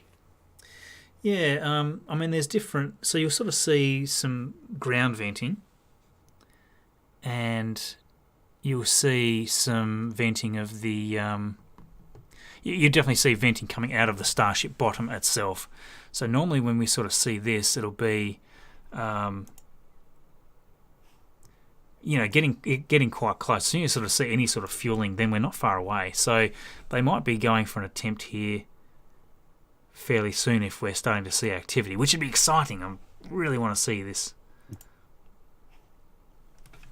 So I'm glad I was going to say, did you see any ground venting just before that vent happened there? No. Oh, what? Just now? We had a little bit of ground venting here before. I was just saying, I'm glad the nose cone's still there, because all my graphics that I've done of this launch have that in the graphic, and it just means I'd have to render it again without the or Photoshop it out.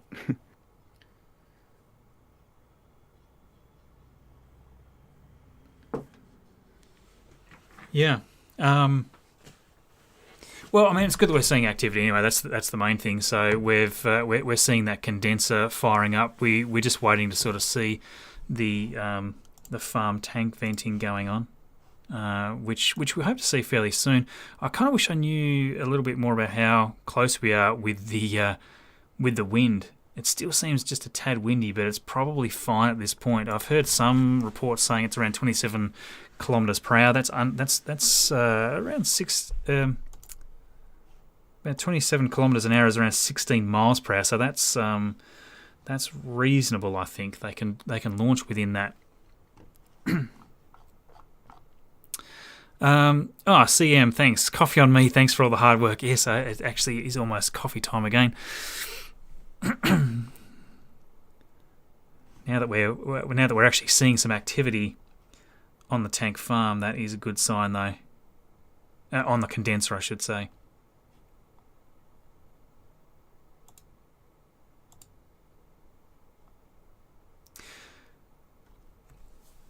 So yeah, hopefully that clarifies the nose cone for people that were a little bit unsure what the heck that was about. If you've got any other questions about the tank farm, let us know. We may have missed a couple of super chats here. Is it Seek has donated $50? Oh yeah, that's the one I just did. Oh, did you? That's the coffee on me. No, that's all right. And also Anthony Herman's further up there. These live streams are so much fun. Thank you. Oh, thank you for sticking with us all this time. I know it can be a bit of a marathon sometimes with these, but always appreciate you guys watching and watching along with us and exploring. Because a lot of the time you guys are off, googling around trying to find information that we may not necessarily have. So you guys are part of this. You guys help make this content. We can't do it without you. Honestly, it's awesome having you here. And this is really exciting. And I know what it's like to be able to ask questions, because I went on what was it, a Lego stream a couple of weeks ago, and I was really excited because I asked a question to the guys that were doing the Lego stream, and they read my question, and I was so rapt. And I think there was about 150 people on that live stream, but I was so excited I even took a snapshot of the screen. So it's great, and I know what it's like, and to be able to just share this and kind of hang out with basically 4,000 of your friends, and watch the launch together, and then the other few thousand people that are out there also on other YouTube sites. It's just awesome being able to share it with everybody else that really loves it. I know it may not always be poetry when we're doing things live. I like things to be a little more processed a lot of the time, and that's why we spend a lot of time in editing each week, doing our weekly videos. So this is always a little more out of my comfort zone to the normal work that I do, but it's awesome having people here just chatting. I hardly ever get a chance to chat with my audience directly. You guys here that like what I do and come to join, so that's really cool. Neil Summers, thank you so much. We will keep it up. Thank you. What's we got here? So if we're right, so the recondenser, normally we will see that fire up. The condenser there, normally that will fire up probably 35 to 40 minutes before launch. So if things progress, we should hopefully start to see that farm venting going on fairly soon. I'm interested to see. Just depends if this condenser venting proceeds on to that farm venting, because I have seen that happen before, where the condenser will fire up and then it just won't do it. They just sort of halt it at that point. So I guess they're preparing, and they're probably monitoring the winds. Also keeping an eye on SpaceX's YouTube channel to see if we spot a link come up here. Just quickly, Marcus, I'm just curious if you know any more information on what's the probability of seeing the Super Heavy launching in July. Do you think that target's going to be met? Not at this stage. Not at this stage. We've just got too many delays with launches and weather issues. Is it more to do with the obviously the construction of the launch tower, and that would have to be completed first, I'd imagine. Yeah.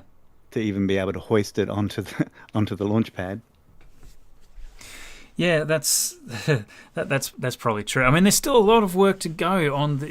I know that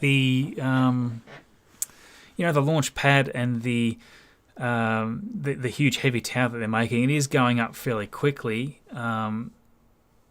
We're not seeing much progress on the boosters, though. When it comes down to it, it's the boosters that really... That's the indicator for me. We're just not seeing them. We've got a test booster, which is, I think, booster number 2, booster number 2.1. They may be both sort of test articles that aren't intending to fly. It might be that maybe booster number 3 is the first one that's going to be intending to fly. Obviously, they ripped apart the...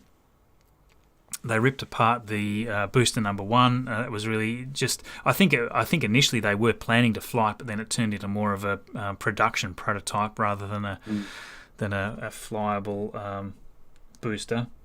And just for anyone out there, the test launches won't see 28 Raptors attached to the first launch, will it? Oh yeah, that's for sure.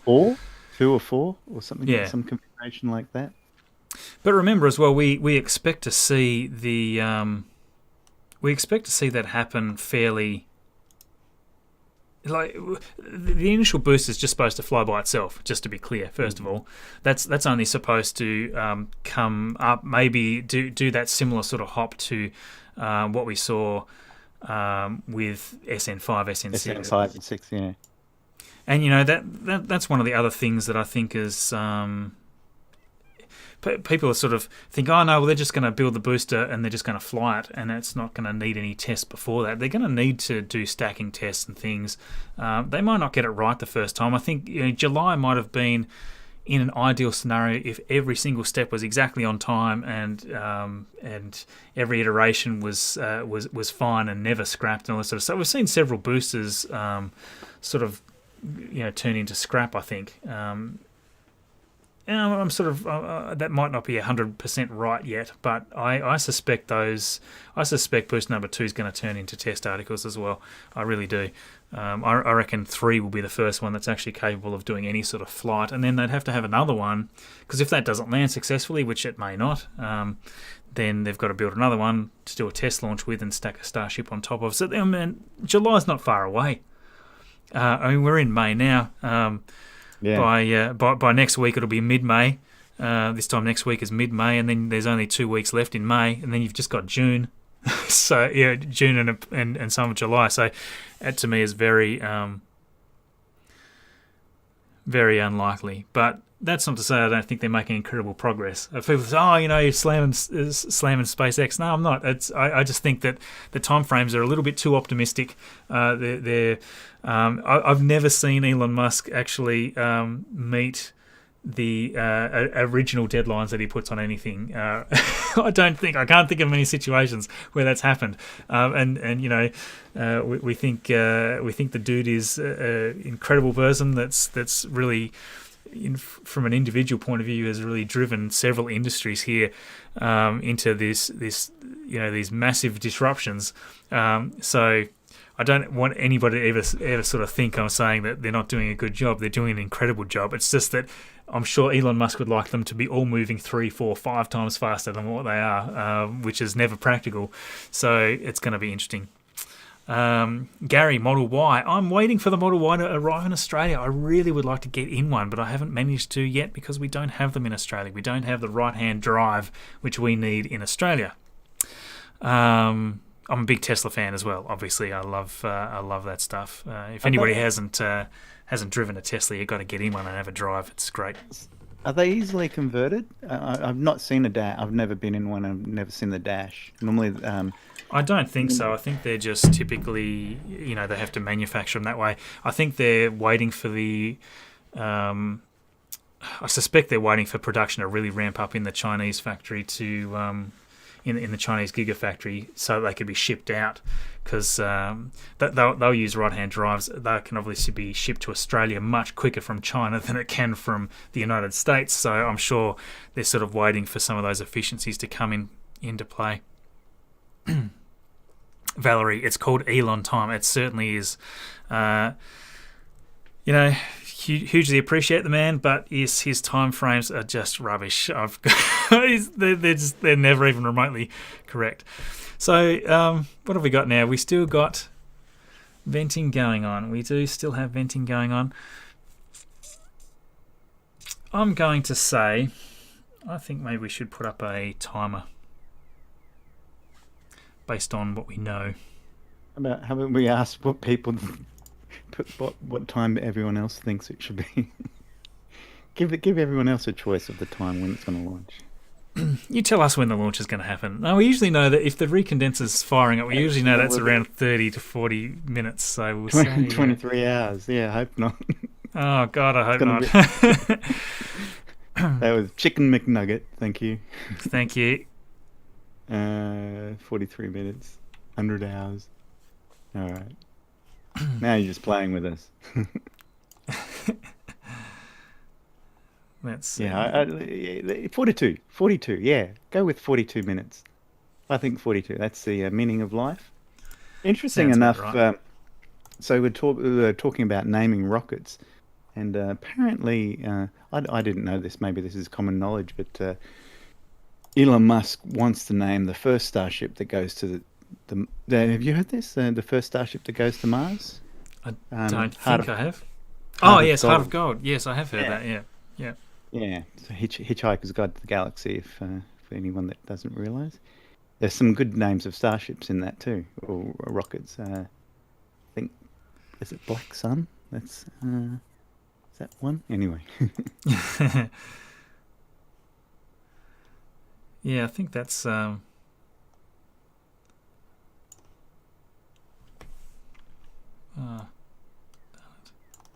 38 minutes.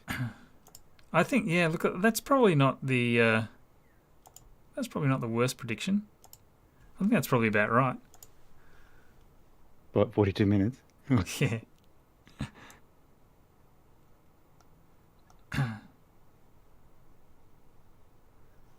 So when Elon, it was suggested what they should name the restaurant that was going on that they're going to build on the high bay. Is that being built?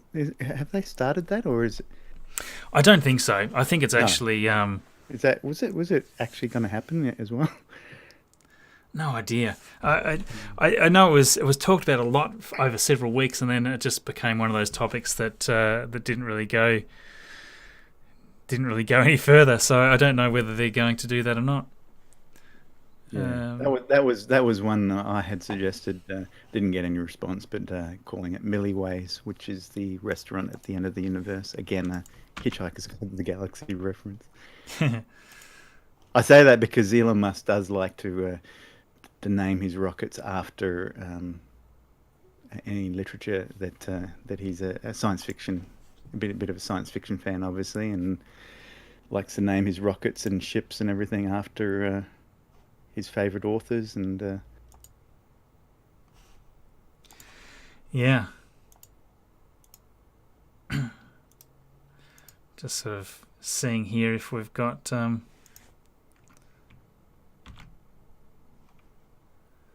little bit more information here on the recondenser. The recondenser seems to have slowed. What's it doing?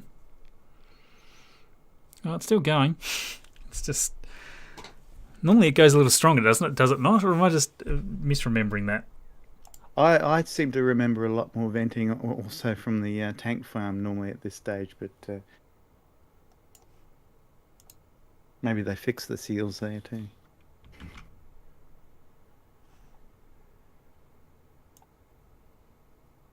Which has always been a puzzle to me, why they built the rocket so close, the launch pad so close to the tank farm. But it just feels like it's an accident waiting to happen sometimes. But you know, they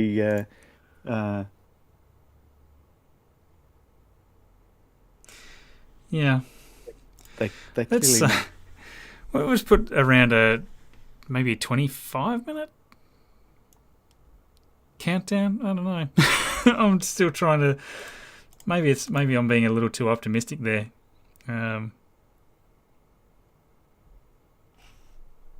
People asking where we got 25 minutes from, and we got it from you. We got it from you guys. You told us for.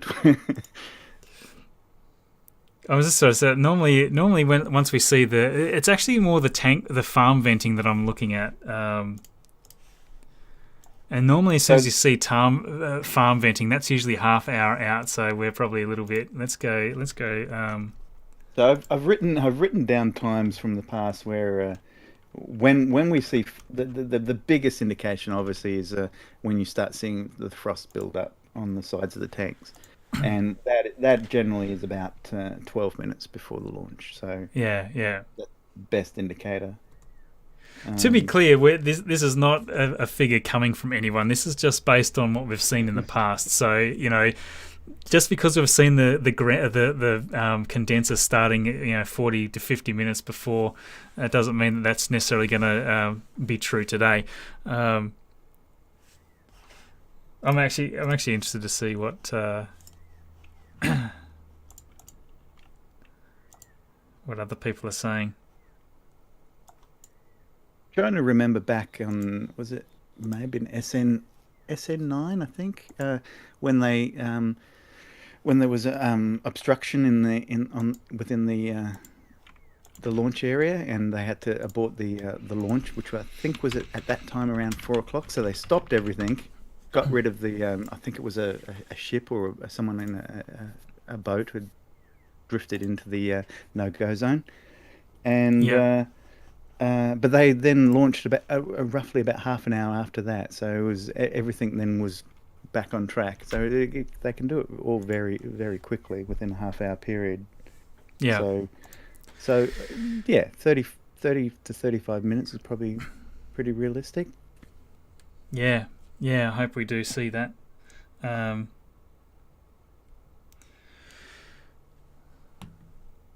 Interesting, all the same. If we don't sort of see activity there, see the condensers, the condenser to me is just not doing what I would expect it to be doing right now. If it was, I mean, it is. We're still sort of seeing little drips and drabs of it, but we're not sort of seeing a constant amount of venting coming out of there. So I'm still sort of studying that, trying to figure out whether this is realistic or not. Phil Kenny, everyday astronaut is calling it 35 minutes. That's pretty much what we've got too. That's good. Wouldn't it be funny if one of the... Sorry, I was just going to say, I think he copied off us. He's copying my one. No, 35 minutes for everyday astronaut. It's going to be... What's this? It's going to... people saying kaboom. No, don't wish that on it. We don't want that. We should probably be gambling on the launch date and time. How much do you wager? Somewhere on the planet, I bet there is a there is a bet you can place on that.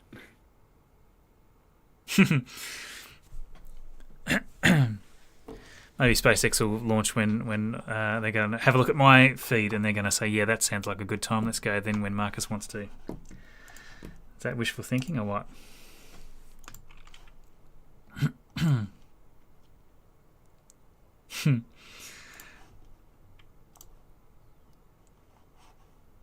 Okay.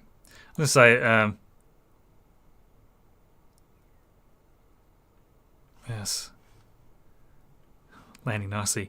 Is the condenser still on? It is still on, but it's just kind of idling away. It doesn't seem to be doing much. So I'm a little concerned that it's stopped doing what it's supposed to do. We should have seen farm venting by now, 100%, if things were timed as they usually are. So I'm just wondering why they've sort of slowed that condenser down. When do you think the military will have dibs of some of this space station? I don't know. I'm sure as soon as there's a military purpose, they will certainly be wanting to purchase some time or some mass to orbit or something.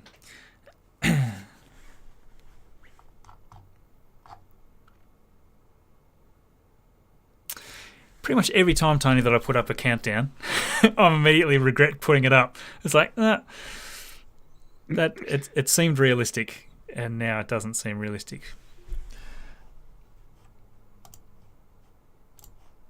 I don't like to mislead people with the counter, because I feel like it's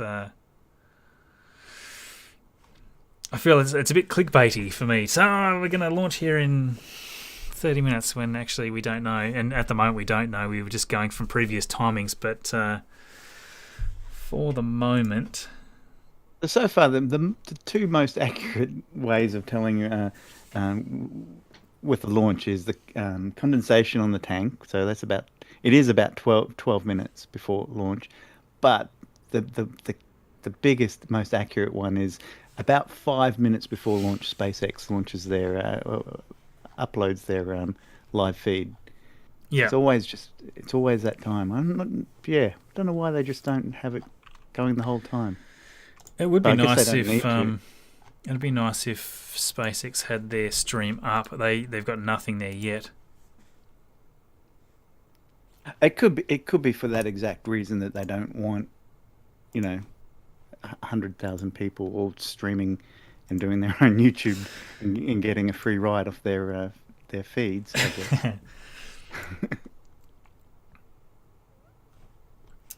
Just having a look at another few angles here from other sources to see. I can't see any venting going on there at all now. Thanks, Justin, for the $5. Justin Sinor, I think. Thanks, Justin. Awesome of you. What was he asking? Have you seen the ice crystals during the last crew launch? No. I'm not sure what that's referring to.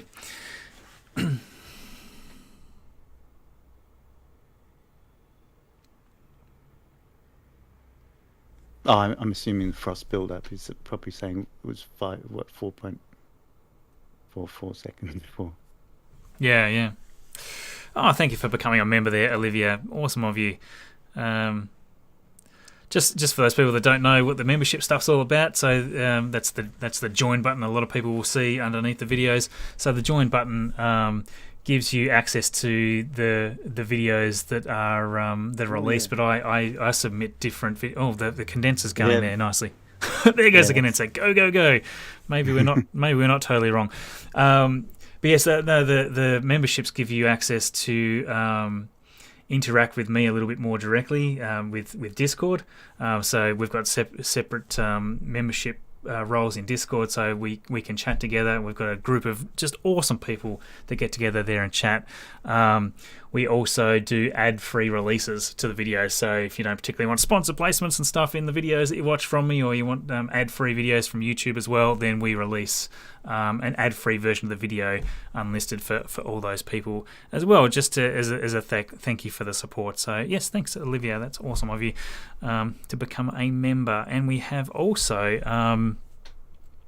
a few patrons as well from today, which I won't go through, but Patreon's another method of support. Similar outcome. You still get the free, the ad-free videos. You still get to connect with us via Discord. It's just a different platform, whichever you're more comfortable with.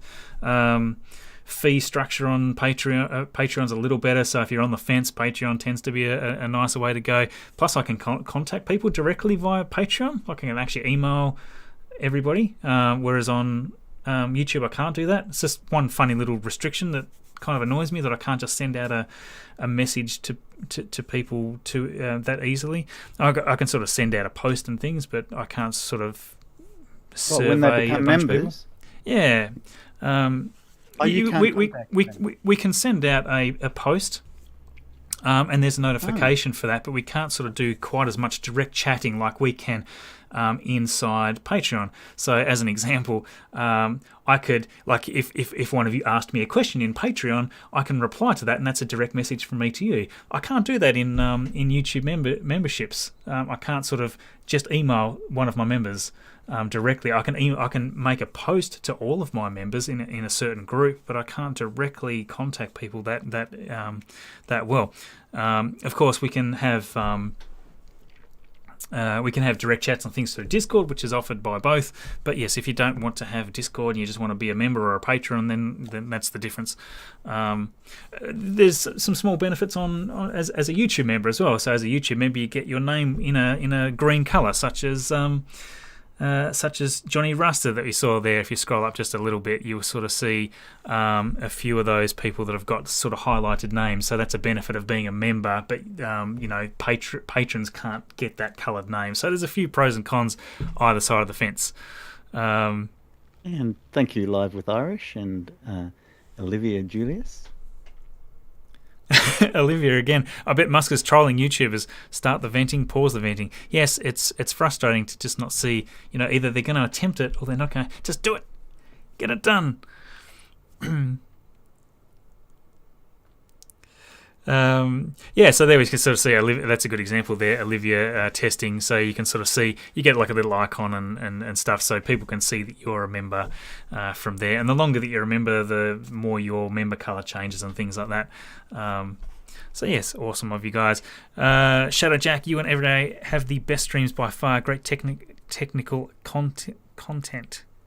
Enthusiastic, knowledgeable, passionate. Love you guys. Thank you. We try to be. It's hard to be. It's hard to play up the enthusiasm at 7:30 in the morning after streaming all night. But I will say to you right now, it's not from lack of enthusiasm. It's probably from lack of sleep. If we're ever looking a little tired. I don't know about you, but I can hear my kids stirring, ready for school. Yeah. I am. I'm hoping that this is all going to happen fairly quickly.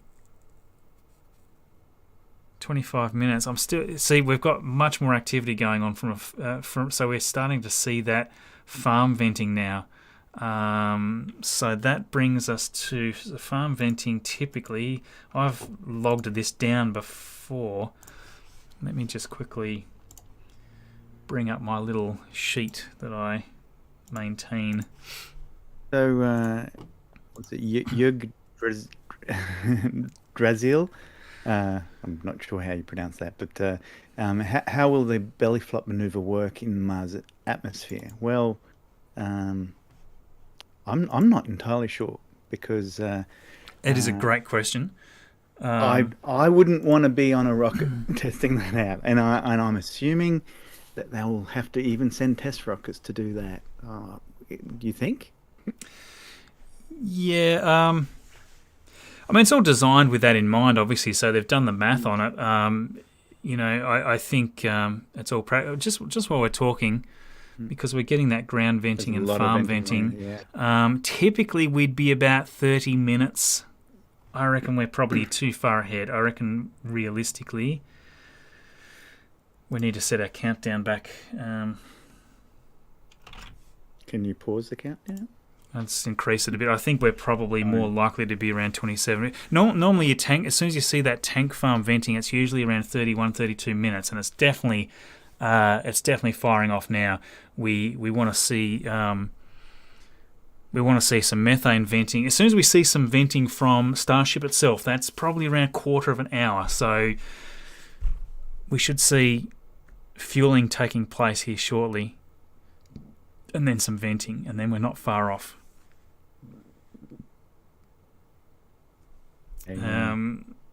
Just looking at questions here. Blade doesn't say. Blade has asked. I've asked 3 important questions now with no reply. I'd love to hear your questions. There's just so many people coming through on the chats, and I guess we get a bit carried away talking about a few things, but hopefully you can send one of those questions through again, and unless we can go back, but. Yeah. Stephen, can you confirm the footage is real and not a very elaborate model sitting in front? It's only a model. It's only a model. No, it's definitely real. I can't fake that one. Although the models in the room are pretty impressive. Just so that Starship there, just next to the silver play button there, that's from Arn on Twitter. Awesome guy. He also did the Crew Dragon I was showing the other day. So we'll do more dedicated shout outs for that in another video. But the work that the entire crowd does is just amazing. I've just been sort of pushing the timer up here a little bit as we go. I think might have been a little bit energetic there, but we're definitely seeing the definitely just now waiting to see that venting from the ship itself. I'm also keeping an eye on the SpaceX stream to see. I just wish, Tony, that they'd put it live a little earlier. It's frustrating that they kind of wait until just a couple of minutes before launch to actually start streaming. Hey Marcus, I just noticed your shirt. Tell us about your shirt. I will do that. Just in case anyone missed that. And actually, I haven't had the name badge up for a while. Sorry, Tony. So, Tony here, that's streaming with me. For those people that are just joining that haven't chatted here alongside Tony before, does the amazing infographics. And if you're looking at the thumbnail for my video here, that's one of the great infographics done by Tony, put into a thumbnail form. And Tony also made my logo for me, which is now on my own merch, which this is a test order that I've done. So merch is coming soon. I'm just working through making sure that the quality is okay. I just want to make sure that the graphics that we uploaded printed well and they came out okay. So I've got a few samples, and yes, this logo one is cool. So I'll be wearing this on camera quite a lot now. But yes, thank you for asking. Marcus, I recently finished my Lego Saturn V, inspired by your background. Keep up the amazing content. Thank you. Yes, it's a very cool model. Whoop, the other way. That's what we see just in the background there. Where's my full webcam? Thanks, Greg. By the way. Oh, here we go. Blade. We got to answer some. I'm definitely going to answer this Blade question. My question was, is it not a waste of money via NASA developing Orion when Starship will land itself on the moon with a crew?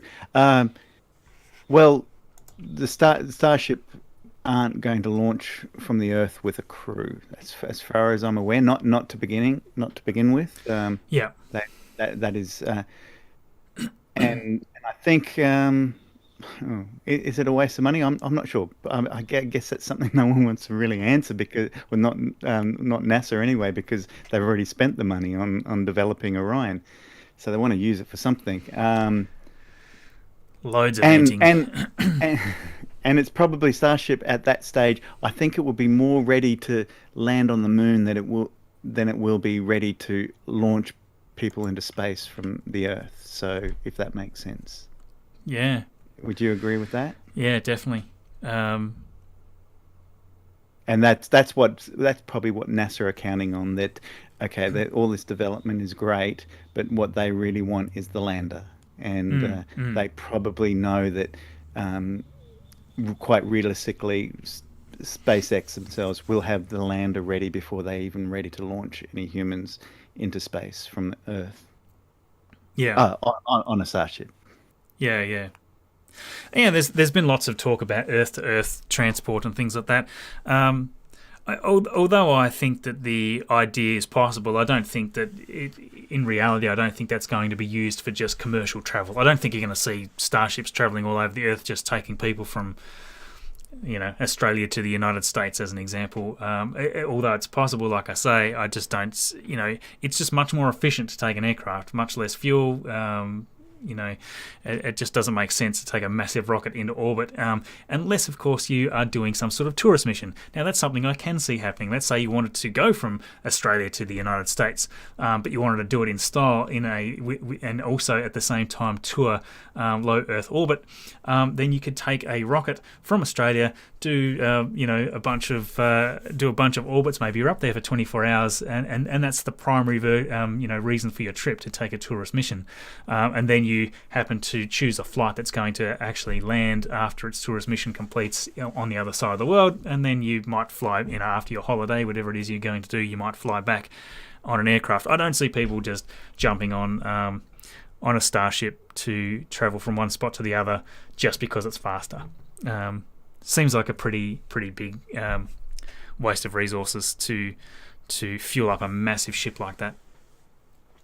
Now, just quickly, while should we see a launch today, what we're likely to see is probably the rocket go up and disappear into the cloud cover.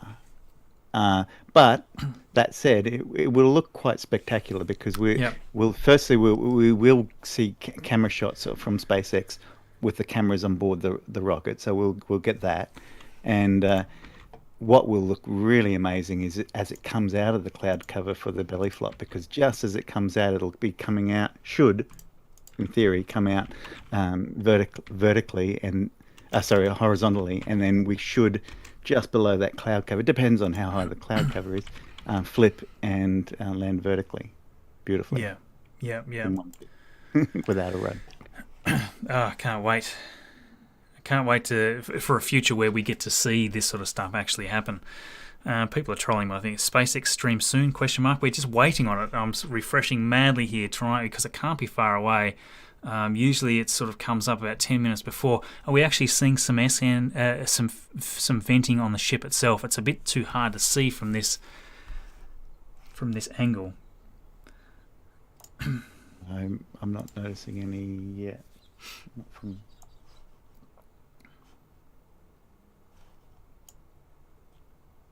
Someone's saying SpaceX is streaming. Is that? Yeah, I think they're trolling me. I think I'm just being trolled. I'm used to it. I get trolled all the time. I can't see one yet. I'm refreshing their YouTube page madly, unless somebody's tweeted something and it's an unlisted link or something crazy. But yes, I am. Oh, actually, no, it is up. It is up. Hang on a minute. Let me get it. And the countdown. Oh, we're not too far off. 32 minutes. 32 minutes. And does that blow my theory about them only going 5 minutes before a launch? Yes, it does. Okay, there you go. We apologise for accusing you of being a troll. We weren't. Yes, I apologise. I just hadn't spotted it. It's not appearing on their YouTube page, which is a bit weird. So where is that? Well, I've just had it sent to me. It must be... Okay, there we go. I can take my countdown off now because that is just bollocks at this point, isn't it? We were close. We were within a few minutes. We kind of knew what we were talking about, Tony. Kind of. Oh, why? What has SpaceX got? 31 minutes. Oh, okay. Which is, if that all works well, then that will work. But yeah, my goodness. This is pretty early for them, isn't it? Which is, I'm not complaining, but it just throws my theory out the window. So don't listen to me. Just bear with me, guys. I just need to.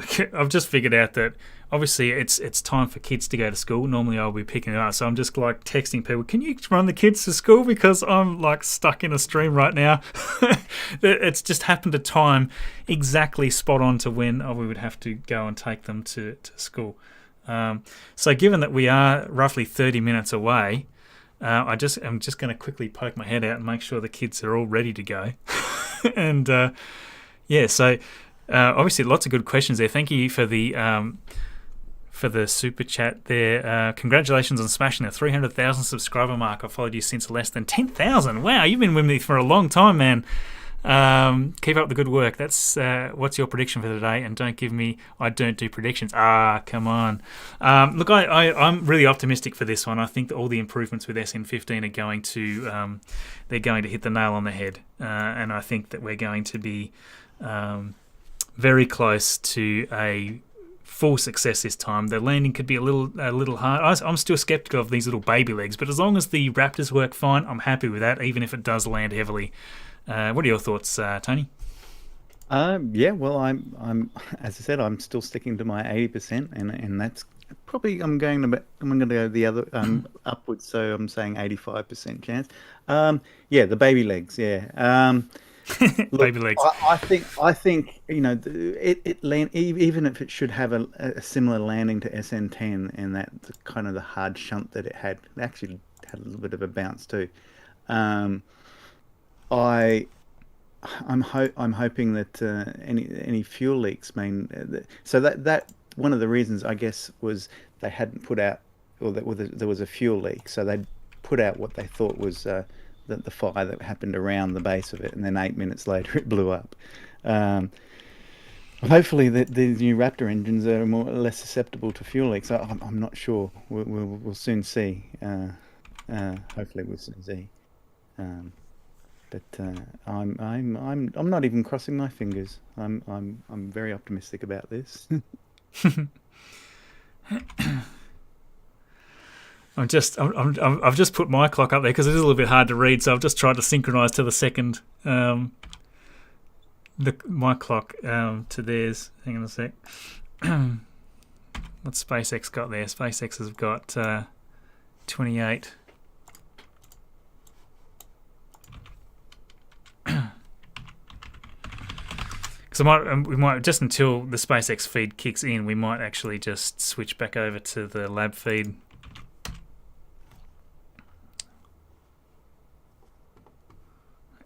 Yeah, it's funny, all these different angles. So the lab feed, you certainly see the venting. You wouldn't know that that's happening from the camera setup with SpaceX. Well, this one's just a static screenshot at the moment. This is not even a feed. Oh, it's not even No. it's not a feed. No, they're not actually live yet. This is just a reminder. So it's counting down. They haven't actually gone live, which is why I should. Oh.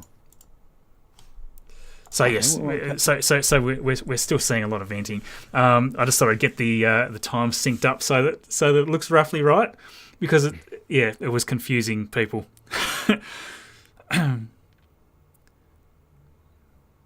So it could still be if they go. So they still could go live 5 minutes beforehand. All right. Yeah. I've got another window over here which I'm looking at, so I'll keep an eye on that. Look, just because I've got a spare minute, just give me 1 minute. I'm just going to poke my head out, make sure the kids are ready for school. Just 1 sec.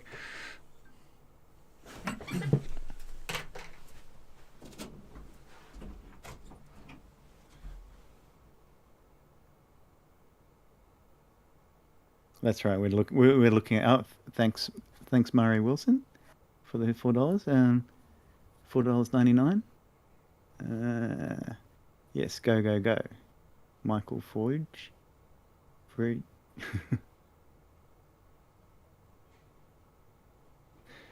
So hopefully we get to see a launch today.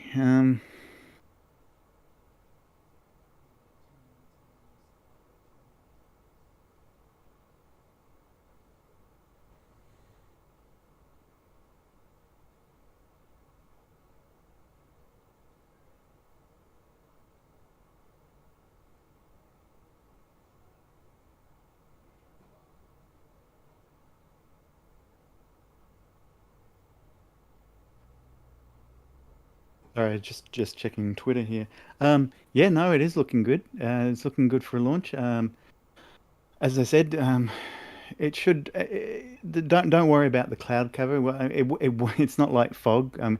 I mean, I guess any cameras that are distant cameras that will be tracking will probably have a difficult time tracking it going up through the clouds, but we will definitely get some good images from SpaceX. I'm curious still to see if we may not even know if there'll be any kind of feed coming using their Starlink dish that's attached to the side of the rocket. You might notice just over halfway up the side to the left is a little kind of white dot area. That's actually a Starlink satellite dish. Now, I'm assuming it's linked to the satellites and then feeding back. Oh man, the timing of these launches, Tony! I tell you, they couldn't get more tricky. Oh, how'd you go? Yeah, fine. They're all ready to go. I just needed to make sure that everybody was getting picked up, otherwise they weren't going to get to school. Yeah, so this is what it's like from our side of the world, right? We've got to get up at about 2:00 to prepare for the stream at 3, stream all night, and then it launches just so we're supposed to get kids off to school. How are you going? Do you have to get kids to school, Tony? I do. I got 3. They're all, but I think my wife's taking them. All right. So she's still working at home. It's a pretty marathon effort, I've got to say. Throat's starting to close up on me. All right, what have I missed? We had Murray Wilson, super chat there for $4.99. Thank you, Murray. Appreciated. Christian for super chat there, and also Bruce, super chat as well. Good luck. Thank you, Bruce. Good luck for SpaceX. We don't need any luck. We're just sitting here watching. We have got venting from SN15. We are seeing 23 minutes, 37 seconds on the clock. Soren, didn't get a last name. Where do you find the SpaceX feed? And I actually had trouble finding it too. Oh, sorry, mate. Oh, terrible of me. I should post it in the chat. That'd be a nice thing to do, wouldn't it? Because I did a search on YouTube and I couldn't find it either. But in fact, when you type in SpaceX, everyone else comes up except SpaceX. I'm just double checking. I haven't been trolled there, have I? No, there's 20,000 people sitting there waiting. No, that's the right one. I was just thinking, oh man, is this like a fake SpaceX channel? And somebody's gone to the effort to make me a bogus feed. You've just kind of suggested that now, though. Yeah, no, it's not. It's definitely the SpaceX channel that's got it. So just for you, Tony, so you've got it just a bit quicker. And sailing on the summer breeze, thanks for the $10. Oh, yeah, thank you. Morning coffee. Morning coffee. Yeah, I need several. I'm just drinking water at the moment.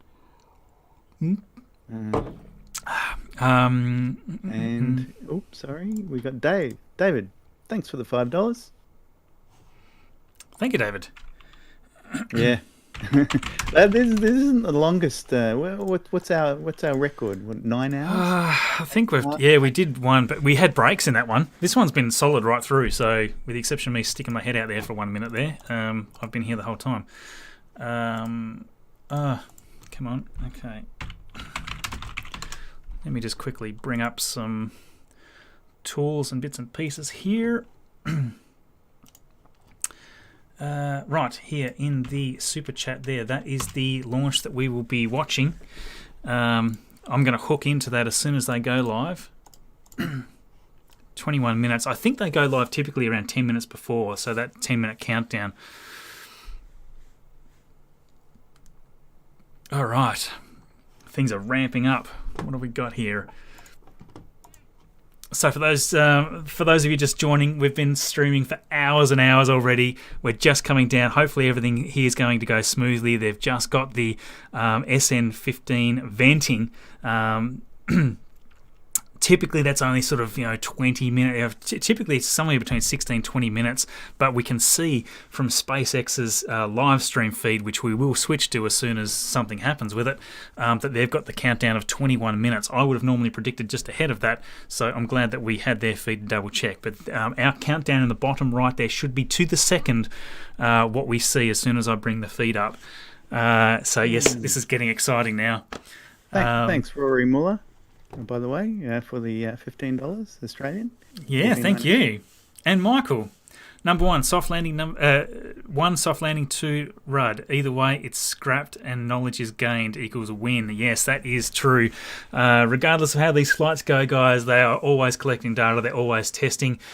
Even if this one doesn't go to plan, they will learn something. Success or failure, they learn something. And that doesn't mean we're not hoping for success. We are very much hoping for success. We have fingers, toes, everything crossed. And yes, exciting. I do get the feeling though with these newer launches now, there is a higher expectation of success rather than failure. So yeah. That weighs a bit heavier. Obviously, the first launch we wouldn't have been thinking this way. In fact, Elon Musk, what did he say? Was a 30% chance of success? Yeah, that's right. And we were all fairly ecstatic there. So he was happy. Yeah, he was happy to get to the. I remember seeing that first belly flop and the burn, which was just spectacular to see. At least the maneuver worked. So yeah. Oh, there's a yes. Lots of venting there. Sure is. Oh, thanks again, Michael, for $5. Yeah, and he's also a Patreon. Yes, indeed. The name is familiar. A good number of patrons there, and I try to chat to people when I can, if messages are sent. So yeah, thanks for the patron crowd. Without them, I simply can't do what we do. It's really as simple as that. We can't, like, I've got editors that work with me, so I'll be recording the episode today after probably having a slight snooze, and then it goes to editing. I've got to do sponsor placements, get all that approved, and then that's got to go to editing, and the editors working there, and Gameplay Review UK, who you've probably seen in the chat there, he's one of the moderators, does a lot of editing for me, absolute champion. We can't pay for editors. There he goes, the sun never sets on Team House. So we can't do that without all of the support. This is it's a dream for those of us that are involved in this, and even the guys that do the editing really love doing this work, and they like being paid to do work they love. So the funding all goes to great sources that help produce the work. So thank you. Thanks for that, D-Bunya. £25. Oh, thanks, wow. Man. That's awesome of you. One of the 3 channels, but yours is the best. Well done, and nice to have Tony along. Oh, it's awesome to have Tony here, and look, and thank you again. I know I thank you all these streams a lot, but thanks for being here with us, because it's good to have that little bit of to and fro action, and we're going to hopefully increase that. Again, this all comes down to funding stuff. If we can get the number of views and the number of interactions through that we need, then we can get a little bit more invested. It'd be nice to get you a good camera up there, Tony, so that we can actually key you into the stream. I don't know if I want to be on camera at 7 o'clock in the morning. No, leaving that up to me. Your hair's looking fine. Yeah, I had to get a haircut the other day. I got bed hair. John Watts, $10. Thank you, John. You're a champion. So many champions today.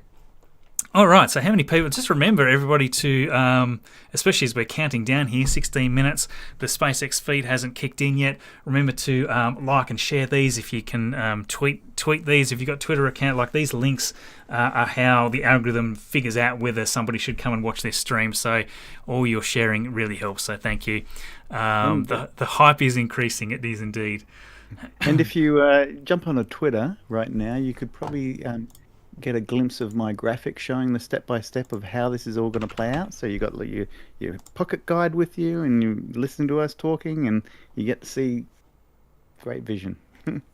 Yeah, actually, I'll grab a link to that tweet for those people that haven't seen it yet. It's a great infographic. If there's any little things that you think in there should be corrected or changed slightly, always hit us up. We can make them even more accurate for release after the fact. Normally what I do with all these launches is, and it's not just SpaceX, I did it for Mars, and what I normally do is a before and after shot. And what I mean by that is I kind of I'll do a graphic of how it's going to happen and how and do a lot of research on that. And then after it's happened, I'll do another graphic of basically, I tweak that same graphic, but with updated information showing how it happened. So that's something that I used to work for a newspaper and for years and do infographics for newspapers. And I always I like the idea of pushing that idea of giving public before and after shots of graphics. But the editors weren't interested. They just kind of just want that one big bang for their buck, and that's it. But I always wanted to make sure that people do the follow-up. That's probably be just as interesting as how it's going to happen.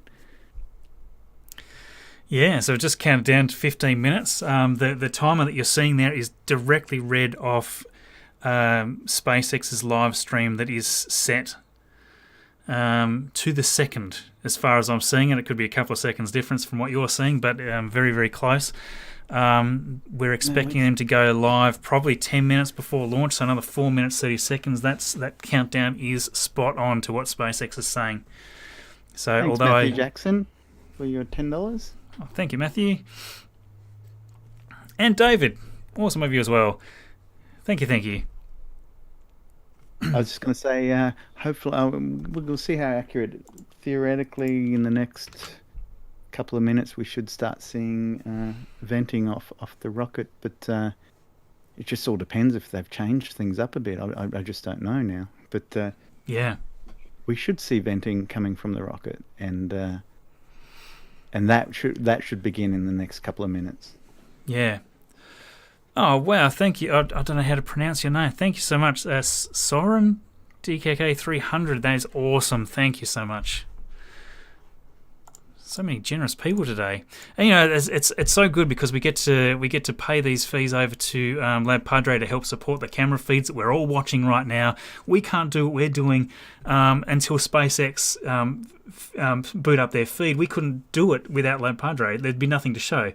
So thank you. You supporting us helps support what they're doing there. Just double checking the feeds. Nothing else to know, I don't think. We're just waiting for that. Just waiting for that final few minutes before SpaceX's feed kicks in. Hopefully around 10 minutes. I think last time it was about 10 minutes they kicked that off. Haven't seen any. So we sort of see a bit of frosting in the nose cone most of the time. Haven't seen that yet. That's generally. I'm just looking at my notes here. Roughly about 7 minutes. 7 to 8 minutes. We'll see a build up once the venting starts. Yeah, it should happen any moment now, and that happens almost slowly over a couple of minutes, and we'll notice that. Then the header tank in the top, I think, is the last part. We'll see the frosting build up. Yeah. Oh wow.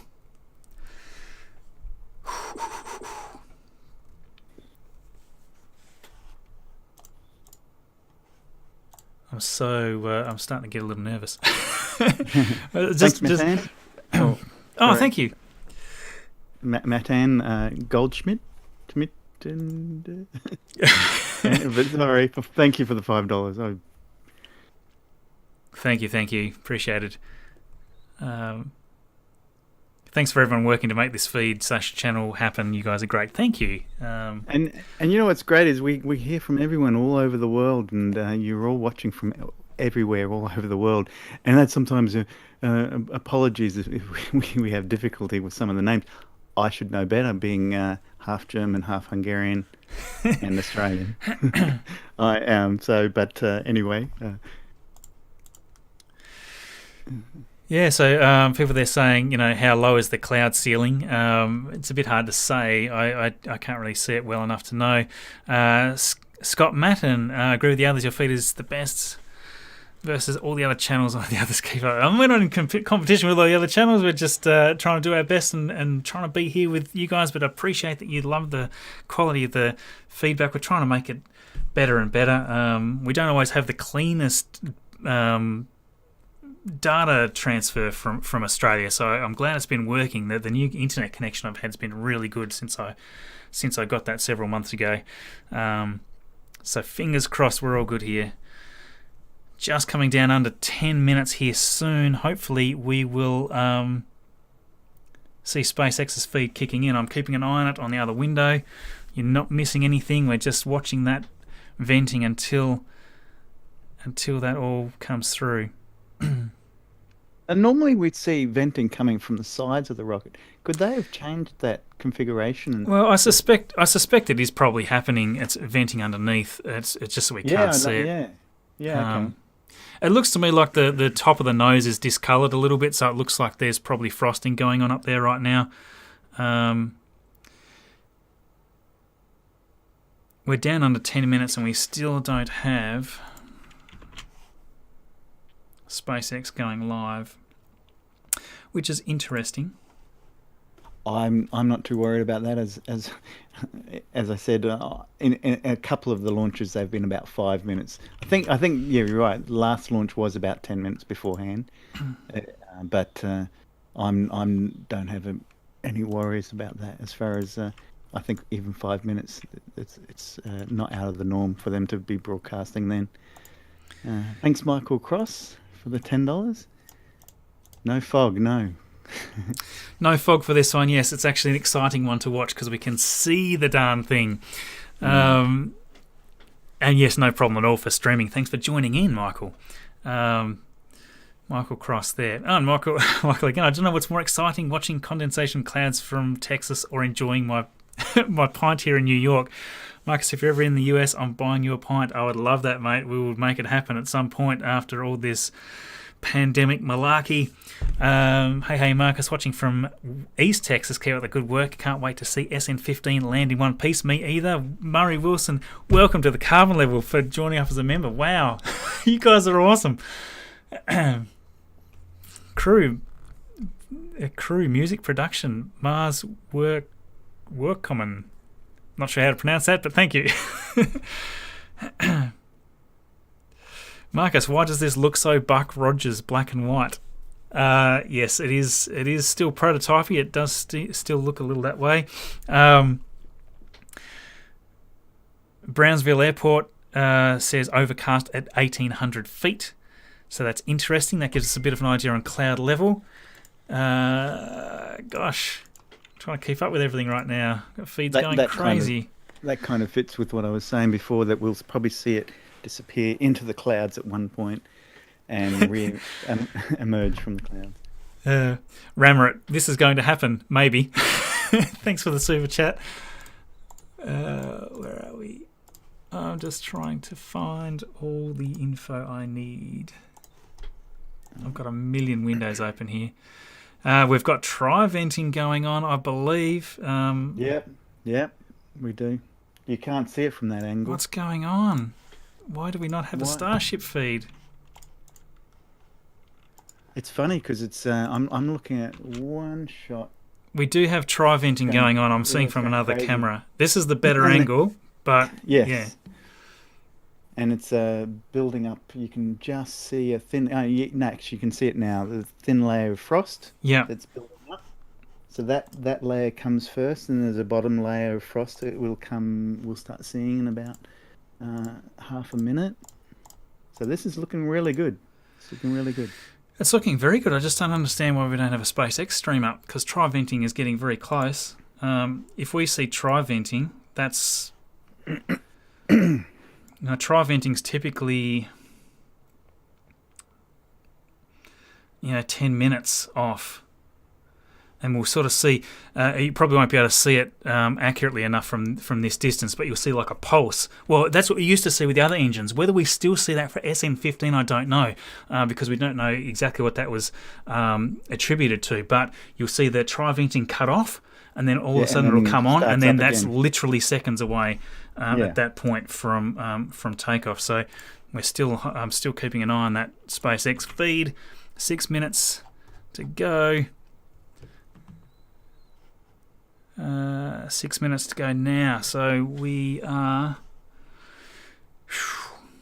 SpaceX really aren't. They really aren't keen on firing up that live stream until right on launch, are they? Unbelievable.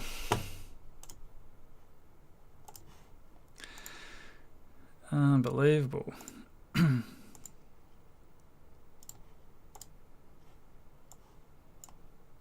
Yeah, some of the other views. For other people that are on other views and stuff, Lab Padre's got another camera from the side, and that's actually showing a very good view of the tri-venting. I'm not going to change it right at the minute. Yeah. As the action's taking place, I don't want to jinx anything. I'll just wait for the SpaceX stream to come up. I suspect what we're actually probably going to see in reality, the SpaceX stream is probably 5 minutes away, but then there'll be another maybe 5 minutes or so until then. So I'm going to assume that actually our launch time is probably your countdown for their broadcasting rather than that's right. So we've been sort of several minutes ahead. I suspect we're probably more at 10 minutes out, so I've just boosted that up. SpaceX's stream countdown starts in 5 minutes. Based on what we've seen in the past with tri-venting, that tends to happen 11, 12 minutes out. So that would correlate with what we're seeing here. Thanks, Ruben Jeffries. Thanks for the $20. Yeah, thanks, man. As a retired Titan 4 guy, I'm loving what the kids are building these days. Oh, it's so good to have people that have sort of historically been involved in this stuff. What are the sources for tri-venting? So I can grab you another Lab Padre feed if you want to bring one up in parallel. So that's another Oh gosh, where's my...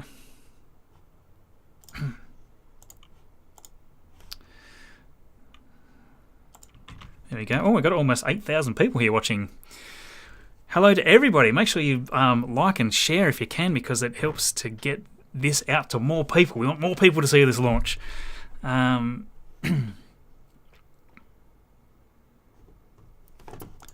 tri-venting does look cool from another angle. Okay, SpaceX stream starts in 3 minutes. Thanks, Blade. I must admit, I just sort of assumed that the SpaceX stream would just go a little earlier, like it would, the countdown was there, but it would go a little earlier. So I was thinking it was probably more a countdown to launch, but I was obviously a little wrong in that. So we're 5 minutes ahead of ourselves. There we go. There. So is it sunny in Brisbane, Jason? I haven't looked out the window.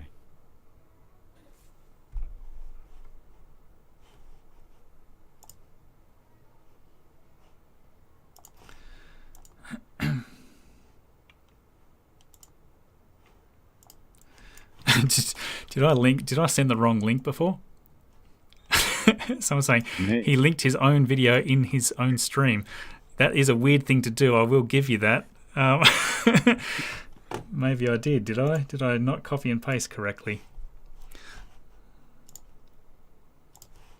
That might be true. If I did do that, I didn't mean to. Marcus House, what makes the SN15 so special that so many people are watching? Well, the SN15 has got a lot of new iterations to it. So this there's a lot. Oh, here we go. SpaceX stream just came up. Have they got a countdown? 6 minutes. I'll ditch my countdown at this point. Zoop. We've got the countdown. Let's boost up the audio here.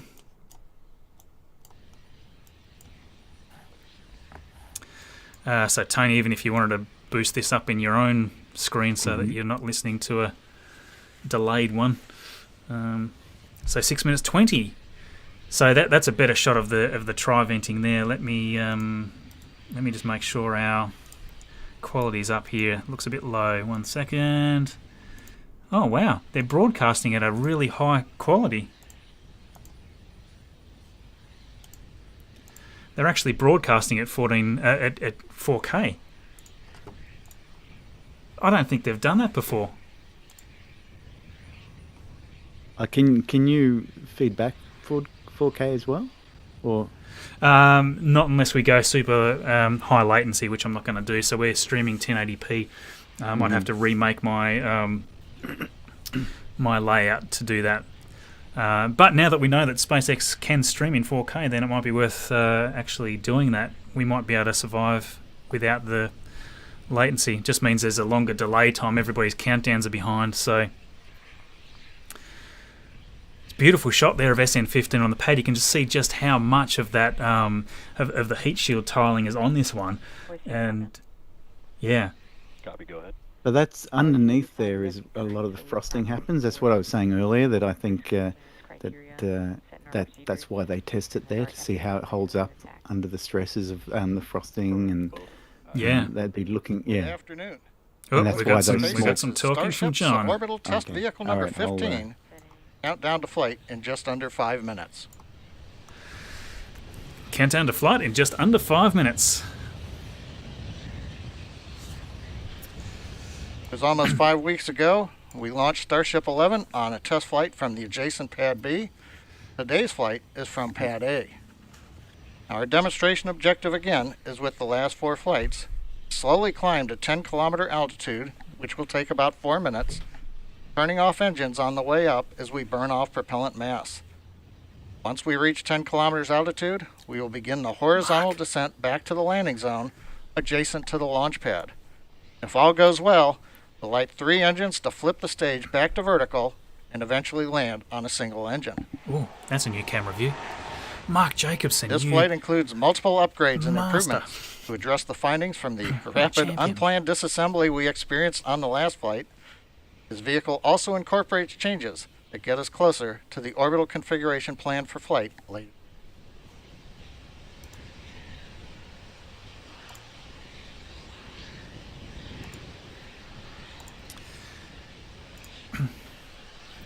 I think this is as live as we can get it for anybody that's watching. There's a few people saying that we're a little bit behind. That's probably just the streaming delay. There's not much we can do. We've got to receive it before we can restream it, so we'll just be a little bit behind. Thank you so much, Mark, for that super chat. That's insane of you. That's most appreciated. Olivia, again, stupid question. Is Starship on its landing gear on the pad? From this angle, it looks like it's sitting on its engines. No, it's actually sitting on a...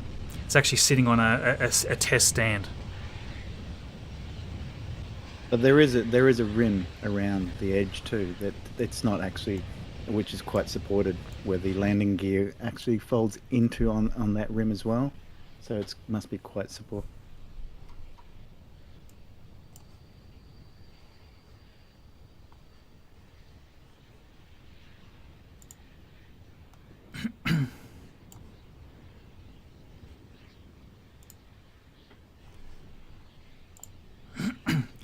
Just going to bring up the bigger view there.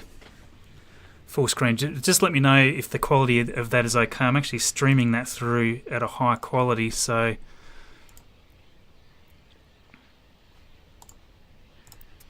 It's still down at 1080p though, so you know, you do also have the option of watching it direct via the live stream, which is streaming in 4K. So, although the footage is a little grainy anyway, so it probably wouldn't make a great deal of difference.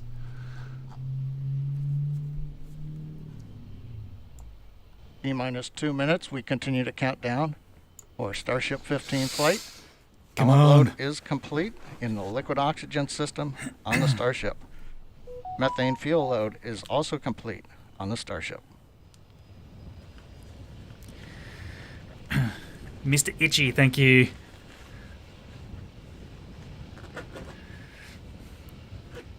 Yes, the feed is naturally going to be just a little behind because we have to stream it for those people that are saying it's 30 seconds behind, you're 10 seconds behind. Yes, it has to be that way. We have to get it to send it again.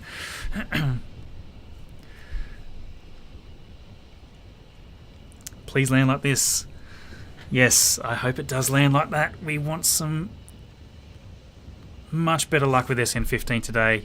New engines, new engine configuration, lots of changes. Lots riding on this one.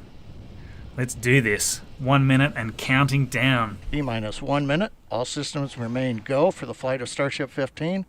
We're getting ready to disconnect the quick disconnect from the vehicle in preparation for flight.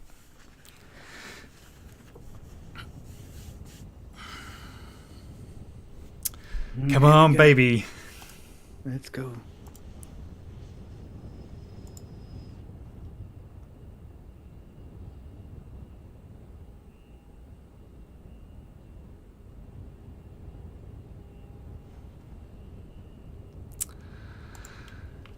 It's looking good. 20 seconds and counting now.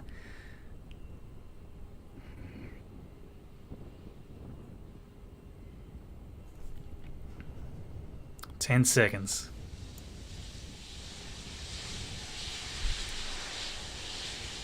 5, 4, 3, 2, come on. Yes, it is off. Woohoo!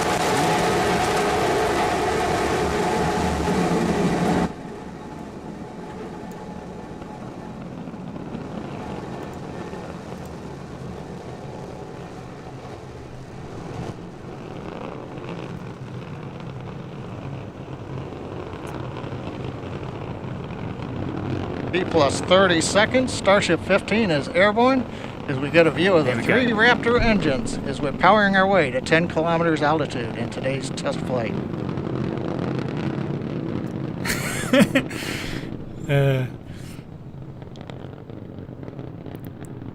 I like it, Olivia. Thank you for the super chat. This is a beautiful wide frame we're seeing there.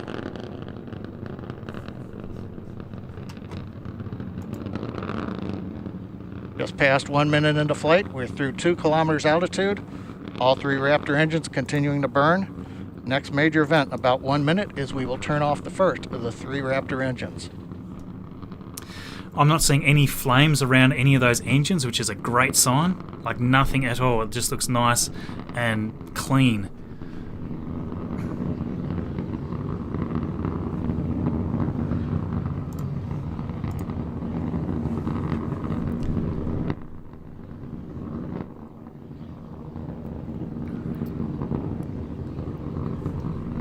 Footage is just a little choppy. Come on.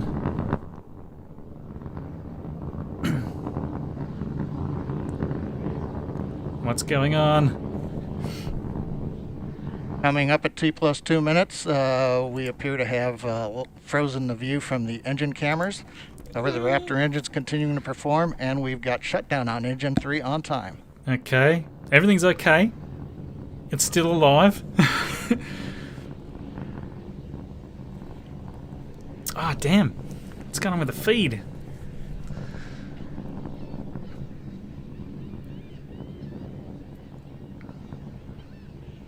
Oh, there we go. Come on, come on, come on, come on.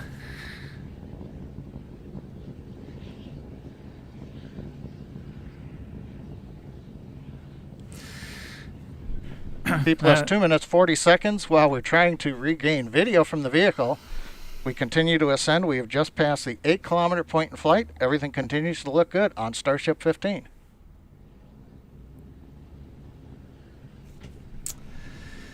All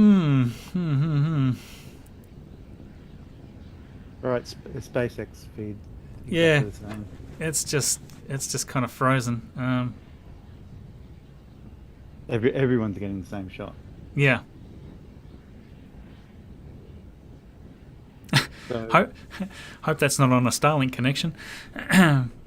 so based on the timer, yeah. Based on the timer, around Coming up on 3.5 minutes into flight, we're approaching the 10-kilometer altitude. We'll begin to hover here. 5 seconds, we should see it break. We've had engine number 2 shut down on time. We'll now be moving into the hover with one engine. We're not seeing because everyone's in a little getting bit, the same we will shots. begin the No one's flip seeing over anything to horizontal position beyond and the begin cloud our cover. descent. Where hopefully a ground camera will be able to bring us live views of the flight. Yeah, okay. Just trying to get live views back from the flight there. Oh, we do have engines kicking back in.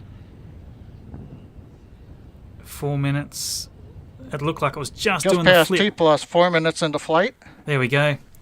We have some We've got feedback. the views back from the Raptor engines.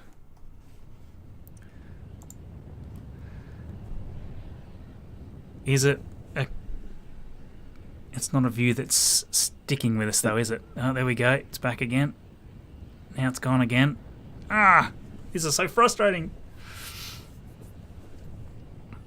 There we go. That's looking cleaner. We get T plus 4 minutes 34 seconds.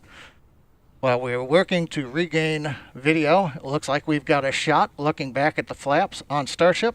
Oh, wow. That's We're in the cool. horizontal descent phase now. We're passing 6 kilometers. Yeah, it's not a shot I've seen before.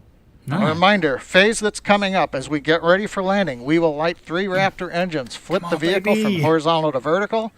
If things look good, we will shut down 1 Raptor engine and then possibly a second one and land on a single engine in the landing zone. 5 minutes into 30 flight, seconds of a Raptor break. continuing to Cloud descend. cover. Here it comes. We're coming up on 3 kilometers altitude. Come on, come on.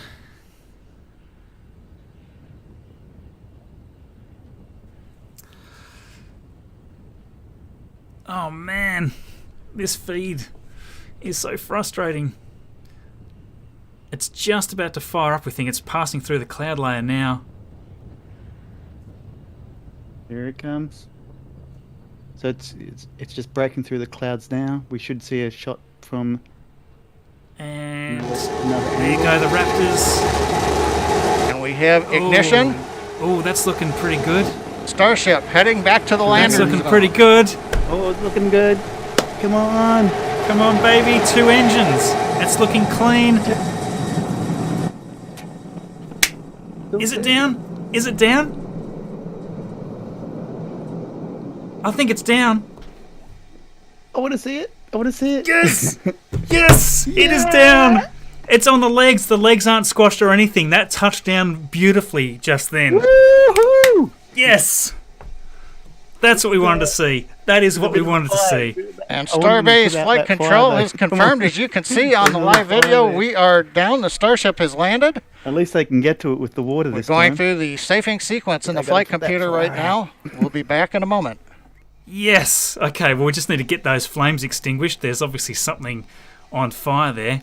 That is standing perfect. That's a really beautiful touchdown, though. And are they right on the... Are they right in the centre of the pad? They are, aren't they? Certainly looks like it. The flames are getting bigger. Yeah, hopefully they can extinguish that. We don't want that to blow up as well. But, I mean, even if they lose this one at this point due to whatever issue that could be, that is a very successful landing. This is success. So even if it blows up, which it shouldn't, I think they're gonna.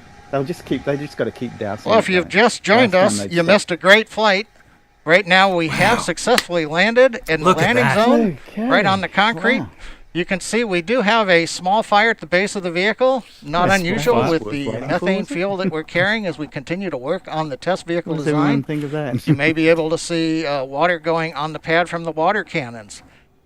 But again, Starship 15, powered by 3 Raptor engines, we have successfully launched it from our facility in South Texas, landed after a routine flight where we shut engines down on the way to 10 kilometers, executed the horizontal unpowered descent. Well done, SpaceX. And then we got some great views of the engines lighting up as we came down for a landing at a nice slow velocity onto the concrete landing pad. That was beautiful. The past 2 weeks have been full of accomplishments by the SpaceX team. We've had the incredible launch of the Crew 2 astronauts on the Crew Dragon Resilience. We've had the first nighttime landing and recovery of the 4 astronauts on Crew Dragon Endeavor's flight last Saturday night, and 2 successful flights of Falcon 9 in the past 7 days, each carrying 60 Starlink satellites successfully into orbit. And now the SpaceX Texas team has flown a test flight of Starship with a landing back in the landing zone here in Starbase, Texas. Also like to remember, this is the 60th anniversary of the first American in space, astronaut Alan Shepard and his Mercury capsule, and SpaceX has landed Starship successfully on this date. Again, an outstanding period as we work to enable the future of human spaceflight and expansion into the solar system. And with that, we're going to conclude today's webcast with the views here of Starship 15. Thank you for joining us here at SpaceX, and have a good day. Well done. Thank you, SpaceX. That has been a great day. That's just awesome. So, Tony, we probably should see if we can get that from another shot, huh? Let's see if we can rewind Lab's stream and see how that was amazing. It's a pity that we didn't get a lot of the footage, but we will get it. They'll have that footage that will be released. That's a big milestone there. So we'll see that at a later time, I'm sure. Let me just reconfigure some things here. The flames are getting bigger on that, but look, I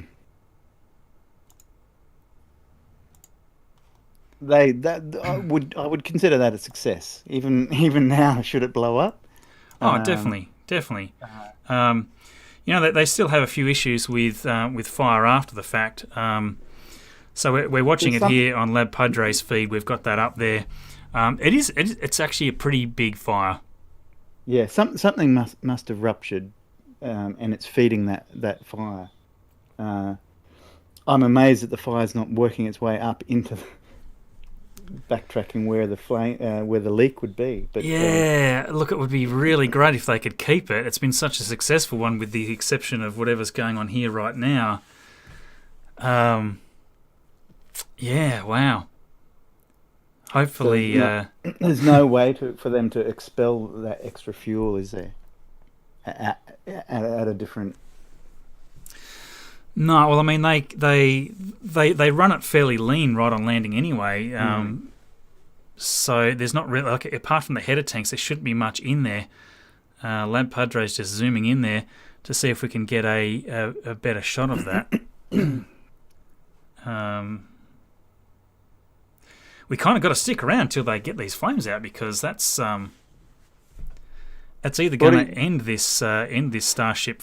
I mean, regardless of what happens right now, it doesn't really have that big of an impact as long as it doesn't destroy anything important. If it does blow up right now, you know, and they're venting like crazy. You can sort of see they're depressurizing it as fast as they can.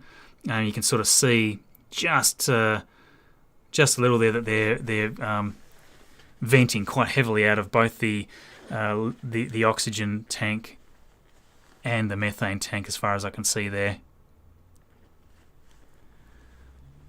And it looks to me like the flames they've dissipated a bit. Yeah. They just got to. Last time, what they did was they just they stopped extinguishing.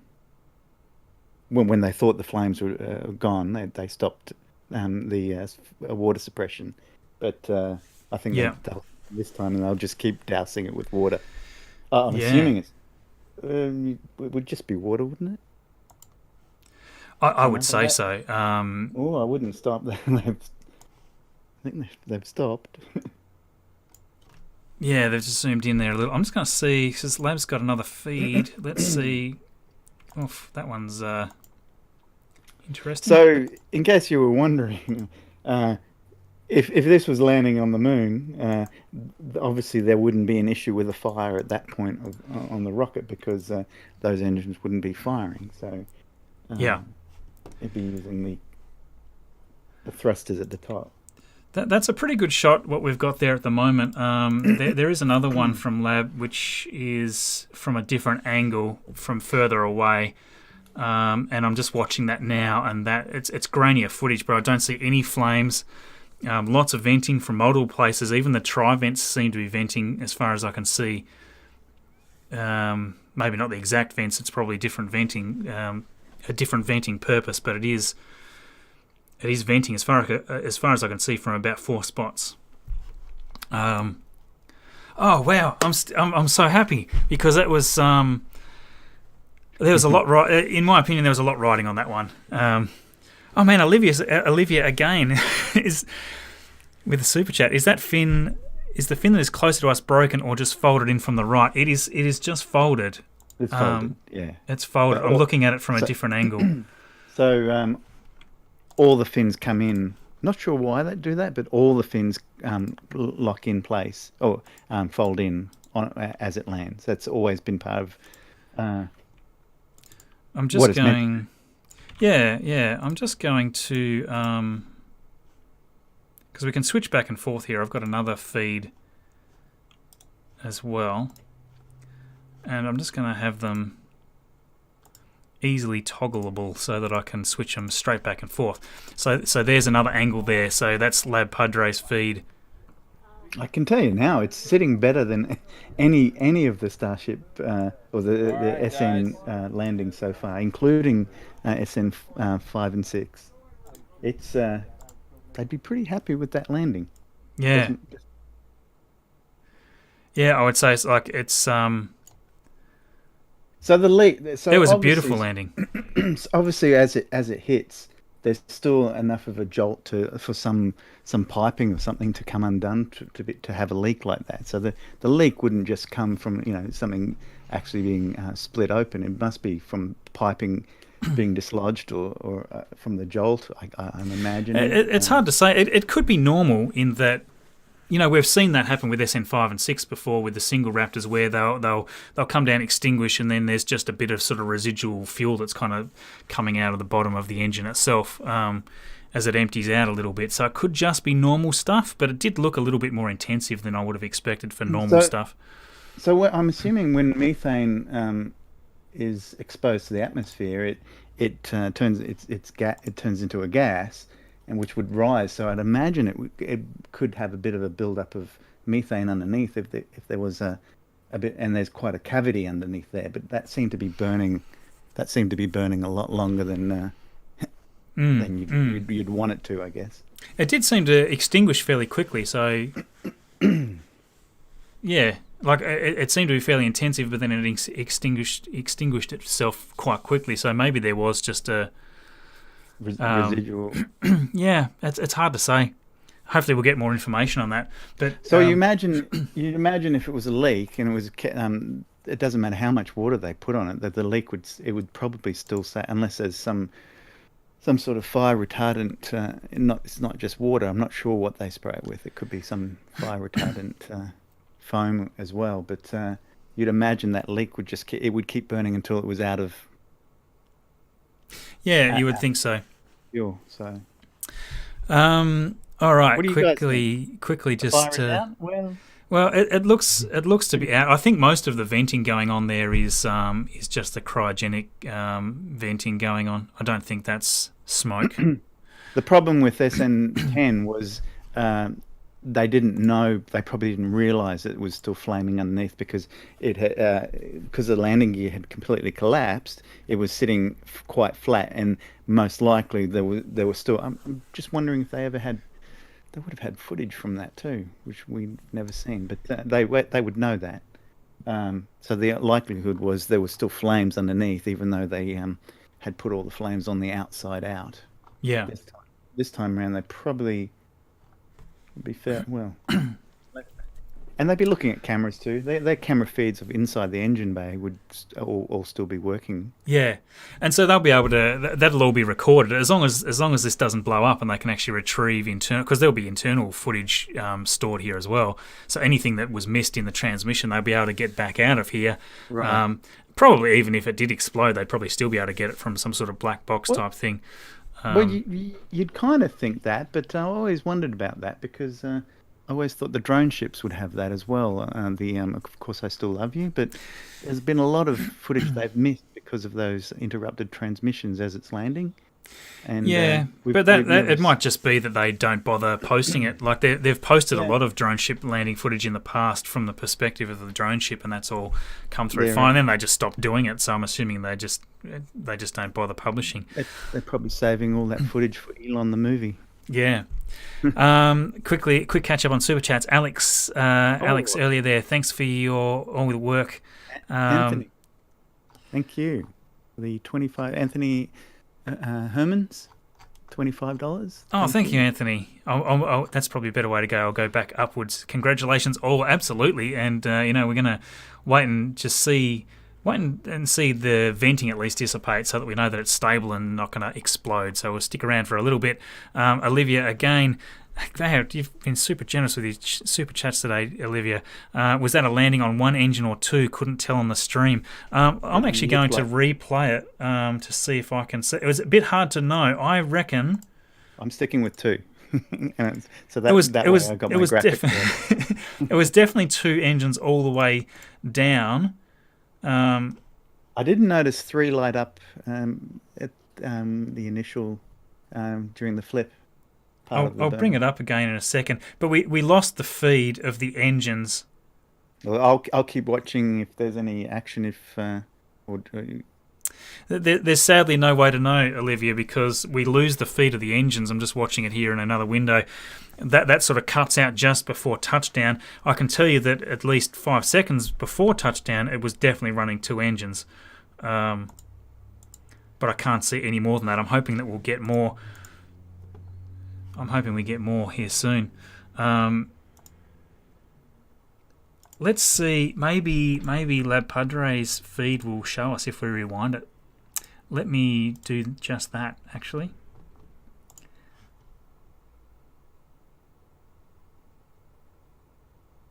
Carl Baronda, he's saying 3 flip, 2 landing. I'm good with that. Yeah, I think that is correct. Okay. So let's see if we can. So if anyone noticed on the flip, what would happen is it would only light up for maybe a second. All right. If you're watching my screen here, I'm going to put this down to slow mo. This is this is the first time I've seen it. So this is from Lab Padre's point of view. So we've got two engines all the way right down. Love how it splits like that. Yeah. Looks just really cool. You'd notice if one stops, but right there we're not gonna have the ability to see as soon as it passes that dust plume there either.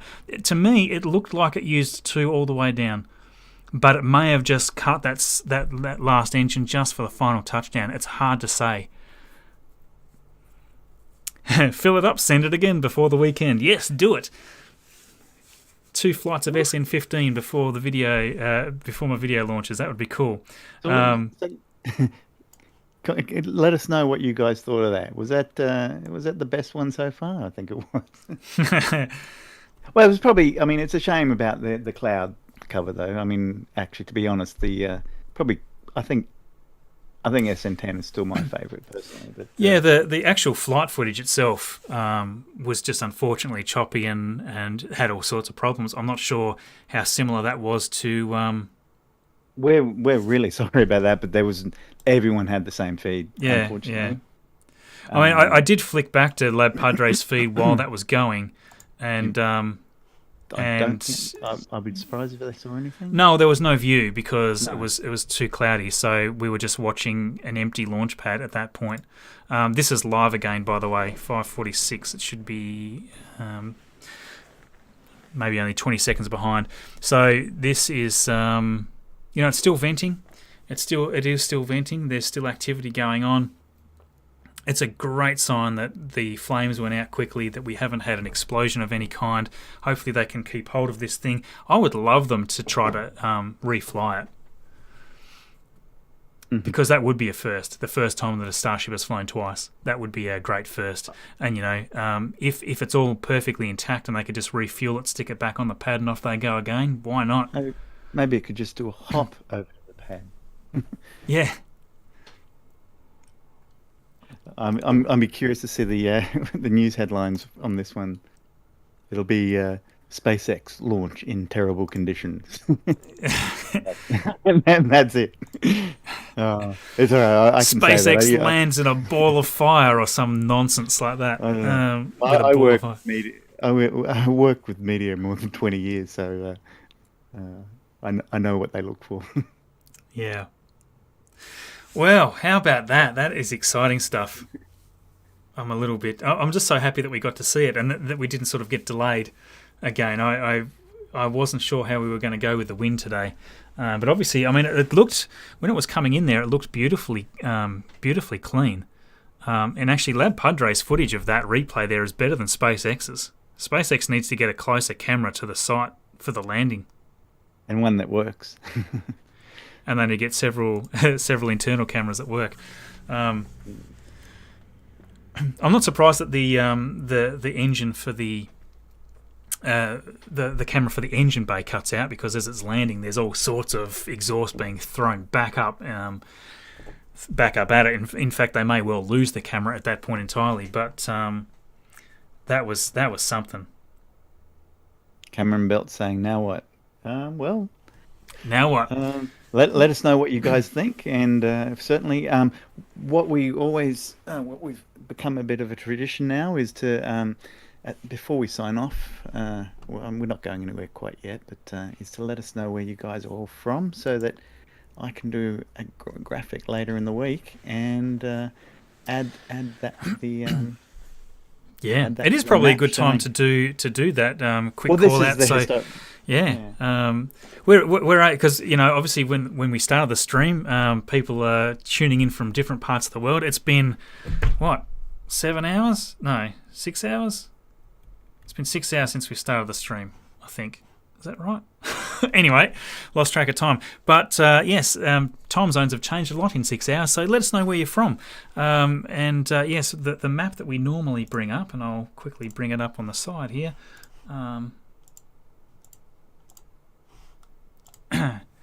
Yes, so this is the map that we sort of keep up to date with, and seeing as that this is the first successful landing, the truly first successful landing, not just one that sort of hit pretty hard. It's a good keepsake one. So where were you when the first Starship landed successfully? The first full-scale Starship landed successfully. That's a big day, and there's so many more milestones to come. But this is one very important one. So we'll I'll do that later in the week, next day or so, and you'll be able to find that on mine and Marcus's Twitter, and also his Patreon pages and my Patreon. Yeah. Oh wow! Look at all those locations. Actually, there's a higher number now of of Australian traffic in there, I noticed, than what there was before. We hardly got many Australians popping in at 2 o'clock in the morning, 3 o'clock in the morning. Sorry, guys, anyone that might be getting ready and a bit late for work or school. Yeah. From all the world, we have obviously USA, Denmark, Quebec. Matt there tuning in from Mars. Wow, nice. He hasn't seen the landing yet because he hasn't had time for the signal to get back. France, Sydney, Alabama, Norway, awesome. San Diego, Puerto Rico. Thanks so much, everyone, for tuning in today. This has been a really important one too, and one that I'm certainly never going to forget. Streaming for 6 hours. I just did look at the count. Streaming for 6 hours and ending there in a beautiful touchdown with SN15, the very first Starship to land successfully, truly successfully, with the engines seeming to perform beautifully as far as we've been able to tell. We'll have to see if SpaceX send us some brand new uninterrupted footage. That would be fantastic. I really hope they do that. I suspect they will for this one, seeing as that has been a bit of a milestone. We'll just stick around for a bit and wait and see what's going on there with. So the main sheet of tiles look like they've stayed in place, and if in case you're wondering, there's a white kind of long triangular patch there where there's some tiles there as well. Those tiles were already missing. They'd been shaken off when they did a static fire test. So yeah. Okay, that's Michael Cross, thank you for another super chat. Had to explain to the boss why I wasn't doing anything for 15 minutes. Told him it wasn't safe to drive and watch a rocket land at the same time. That's pretty good. That's pretty unless good. You got a Tesla. Unless you got a Tesla that can auto drive. No, not even then. Don't give him ideas. Wow. Can't wait until Saturday for the video. Yeah, no, we'll definitely be covering the highlights of that in the video. Hopefully SpaceX will have given us some more footage to share, some more uninterrupted footage. That would be awesome to include. And thanks a lot, everybody, for joining in. Another super chat there. Abdul from Pakistan. Really enjoy watching your videos. Thank you. It always surprises me, again, just how diverse, like scattered around the whole world everybody is. Quite literally, there's only a few countries kind of excluded from various YouTubery. But for the most part, almost anywhere else you can think of, there's people here watching. So thank you so much for joining. There's currently still 5,000 people here, so it's great. So what I probably want to have a quick chat about now is what we expect to see next. So now I have been thinking in the back of my mind, and a few of the others on the team that work with me have been wondering whether the prototypes that are currently under construction will remain under construction, or whether they'll decide to skip ahead. Now that this has been successful, is there anything else they need to prove before the orbital flight? Because one thing to remember, there's a heck of a lot of work to do at the launch site right here. The shot that we're looking at, we need the orbital launch pad constructed and built. There's a lot of parts that have to be rolled down to the site. Cranes have to be moved down to the site. We've got to have the massive launch tower constructed. They've got a lot of parts there that they've got to schedule in to move down to stack up on top of that launch tower. So there's a lot that's going to happen there.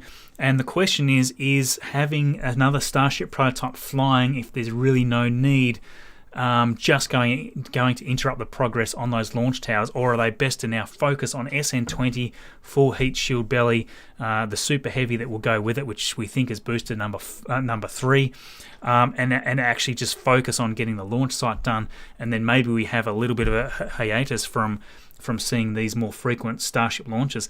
I don't know. That's going to be an interesting one. We certainly see SN16 in the high bay pretty much ready to go. I wouldn't be surprised if they roll SN16 down and launch it really rapidly, just to get it out of the way, and then maybe for 17 and onwards, maybe they just can those, or maybe SN20 becomes one of those. I'm not sure. Potentially, I'm wondering whether the I think you're right. Gameplay Review UK there. I think you're probably right. We could end up seeing a booster hop quite soon before we see an SN20 flight, of course. So it's going to be interesting seeing. Let me know your thoughts. I'm interested in that, everybody. Especially those people that are following the construction and the builds quite closely.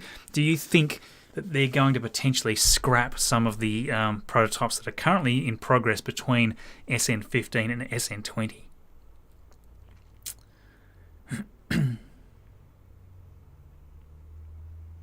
No way can we rewind some footage to try to find.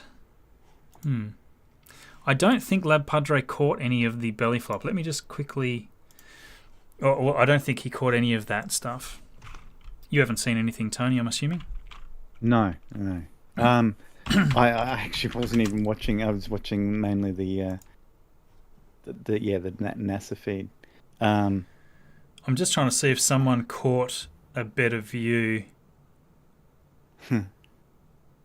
Thanks, Silver. Thanks for the £5. Refuel and send it, he's saying. Yeah, refuel and send it, yep. Okay, I'm just having a look at the flight there with that cam.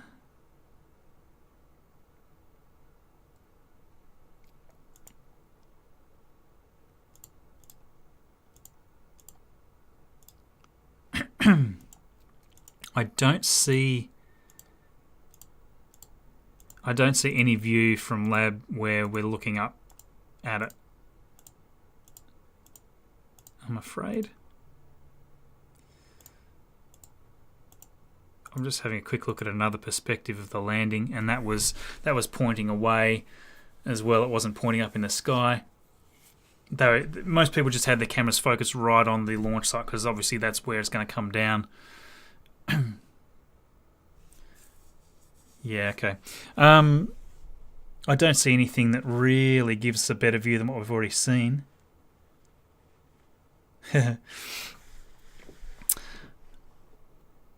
Pertimus Prime, is there a list of upgrades to SN15 someplace? I haven't seen like a definitive list because there's literally dozens and dozens of changes. The main ones that I know about are that the plumbing for the Raptors is quite different, and the thrust puck structure is quite different, and the way they're mounted, the way the Raptors are actually mounted to the thrust puck with their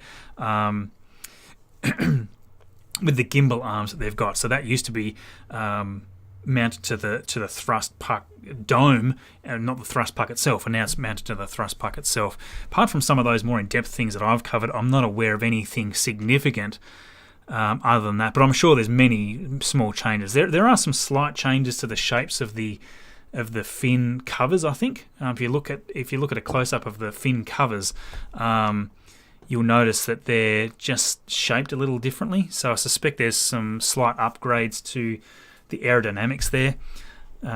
But yes, apart from that, I don't see a lot of difference that isn't just sort of small stuff. There is no official list from SpaceX. They didn't put out a list.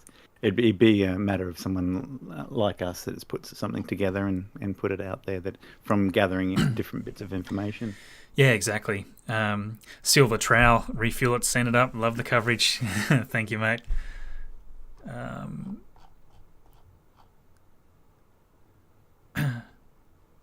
But yeah, as Nova626 is saying there, this does help solidify. It helps add more evidence to the fact that SpaceX is ready for this challenge of landing on the moon.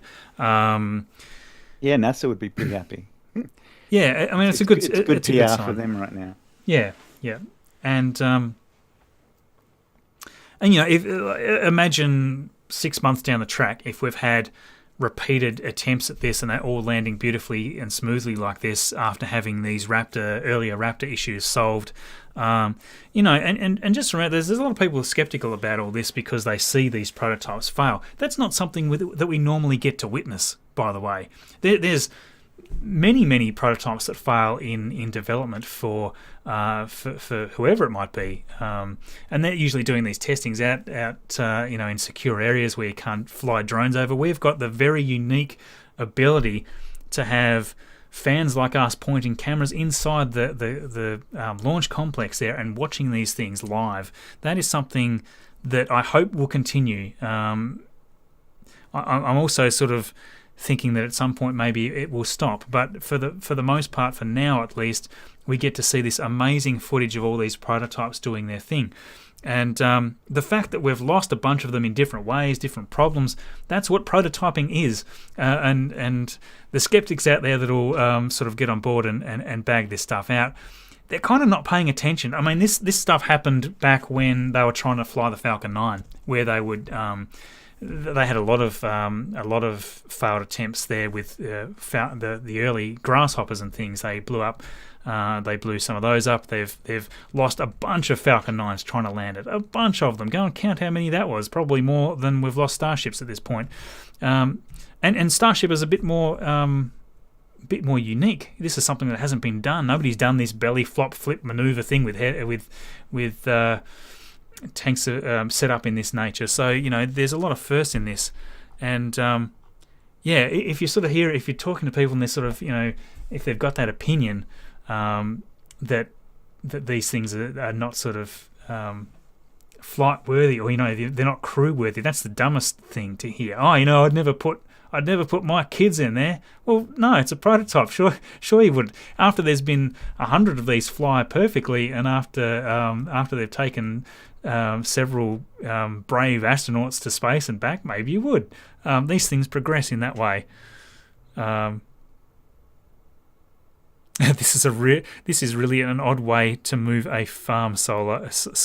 That is true, Olivia. That is very true. Thank you there for the super chat, and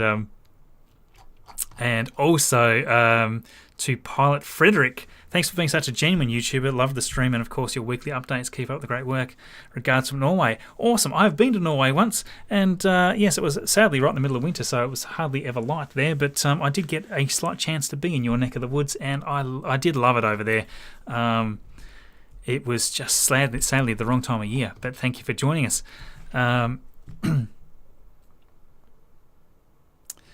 So what's this one? Just prior to landing, it looked like there was a cable or pipe loose by the engines. Wonder if it was related to the fire. I'm not sure. I'll have to go back and look. That's right. Now that you say that, remember there looked like some spring had come off or something, and some type of, because we're used to bits coming off as it's landing, but there was like it was quite a long tube.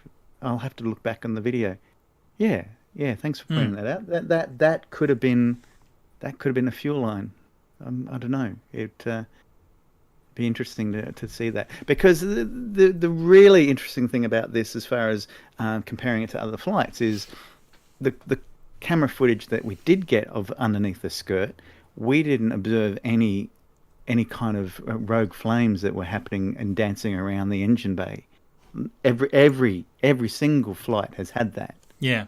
This was one that looked really clean and like as if they'd fixed up all these all the leaks. Now that you mention that, there was this kind of like, it's like this spring of a cable, or I thought it was just a cabling, but it could have been some type of piping that sort of sprung off. There was certainly something happened during that last minute landing phase that caused a leak. So I definitely think that was a leak. Could have been just the header tank leak was maybe why it didn't. Yeah, I'm just bringing up the replay. Yeah, I'm still just reading people's comments and looking at the videos at the moment. Yeah, here we go.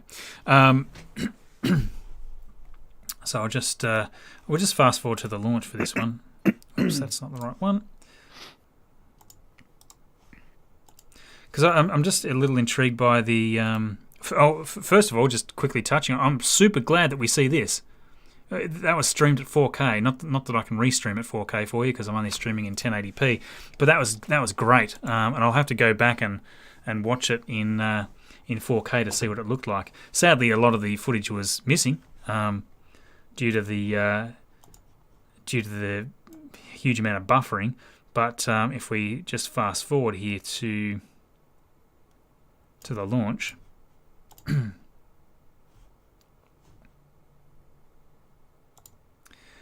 We can sort of see there, and this shot of the ship, it's like a real wide camera lens. That was really cool. That shot while it lasted anyway. But you can see it quite quickly goes up into the cloud moment layer. where everyone would have lost their camera feed. Yeah, exactly. Oh, sorry. Well, they would just see nothing, just cloud bank. Yeah. But see, those engines there were burning very, very clean. They were all consistent in their colour, their exhaust colour. So there was nothing that seemed to be burning methane or oxygen rich compared to any of the other engines. They look consistent. And yes, they also had no sign of flames or leaks or anything like that had ignited. So really cool to see. And, it's got that real precision control as well, just those almost like centimetre movements just moving back and forth to keep the vessel totally under control there, and it's just magic. That's a good point, actually, Byron. If it was all streamed in 4K, I'm not surprised that we lost the camera footage, because there's a lot of data to pull back before you can actually restream. So that is actually a good point, where they're trying to stream at such a high quality that it couldn't get the data back. I get told off for saying data wrong.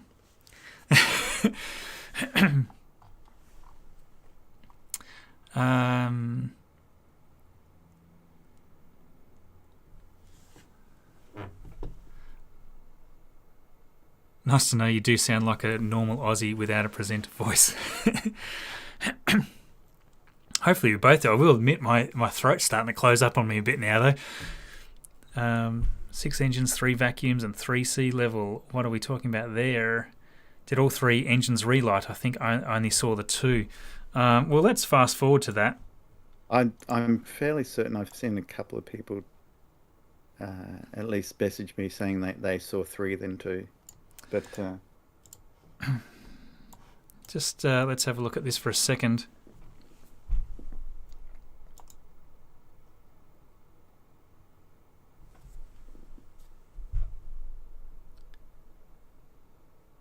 One, 2.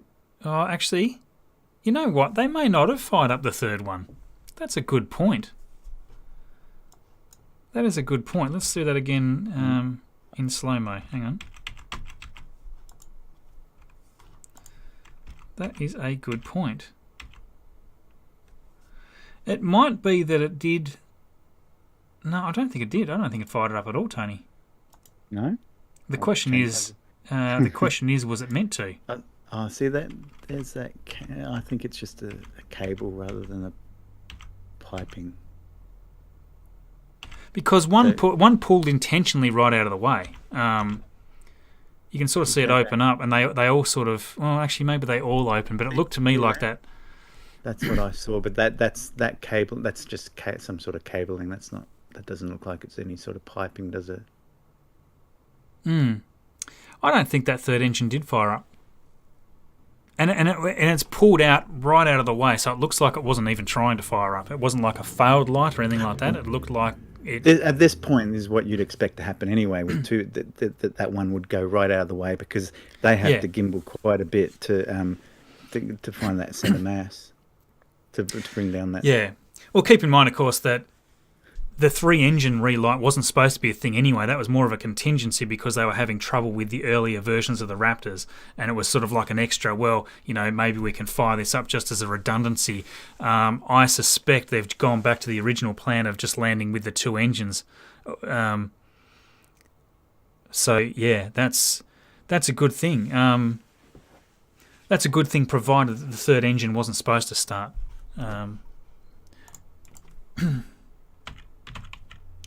It would be worth actually just to check in on Twitter here a little. So I never came across anywhere where it said that 2 would start and stay burning and then land on 2. But that's... Yeah. Only hint was from Elon Musk 33 minutes ago. We're a bit behind the times on this one, basically saying that the Starship landing was nominal. So they're happy with the result of that. So, yeah, awesome stuff. How about that?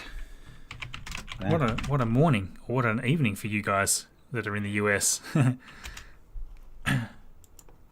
It really is. It really is a pretty bizarre.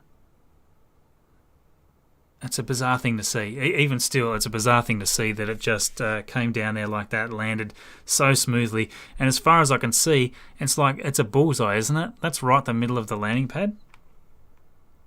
Or is it? Or is it way off? Where is the X? X marks the spot. Someone's saying that the commentary said that 3 was supposed to start. I wasn't listening to the commentary. Again, I wasn't getting the feed because I was getting your feed. Yes. Then SpaceX delay, so yeah. I didn't hear the commentary. That's a little bit hard. I was being quiet because I didn't know when he was talking. I assumed when you weren't talking, he was talking. Yeah, I'll just have another look there and see. I'm just trying to see how on target it was. Because we do get a shot of it. Yeah, it's not.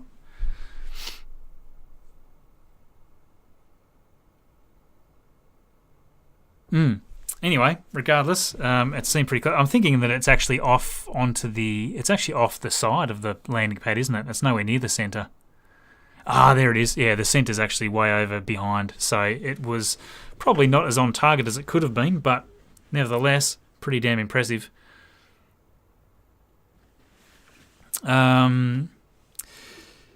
Yes, Odysseus Rex, at various times Elon has talked about landing on 1, 2 or 3 engines depending on which engineering problem they were trying to solve on that day. So yeah, look, that's true. I think most of the decisions around firing up 3 were to do with redundancy. Sailing on the summer breeze. Yeah, it is kind of on the side of the landing pad there. G'day, Housey from Ulverston in Tasmania. 100% agree with you in regards to the public being able to witness these events. Considering NASA has been shrouded in secrecy for years, we are extremely lucky. Chris from Ulverston. I was literally in Ulverston a few weeks ago for a holiday. Thank you so much for joining us. Awesome having you here. How about that? Small little state we live in.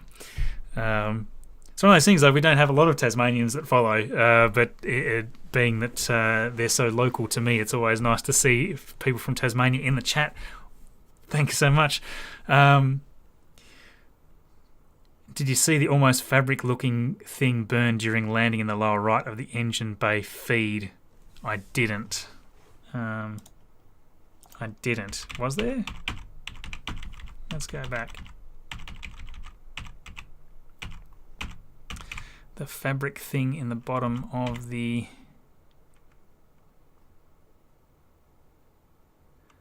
I'm not really sure what we're referring to there. I mean, they've got coverings on some of the components there within the engine bay. I'm not sure if that's what is being referred to there, but I don't see anything on fire or anything that's coming loose.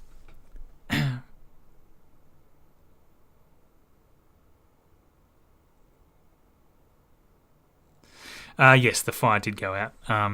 These are all replays we're looking at here. As far as we're aware right now, everything's ticking along fine. And just so cool to have everybody here that got to witness it all with us.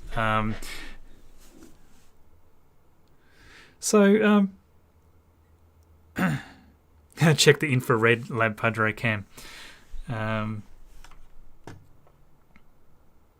I never have a lot of luck with the infrared cam for whatever reason.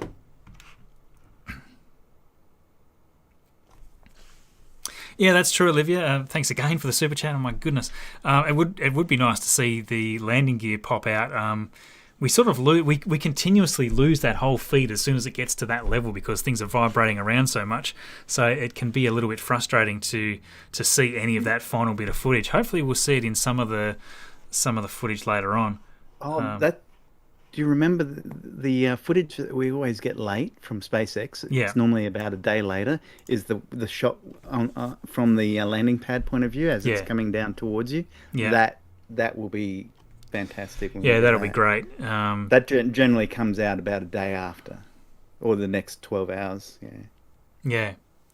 Actually, they're saying it landed so close to the edge of the landing pad, it would have been really such a shame if it had tipped over because a couple of the feet were dug into softer ground. That's very true. Lucky that they did stick the landing on the pad. Yeah, 100% agree there. This is some badass history being made. I agree there, Patrick. You missed it, Marcus. The burning blanket was on the ground on engine bay cam. Oh, okay. I see what you're saying. Oh, is that what was on fire then? Yeah, I don't know. Flaming fabric on the right, small screen. Yeah, I see. Hang on a sec.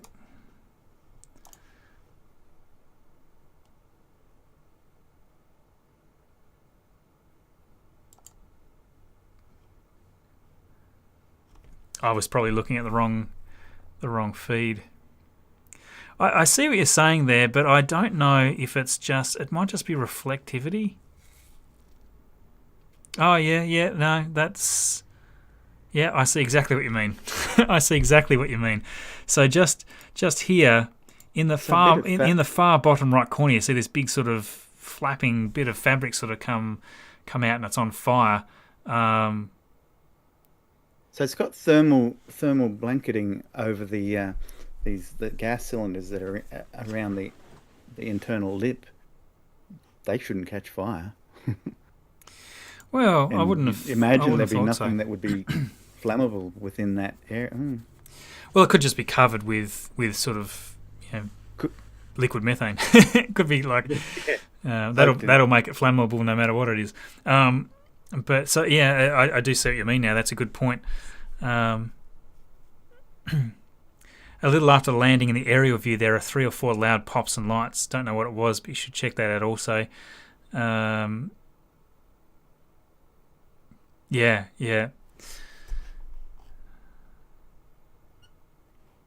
Well, for anybody that's just joining, we've had a pretty epic morning. We're watching SN15 there on the pad. This is actually back in time. That was... it landed, it was on fire for a little bit, but no problem. The current feed right now looks more like this. So this is live. Maybe it's not quite live. Hang on a sec. Is it live? It's not quite live. Now it's live. So, yes, it's still venting a little bit, but apart from that, it is down safely. It touched down beautifully. The landing legs, as far as we could see, were not squashed and maxed out. So, yeah, this has been a really fun time. I think it's probably time to wrap this up. Better go start. Hours, no?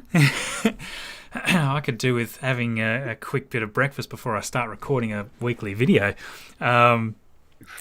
Gabriel, thank you, Marcus, and all for everything you guys do. Finally, a successful flight and landing. It is definitely a very big milestone for me because it's the first one that we've streamed, which has actually been a really interesting one to watch. Oh, SN10 was fun as well, but yes, SN11 sure wasn't. Yeah. Well, I had a great time. Yeah, and thanks very much, Tony. So for anybody that's not following Tony on Twitter, right there is on screen just under my profile picture there. Follow at InfographicTony. And yes, that's always a great place to go to see the latest renders and things. There's going to be some renders dropping of SN15 later on today, did you say? I certainly will be doing an update, yes. And I've just put up a quick little congratulations to SpaceX and some artwork that no one's seen yet. So lovely. I'll quickly drop a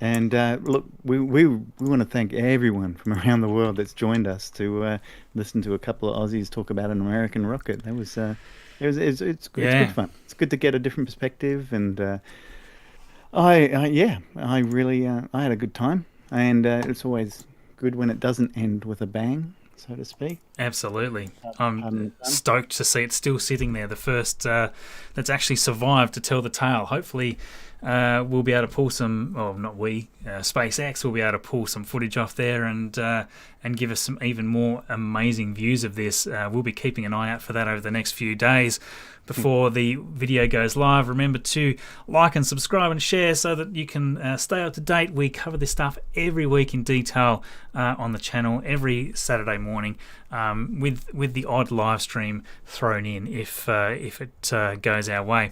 So yes, thanks everybody for joining today, and we will catch up with you soon. Thank you, Tony. I've dropped a link to your Twitter profile in the chat there.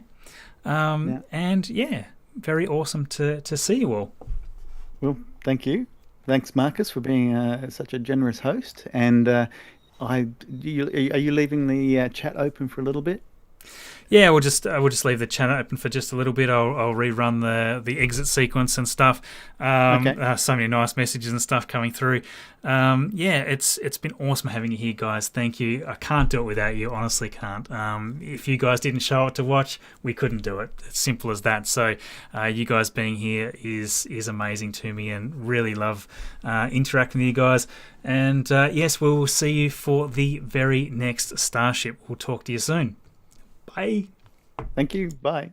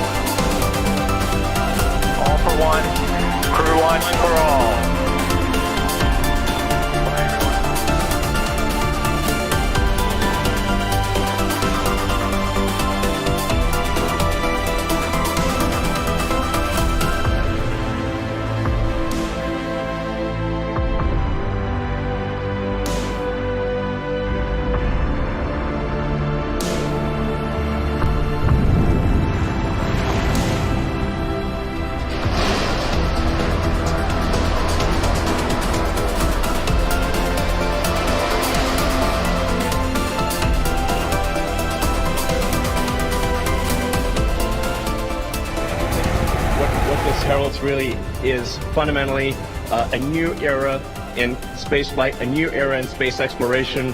We're going to go to the moon. We're going to have a base on the moon. We're going to send people to Mars, and make life multiplanetary. And I think this day heralds a new age of space exploration. That's what it's all about.